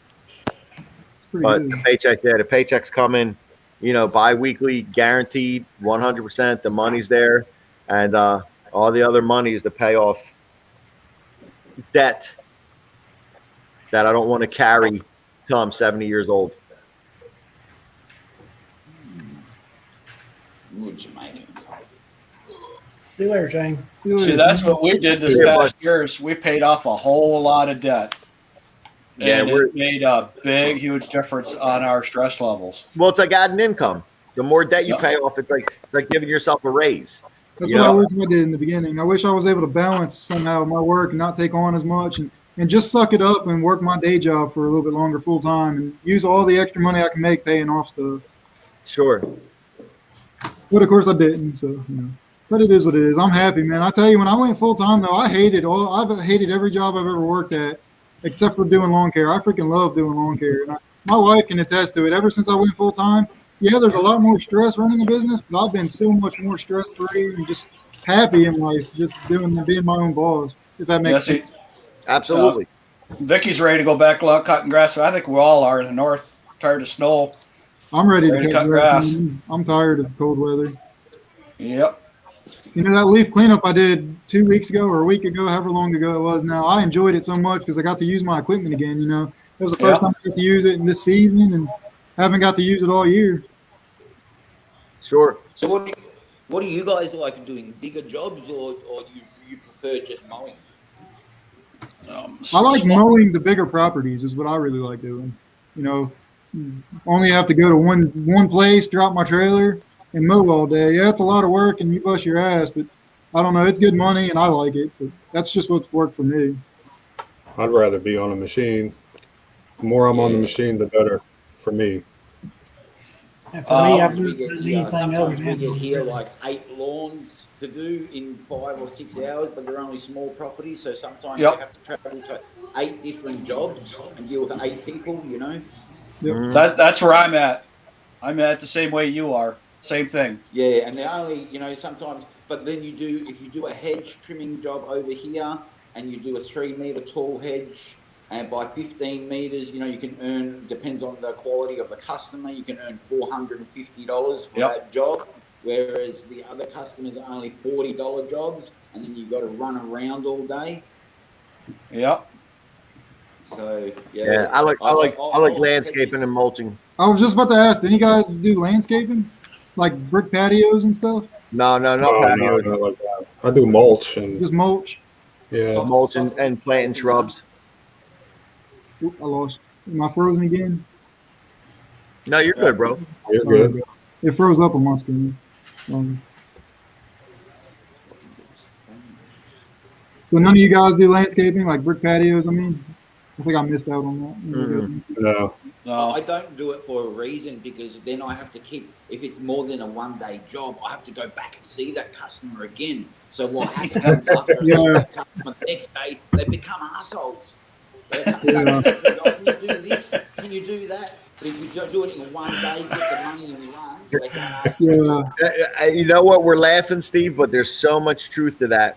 Oh, So every one of us. Two parts of this. Just like you were saying, John, when you were taking on all that extra work, at first your customers are like, listen, people are naturally geared to be good. So you're like, hey, this is my part-time gig. They're like, yeah, no problem. If you're a day or two late coming, no problem, until it becomes a problem. Yeah, until they week there on their time. It's like, we get rain for a week straight and they understand it's your part-time job. That's different. But the season's going on and you're starting to gas out and every week you're a day or two late, then it's like, we like John, but we don't like him enough for him to be a day or two late. And what you're saying, Steve, is you start off with a job, you're bidding it for 1 day because you got mowing lined up the rest and you're not set up to take on that job. And the customer likes you enough to really, really want to give you that job, even though you've explained to them over and over, you know, logistically, you're not set up for it. It's not your scope. So then you're into the second day, and then that's an opening for them to go, hey, while you're here, how about that? Well, sure, I can do all that for you next week or the week after. Yeah, but you're already here and this and this. And then you're like, well, I kind of tried explaining to you from the get-go. I wasn't set up for this. And I gave you like 3 or 4 numbers you could have called where these guys would have been in and out for it and this and this. And that's why, like, if it isn't a landscape job where it's like 2 yards of mulch or less and 6 or 7 shrubs to plant that I can do on a Monday that I'm off from my full time in 1 day, have the shrubs there, have the mulch there, dig it all out, edge it, lay it out, put the mulch and stone down, and be out and mowing the rest of the week. I've put my foot down. I don't care what they're telling me, because most of the time it's not going to end well. Yeah, right. They change. They change. Yes. I do 1 day jobs. That's it. Mm-hmm. I got in over my head last season. I did a job. I thought it was going to take me a day or 2 days. I ended up working on it for like 3 or 4 weekends. It was a nightmare. Yeah, So and they don't want you there 3 or 4. They're like, oh, this guy's back again. And you told them from the get-go that's not in your scope of work. And you can't even give them a price. They look at you as a smaller operation, so naturally it's geared to think, well, he's going to come in lower. Well, I'm necessarily not, because I'm not going to be able to show up with 2 or 3 guys and the equipment to bust this out, wrap up, be blown off and gone. My time is my time. And then the more time you spend there, there's more opening to go, hey, while you're here, yeah. While I'm here, we're going to finish what we agreed on, and then we're going to move on to the other stuff. Or there's going to be a change order. You're going to get charged for that change order, and we're going to move. You don't drop your car off to a mechanic for an oil change and say, yo, while it's up in the air, do the brakes too, and you only pay for the oil change. I mean, the car is there while he's there, you know, and it took me a long time to break away from a mentality where people are trying to get over on you and just try to to try to educate them and walk them through it and open their eyes to it and say, listen, I understand I'm here. I don't even have that equipment with me. I don't load up for everything that could possibly happen at a job every day. You know, educating them. And then if they don't want to listen, even after you spent that time and it ends up not going well and you're off, if you can save the next guy with having to deal with something from that customer with you educating them a little bit, then I did my duty. Yeah, see, well, we have a lot around here is because all the lawn carriers, or not, most of the lawn carriers talk to each other, except for the new guys. They're just not comfortable with this yet. Because they think that we're the competition, but everybody knows there's no competition in lawn care. No competition. There's so much work out there, bro. You know everywhere. it. Yeah, and that's the thing is we work together all the time doing that stuff, working back and forth and talking to each other and giving the person different ideas to help them out, to shortcut their work level, and giving them lawn care accounts, because we're always doing that. And like you said earlier, I know it's getting back to where we were, but when we see a new lawn care company, whoever sees the new lawn care company first, that we go out and talk to them right away. The first thing we ask is, are you needing more accounts? And the second thing we ask them, are you charging enough? Because there's no cutthroat out here. Everybody's got to charge about the same amount of money because that's what the price is. See, here that's what the going rate is. In my area, I'm seeing two different kinds of guys. There's the guys like you just said that'll help each other, and then there's the guys that give you the middle finger and ride past you and stare at you as you're cutting grass because you're taking their work and that kind of thing. Yeah, well, them guys always disappear. He took the words out of my mouth. Those guys aren't around too long. No, anyway. They end up getting so angry about everybody else. Yep. I think when you actually do it for a while and you're only a new person, what happens, you're either going to learn to get along or wave at people and go, hey, mate, or wherever the camera is, hey, mate, how you going? And if you don't learn to transition into that, you've probably got a more chance of failure than you do of succeeding. Sure. Yes. And that's,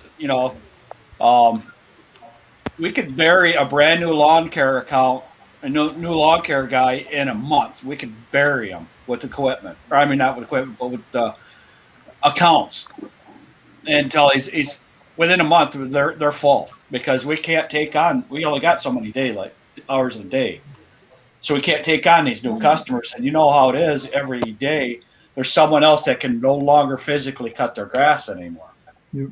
It's every area's got that because they took care of the yards forever, and now they can't do it anymore because they've gotten 80 years old or 85 years old. That happens frequently. Well, guys, I'm going to hop off here. I think Carlo may be in the basement or something. He's messaging. I tried to see him. I think I seen the chat. Yeah, I'm going to hop off here so he can have a chance to come up. I got to get some stuff done anyhow. So. Okay, David. See you, bro. See you. Nice talking to you. See y'all later. See you tomorrow. See ya. I like David. He's a nice guy. He's a really good guy. This is my first live ever, right? Yeah, I know. I was trying to get you on here for a while now. I've been, you're another guy I've been talking to a lot in the comments, and I already feel like I know you, but I haven't got to talk to you in person yet. Yeah, that's what I love about these live streams. You run across people you never would have talked to ever. Yeah. I think it's funny you are all from all these areas. Like Steve is from Australia, you're from another place, I'm from way out here, and we're all come together all because of the same thing. We all cut grass. I follow a lot of guys from down under on the Instagram and stuff, man. It's just neat to see that type of work being done way over there, man. Oh yeah. Well, see, I've always wanted to go to Australia and drive one of them centipede trucks. I've always wanted, because I drove truck for a long time, and I just always wanted to go over there and drive one of them, just to drive it. We have like total extremes. We have if you go to Tasmania, they do have snow there in Hobart in winter. Victoria, where I live, that we have lots of rain during winter, and it's not bad in summer. It's not overly too hot, but we do have heat wave days. But if you go into the middle of Australia, it's a total desert where people digging for opals, So it's a wide range of different things within the country. So it's amazing. We have like beaches, If you can see behind me, that's one of my local beaches. So Yeah, you guys got a lot of wonderful beaches there. A Yeah, lot it's of amazing. wonderful beaches. But that's why you want to have a work-life balance. Yeah, you can't enjoy it when you're 80, like you said. You can't do things. You know, you can't go to the beach and swim or surf when you're 80. So if you work too hard now and you don't enjoy yourself a little bit, time runs away from you. Mark, I think Bowman's got this question for you. He wanted me to put this back up for you. He said, See, there's five of us up here, but people gravitate towards Mark because he's the OG Godfather, man. They know they can smell the wisdom on him, bro. All you guys are doing is being quiet, and I start talking because I can't stand silence. So, go ahead, answer that one for him, Mark. Where's the question? I don't see. I'm scared to tell my current customers about going weekly. What are your thoughts, Mark? You're going to lose a bunch of them, but it's your business and you have to stand your ground. Now you got to remember, for every customer that leaves, there's another one waiting. Mm-hmm. If you, the lawn care business is weird because you get rid of a customer, there's another one right there. They always show up. Always. You're opening an opportunity. If they say, hey, we don't want to do that, then you're not. Our business is moving forward, and we're going to take on people, and there will be another person waiting. Yes, there is, always is, and like we've been downsizing, getting route density, and we get rid of a lawn that's way out in the middle of nowhere. So within a week, we have another one to fill that place. That's a better lawn, nicer lawn, at least lesser amount of time, but the same amount of money.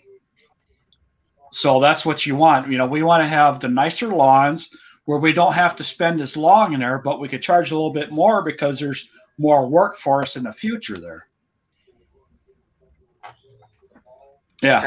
And Bowman, that's just like our 2 cents without knowing your entire situation. Right. If you're going to fall behind on your bills and lose your house because you're going to lose customers by telling them, then absolutely do not drop them. Like we said, you got to take all your circumstances in, but you got to educate them. You got to say, okay, and if you like that lawn enough, or you're really, really trying to gain more lawns in that area, then do it bi-weekly, but they're going to pay a premium for it because one, you want the money, and two, mentally it's going to ease you because you're on the lawn double cutting it for $50. Let's use round numbers.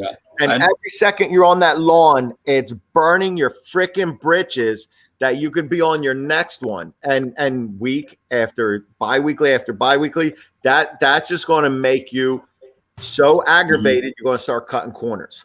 Then your quality is going to go down and you're going to be pissed off. And then the potential customers you're trying to get in that area are going to see the shitty job you're doing on that lawn because you're pissed off that you're double cutting it every 2 weeks for that amount of money, that you're really cutting your legs out from under you to pick up any more work. So it's a fine balance. And you're moving forward. It's stress on the machine.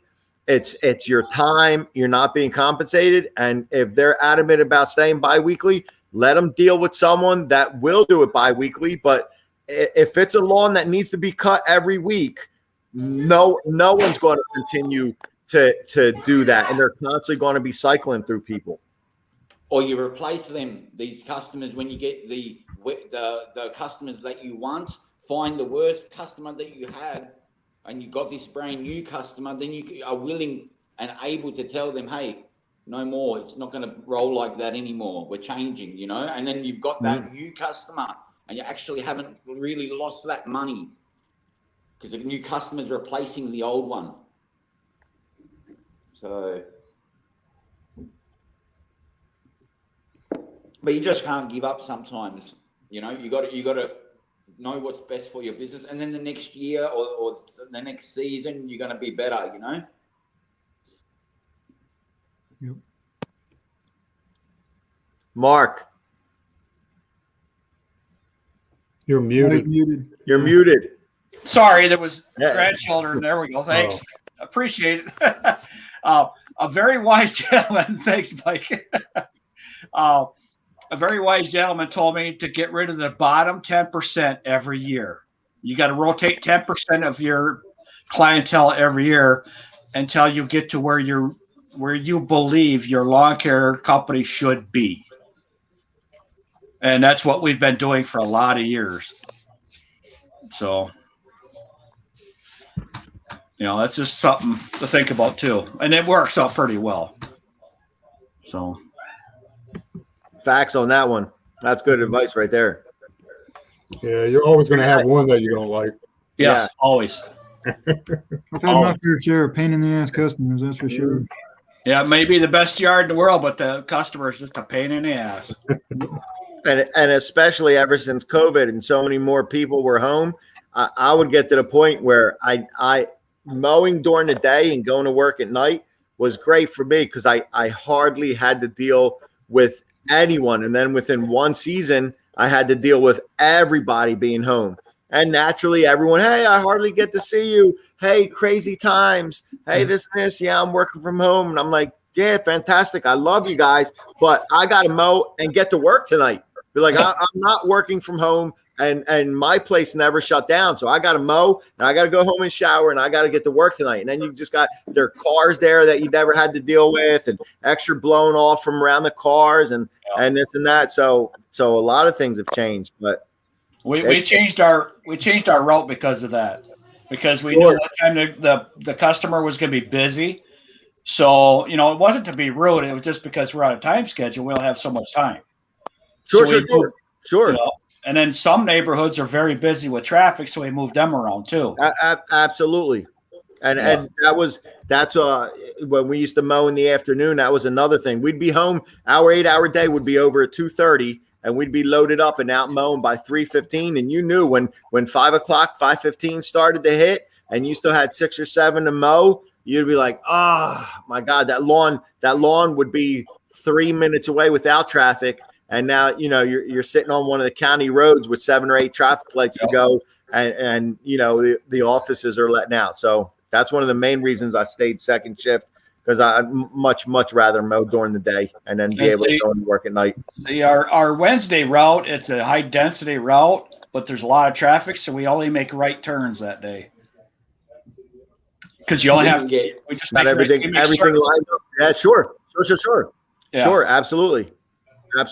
Australia, I think you drive on the other side of the road, so you'd be making left turns. Making lefts all day. We get a lot of people around school zones, and you have to be careful the time you book them in, because the traffic is insane, and you can't even find the parking out in front of people's houses sometimes. Yeah. See, that's our Wednesday route. Our Wednesday route. You have to wait half an hour, See, that's our Wednesday routes around a large high school, and that's we're not there at that time when the school gets out. So we're just someplace else, so we don't have to deal with the school traffic, because there's a lot of traffic. Oh yeah, I do a school too. Yeah, we get there right after the buses drop off the kids. That's usually when we pull up. Yep. What's your opinion on mowing for schools? Do you like it? I mean, it's nice and wide open, at least where we're at. Because we're only doing it. Well, I do fertilization, so we only do the sports fields. So it's just big squares. There's no blowing off. Okay. It's like 2-3 hour job, and then we're out of there. Oh, that'd be so awesome. Oh, it is. Music jamming out, man. Are they a pretty good customer to have? What's that, John? Are they a pretty good customer to have? Do they ever complain or give you any crap, or was it hard to get? No, it was easy to get. Okay. So the company that I work for, he got that account because he coaches soccer, and then his wife is a principal for that school district. So it's all referral stuff for him. Shaking hands, baby. Oh, yeah. What's up, brother? Mike, what's happening, bro? I thought about doing my school. There's a school right out here in my town, a small little town. I noticed that a contractor, he cuts it too. So I thought about putting a bid in for it, but I wasn't sure if it would be worth my time or not, because I didn't know how a school would be. There's man, what's the proper term for it? You reach out to who manages it, and they got to give you a form, and you submit a form and I believe they vet you before you could even Yes. bid on it. I don't know the terminology because I bid on so little commercials. The 2 commercials I have are through family members through their businesses. And real quick, Mark, all my residentials are 11 blocks from my house. Perfect. Yeah. Nice. So, Nice. so there's it's a request to proposal or something like that form. I'm messing up the terminology, but We look call into it. it if you want to bid on something like that. Tenders. We call them tenders where people have to apply for their and put in their bid, but it doesn't mean necessarily then you'll have to write a cover letter if you're going for a bigger places like factories, and you have to write a cover letter and you go in with your price, and it doesn't mean that Joe Blow will come in cheaper and beat you. They look at it's you're applying for that job basically. Yeah, basically, you're selling yourself to be employed through them, because essentially that's what it is. Yeah, because for our school around here, you have to go through a background check too to make sure you're not a felon or whatever to run your school. Yeah. Makes sense. Yeah, we got that working with children's check, WWC they call it here. Yeah, it's a good program all the way around. That is good that they have that. Yeah, because that way both parties are protected that way, because you have already got a background check, you vetted yourself, and they don't have to worry about you. So that's the biggest thing, is making the person that you're working for comfortable with you. Because if they get comfortable with you, doesn't matter if the next bid, if that job comes up for a bid, if they like you, they're going to keep you. Yeah, sure. If they don't like you, someone comes in $2 cheaper, you're gone. Gone like a freight train. Yep. Well, I'm not at my house, guys. That's why my closet door is not there. Drew in that closet door. So what's Drew up to today? Oh, I just been running around today. Got a fresh haircut, military cut, grocery shopping. Had to go to Menards. I love Menards. It's like my favorite store. It is. Trying to think what else. Yeah, that's really about it. Just kind of hanging out. Parts store, had to get new wipers. They had a sale on them. So I was like, why not? I'll take it. Where are you located, Drew? I'm in Ohio. About maybe an hour from Cleveland, Ohio. Oh, yeah, okay. How far are you from Shane, DLT? I'm about an hour and 45 minutes. Okay. Not too bad. You guys are all that far from each other, like you, Nick, Shane, kind of like all within 2 hours or less, right? I guess you could. I've never really drove to see anybody else. I mean, Shane was the first person I actually drove to help out and, became friends with and stuff. I wouldn't mind driving, to see like Mark and stuff. That'd be kind of cool. And wouldn't mind maybe eventually, hitting Mike and some other guys, Yeah. I think you can make my house, and I think it's 6.5 hours. I think that's what I looked up. But if I don't make it to GIE this year, I'm hoping to be able to travel a little bit and meet some guys in person. Hopefully next year, if I don't make it to GIE this year. Yeah, I don't think I'm going to go to GIE this year. I don't think. I mean, I really want to go. At least I've never been there. I was supposed to go last year, but some things came up and all that. But now, see, if we go, it's going to be last minute because we don't know when the leaves are going to fall. Yeah. As soon as the leaves start falling, we're on a time schedule because winter's right coming. Yeah. So we have to be careful. Generally, like this past year, we could have made it, but it got canceled because of what's going on in the world, which, I understand that part, but, but we're going to be, if we do go, it's going to be in our motorhome. We're going to have our dogs, so we won't be inside. Everything that we're going to do is going to be outside. So, Mike, when I come visit you, I want to ride in your Ferraris. Come on over. Yeah.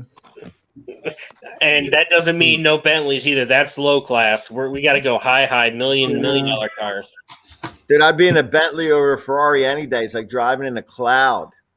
I bet. It's like driving in a cloud. Listen, I've been so blessed to be invited along and go with these guys. But let me tell you something. An hour and a half, 2 hours in that car when you're doing a rally, you get out and you feel like you've been beat to shit. There's no leg room. The seat doesn't get adjusted. You know, it's just the adrenaline that keeps you going. But when you guys are done and getting out, like you just see everyone like, and they're European cars. They're not made for us. They're made for like Steve over here. You know, these Australians, the European guys that are like all fit and they're not like supersized and everything. You know, they're race cars. The seats, they're made to be uncomfortable, so they keep your senses aware at all times. There's no like, this feels so good, and I can put my seat all the way back. You know, the pedals are this far apart. You know, from your gas pedal to your clutch, you're looking at like 12 inches total with all of them. My 1 foot can hit all 3 of those. But yeah, for real. What do you think the most expensive car you ever drove? Just that 458 Spider was the most expensive, but sitting in a Bugatti was like something like no other. But my God, it was so uncomfortable. I couldn't imagine driving it. So what do you like work for are high-end dealerships to deliver cars? My brother-in-law made like almost $1 million off of Bitcoin the last 7 or 8 years. And he always said he went out, got that 458 Spider, and they were like, hey, they're like, we'll knock like this much money off if you buy the G-Wagon with it too. So he bought the G-Wagon, the Spider. And then once he owns an exotic car, he started reaching out to other exotic car owners around here and you know, started meeting with them. And they have these rallies a few times a year. Actually, next weekend, there's the Racer North rally going on down there in Miami. A lot of the guys are going down there. There's a YouTuber, stupid money. He's got an exotic car rental not far from you. It's Gotham Dream Car is the name of the company. It's Super Speeder Rob. He's a big YouTuber. He's out there in your area. He does a lot of that road rallies and stuff. So I would always just tell people I'm out enjoying the ride, and George would be the one saying, yeah, right, Mike, you know, they're your cars. Yeah, right, they're hiding in your garage. And I'm like, shut up, stop telling people that. I was like, they're really going to think I'm going to own one. But oh, come on, you will one day. Absolutely. You know what? I was a truck guy through and through, but I'll tell you what, man, after driving in one and then after driving one, it gets addictive real quick. Oh, I believe it. Like real quick. And he let me, we had to go up to Queensbridge Projects in New York last year. And they were running a little behind. He had to get the car there for an event for something. And he's like, come meet me up there in the G-Wagon. And the G-Wagon's 810 horsepower bi-turboed. And I had that thing rolling up the turnpike at like 125, 130 miles an hour, bobbing and weaving. My little cousin Vasily was like out of the corner of my eye. I could just see him. He almost ripped the door panel off the door hand because it's like driving a cardboard box, a square box that's got zero aerodynamics, man. And I'm not bragging. I was putting this thing in spots like tighter than he was like, and I'm like, relax, no one's gonna hit us. And we got from 10 minutes outside of Philadelphia up to New York City and an hour and 15 minutes up the turnpike. Nice. Might as well top speed it. Why not, right? You only one time. Man, if you ain't going fast, you know, right. We're either mowing grass or driving fast. That's what I say. That's right. Exactly. Okay, John, there's the picture of the most expensive vehicle I ever drove with the most torque right there. Damn. Yeah, that's a torque monster. Yeah, oh man, that's a beauty. Yeah, that's $250,000. I was going to say, you took the words out of my mouth. I was going to say that's probably right around the price range because his Spider's a 2015. It's not like super new. It's a 2015 458. He probably wants a brand new one, don't he? You know what? They're so ungodly expensive, brand new off the showroom floor. You're always better getting one a year or two old, unless you're like some of the other guys. The one guy's got Tribeca Auto Transport. He's the one that transports the cars around for the people and stuff like that. He's swapping out his Aventador like every year. He sold his last Aventador to Cardi B to give to her boyfriend after he got it wrapped in like he had this purple reflective wrap on it, and then he sold it off to her just so he could get a new. And he bought his son a 765 McLaren, which was the only one in the country at the time. But his son's a great kid. The kid, Brandon, he's like, Dad, I don't think I need this car. Yeah, until he drove it a week. And then he's like, oh, we're not getting rid of this, Dad. He's like, no, we're not. All the girls will be running and saying, let me have a ride. Oh, my God. Those McLarens are insanely fast. insanely fast. I'd like to drive one day. I would if I ever could get my hands on one. That's one I would pick to drive before any of the other cars. Yeah, that's the same for me. McLaren's my favorite. I like the 675 LT. I like the long versions and long tails. Yeah, I like the what's the 5 Series or the 6 Series, the smaller one, the Spider with the hard top. They're not as big. 650S? What is it? The 650S? The 650 I like. Yeah, because they're a little smaller. Listen, if your top speed is 200 and the 765 is like 225, 230, dude, 200's plenty for me. Yeah, I went 130 in my Mustang, and that was fast enough for me. Oh, dude, I'm not bragging. I did 150. I just tapped 150 in that Ferrari, and people were like, "Oh, you're holding the steering wheel like a grandmom." I'm like, "Goddamn right, I am." Yeah. We're like, "When's the last time you did 150 in a car?" Yeah, you look like you're driving. Right. This Fast and the Furious stuff is all in the movies. This is all in the movies. You're like this, and you're looking 300 yards downrange because someone's going to go, "Oh wow, look at that car! How cool is that?" Let's go over and get a picture of it. You know. Mm-hmm. Heck, probably none of the cops could keep up with that. I mean, you zip past someone at 120, 130. What are they going to do? Pick up the phone and say, "Hey, this car just zipped past me." Okay, what kind of car was it? I don't know. Well, what mile marker are you at? I'm at mile marker 10. Well, we're already down in mile marker 25, you know? So unless they're actively out on the road to come out, people calling in on it, you wouldn't even know what kind of car to report. Steve, I wish my yard looked that green. Yeah, that grass like it needs a good lawn cut. is pretty. Yeah, I'm cutting it today, actually. It's definitely, this is 4 weeks growth in Australia. Wow. Damn. Wow. Yeah. It's quite long, though, at the moment. Yeah, that is long, man. A lot of You you might need a bag. a lot of overgrown grass. Y'all's grass must grow like crazy. That's today's video. Yeah, I was going to say that's a good video right there. That's 50,000 views right there. Heck Man, yeah. your YouTube channel's growing fast. You're going to hit 1K in no time. Yeah, I've been maybe 9 months. Will it cut? Yeah. But for that size yard, we charge $50. Damn. $50 every 3 weeks. Every 3 weeks we do it. So, but yeah, no, you can do 8 of those lawns in about 6 hours, 7 hours, you know. So, but see, that's where I prefer to do the hedges, because if you do 8 of those lawns in 6 hours, you're going to make, you know what, $400. So that's not enough. That's not enough. And then you got to use your equipment, petrol, everything like that. And when you actually come home, you know, you probably come home with $350, and that's nowhere near enough. You can make that on a hedge or a rubbish removal, and you can make that in a couple of hours. Absolutely. That's where, like, if you don't have a ride on, well, I got one now, which I'm trying to get more work for. But if you don't have a ride on mowing, I charge $150 per acre. You see, and I can do that in 45 minutes on my machine. It's for $150 an acre. And if you get a 5-acre property, you know, there we go. You got your money just there. You got a nice little day. Yeah, you got a nice little day panned out for you. Oh, yeah. Yeah. Absolutely. What time is it all over there? 4:10 p.m. Saturday.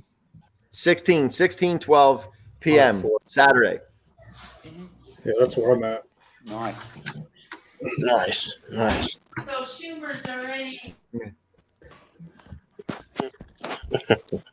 John, what's Carlo would have come up? Is he waiting to come back up? Yeah.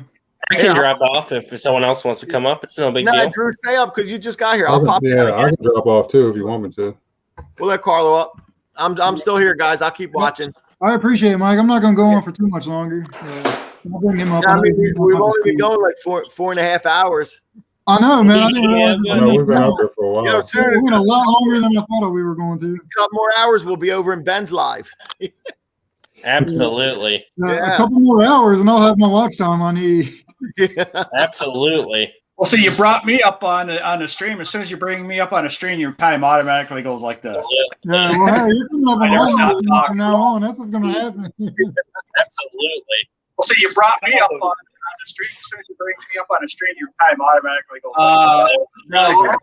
I never stopped We got talking. feedback going on somewhere. It's his browser. YouTube browser's open. So you brought me up on the stream. As soon as you bring me up on a stream, your time automatically goes Thanks for having me on. I'm sorry I had to kick somebody off. Somebody's browser's open. Brother, I think you got a browser up. Well,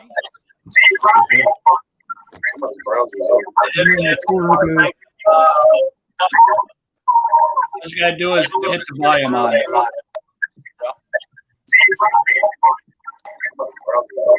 Take a minute, you'll find it. Yeah, it's you. It's you. All you gotta do is hit the volume on your browser. Take a minute, you'll find it. We all get it. I'm gonna mute you for a few minutes, but Yeah, you have two browsers open. You have the StreamYard browser open and YouTube browser open. You have to mute the YouTube. Yeah, that's what happened to me earlier when I came You on. have two browsers open. You have the StreamYard browser open and everybody else has it. It seems like. you have to mute the Oh no, it's still him.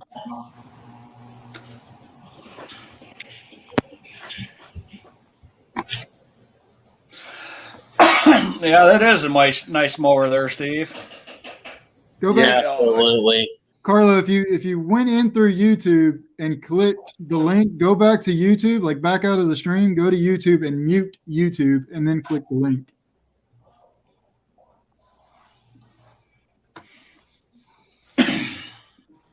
And, all right, so I'll Oh, there we go. Hold on. I think it's good. Maybe. Yep. Yep. You're good now. Okay, I just clicked out a bunch of tabs. It's Yeah. It's slow. Yeah. That's okay. Listen, how do you think? I do the same thing all the time. Yeah, me too. Australia's on here. I just say hi to Steve. Hey, mate, Carlo, how are you, mate? How you doing, man? It's awesome to see you. Yeah, not bad, not bad. Yeah, I've only seen you in everybody's comments. I've never Get seen in you. now. Probably get there at 5 and it's 45. You figure out how to put the volume. So when's the video coming out there, John? For what? For you, I thought maybe you would have a nice little video coming out. Yeah, I've got one I'm making for my thousands, like a 1,000 subscriber special, I guess. It's not really that, special of a video, but it's going to be the entry video to the giveaway. So it'll explain what the prize is going to be and what you have to do to enter. You have like a giant cake or something, What's that, Carla? You need like a giant cake or something, and you like a girl pops up. Yeah. Man, if I could share it with you guys somehow, I would. I wish I had 1,000 family members. I'm not there yet. Yeah. Yeah. I've I noticed. don't know how many people in the house at the same time. I've noticed a lot of YouTubers when they create their channels, they start posting these videos because I'm only new to YouTube 9 months in, and I'm very consistent. But what I've noticed with YouTube lawn care channels is people get to a certain amount and then they give up. They get to the 600 or 500 and they're gone. Never again. They don't post. When you look at recent videos and you're checking out other people's channels, it's like this guy hasn't posted in 2 years. Yeah. What And then happens 2 is years later, people don't jump back on and they lose contact with these people and they just totally give up on all that hard work that they put in. Yep. And then 2 years later, they have a video that blows up and gets millions of views. And it's like, well, if you just stuck with it, you could be monetized right now. Yeah. Yeah. Absolutely. And also new people, if there's new people watching and they can't understand why people aren't subscribing to them, they don't understand and they think they're doing the right thing and they click on this video is safe for kids. Nobody can comment on there. Yeah. You can't get into a conversation with these people or say good work, mate, or ask questions. And these people think that they're failing.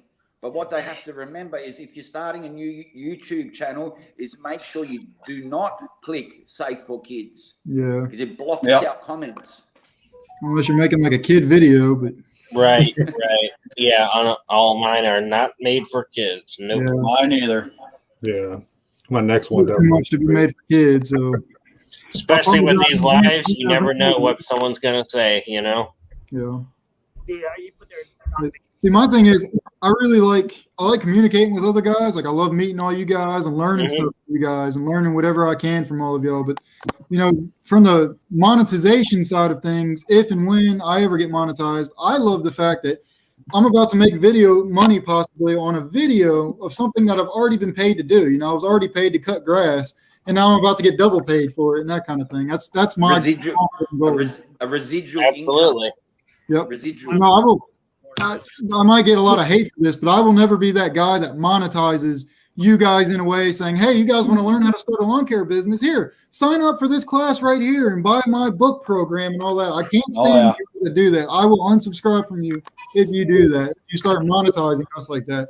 I'm sorry, but that pisses me off to no extent. It's like, I enjoy your content. Don't try to push me buying your class or signing up for it or something like that. But that's just my rant again. So you just mean like not monetizing, but selling your products. Yes. Like, us. well, selling products is one thing. Like, putting a link in it, I totally understand. But like, if you look at some of the bigger YouTubers that are in this, I've seen it. They try to push, hey, sign up for this class, and I'm going to teach you exactly how to start up a lawn care company and stuff like that. Like I don't know, it pisses me off when you pay $100 because people fall for it. People pay $100 to sign up for this class when all you have to do is get on these lives like this right now, and you can learn all that same information, if not more. Absolutely. Yeah, because we'll answer whatever you ask.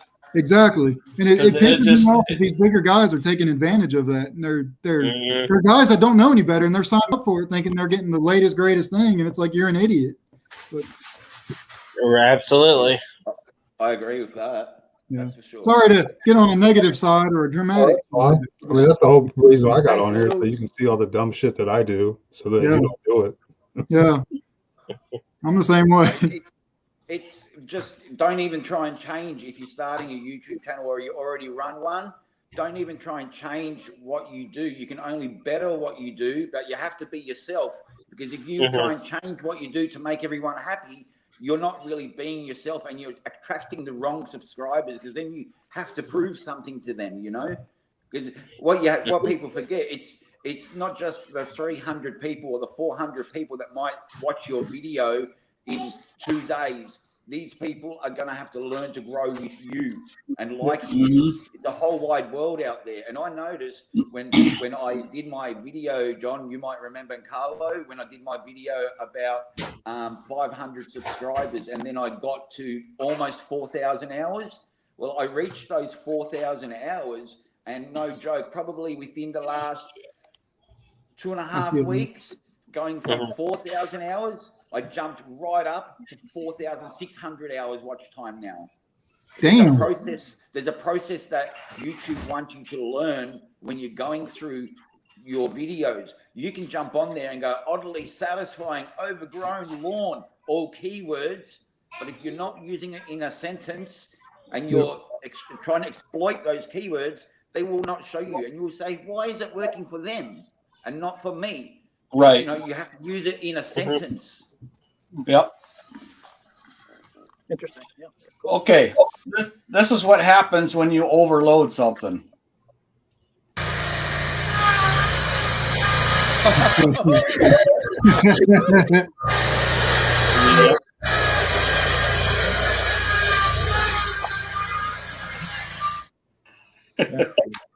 Oh yeah.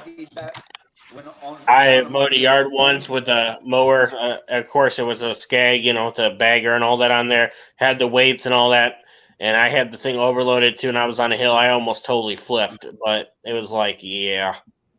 You know what I did? This machine's only got 22 hours on there, and I've done a couple of big lawns. But one of my other lawns, it was a 1 acre place, and they had trees around. And I'm like, this is grouse. I've learned how to use this machine. Unreal. Go underneath the tree and the ropes, the ROP bar. ROPs, hit the branch, and I'm up on two wheels. I'm like, what the hell just happened there? I did that once, yeah. Vicky got caught up in a swing. It hooked on the brake pedal, and she took off, and it picked up the whole front of the mower. Her eyes got as big as it was funny.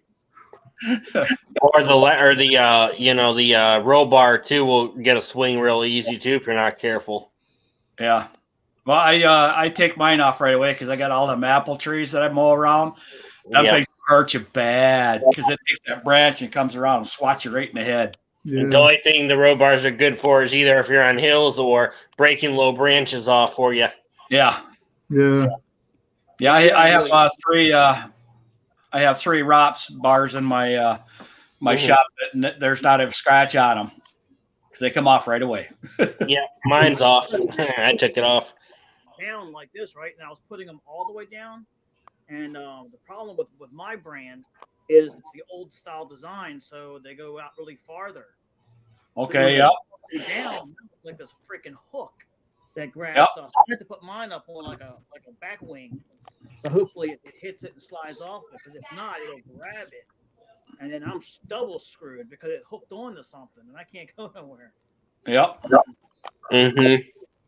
I got stuck in the tree on my one video, and I have to have a rock bar on there because it's a hill like this. Grandma got me. Water at the bottom. The guy's a fireman, or I'm retired fireman, so if I really was not thinking ahead of time, then I would really look even more stupid. You know what I mean?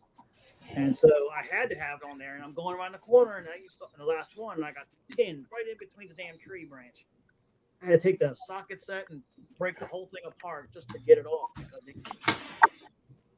I really wish there was a way you could just easy detach the whole thing and put it back on. I mean, the whole thing, not just the top, you know. But yeah, I got stuck up in. I was going into my I had them up on that job, and I wasn't paying attention. I wanted to leave in a hurry, and I had my old trailer with the cover on it, and same thing. I hit it, and I was going up in the air. I'm like, what the hell's going on? It's going back like this because it got caught on the back of the trailer, and I'm like, oh shit. Bam! It came down like that. It was tore the whole back of the trailer up and everything. That was fun. Yes, David, they're still going.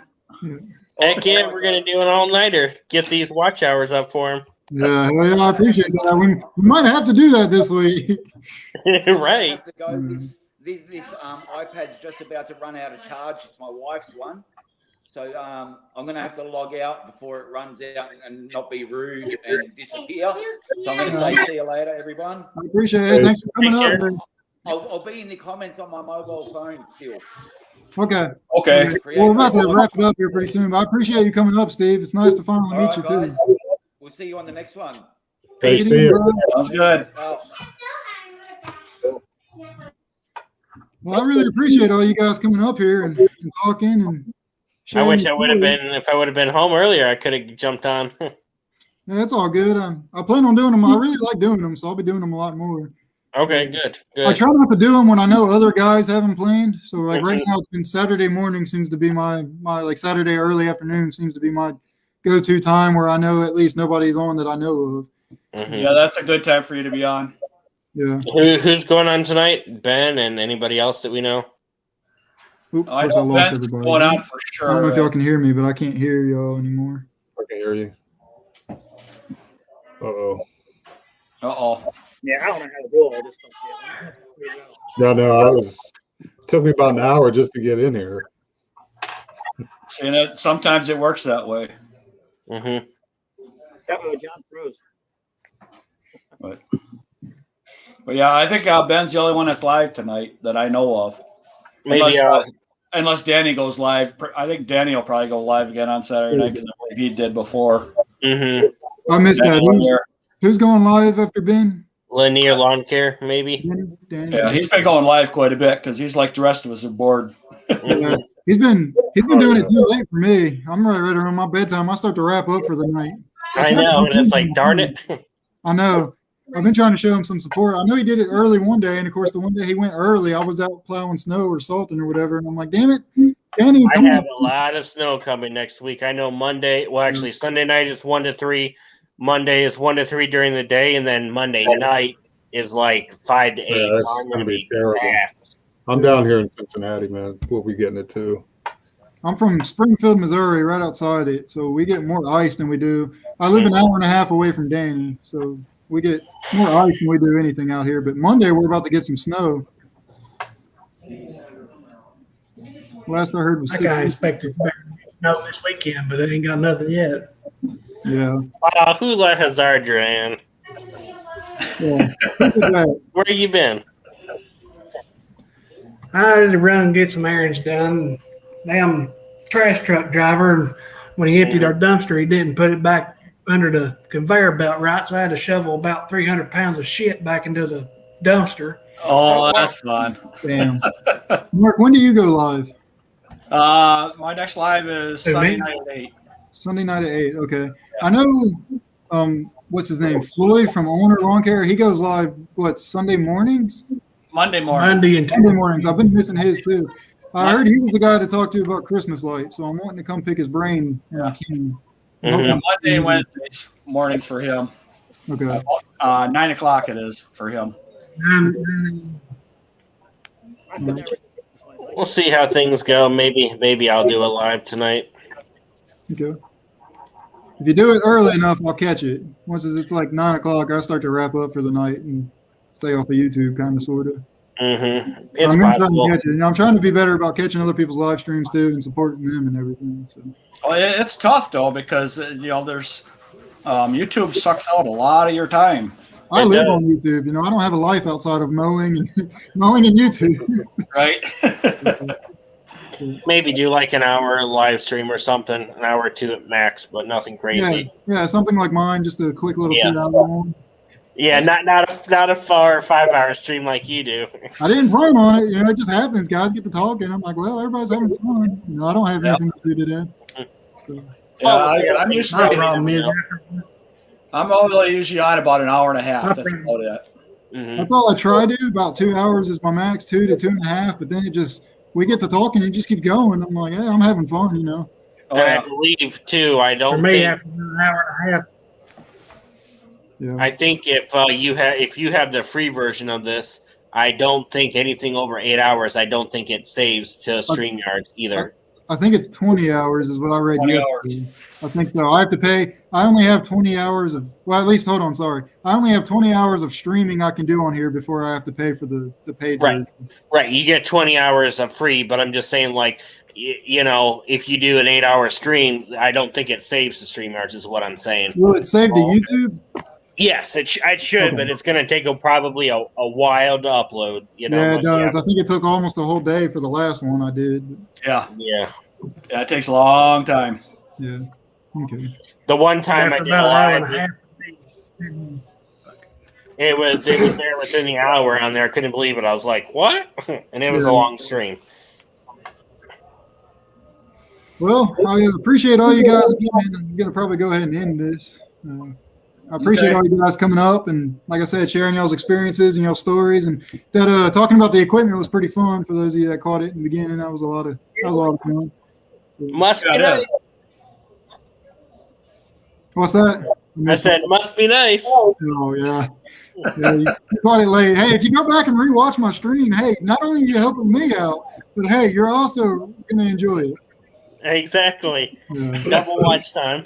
Yeah. Oh, you did pretty good. You got 26 likes out of today's stream, so that's Yeah, pretty that's pretty good for me. Yeah.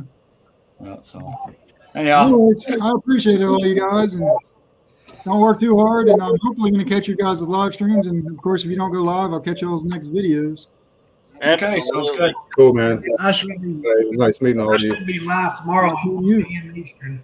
I'll see you tomorrow, David, for sure. Well, hopefully, if I catch it. And then, like I said, All right. take it easy, guys. Take it easy.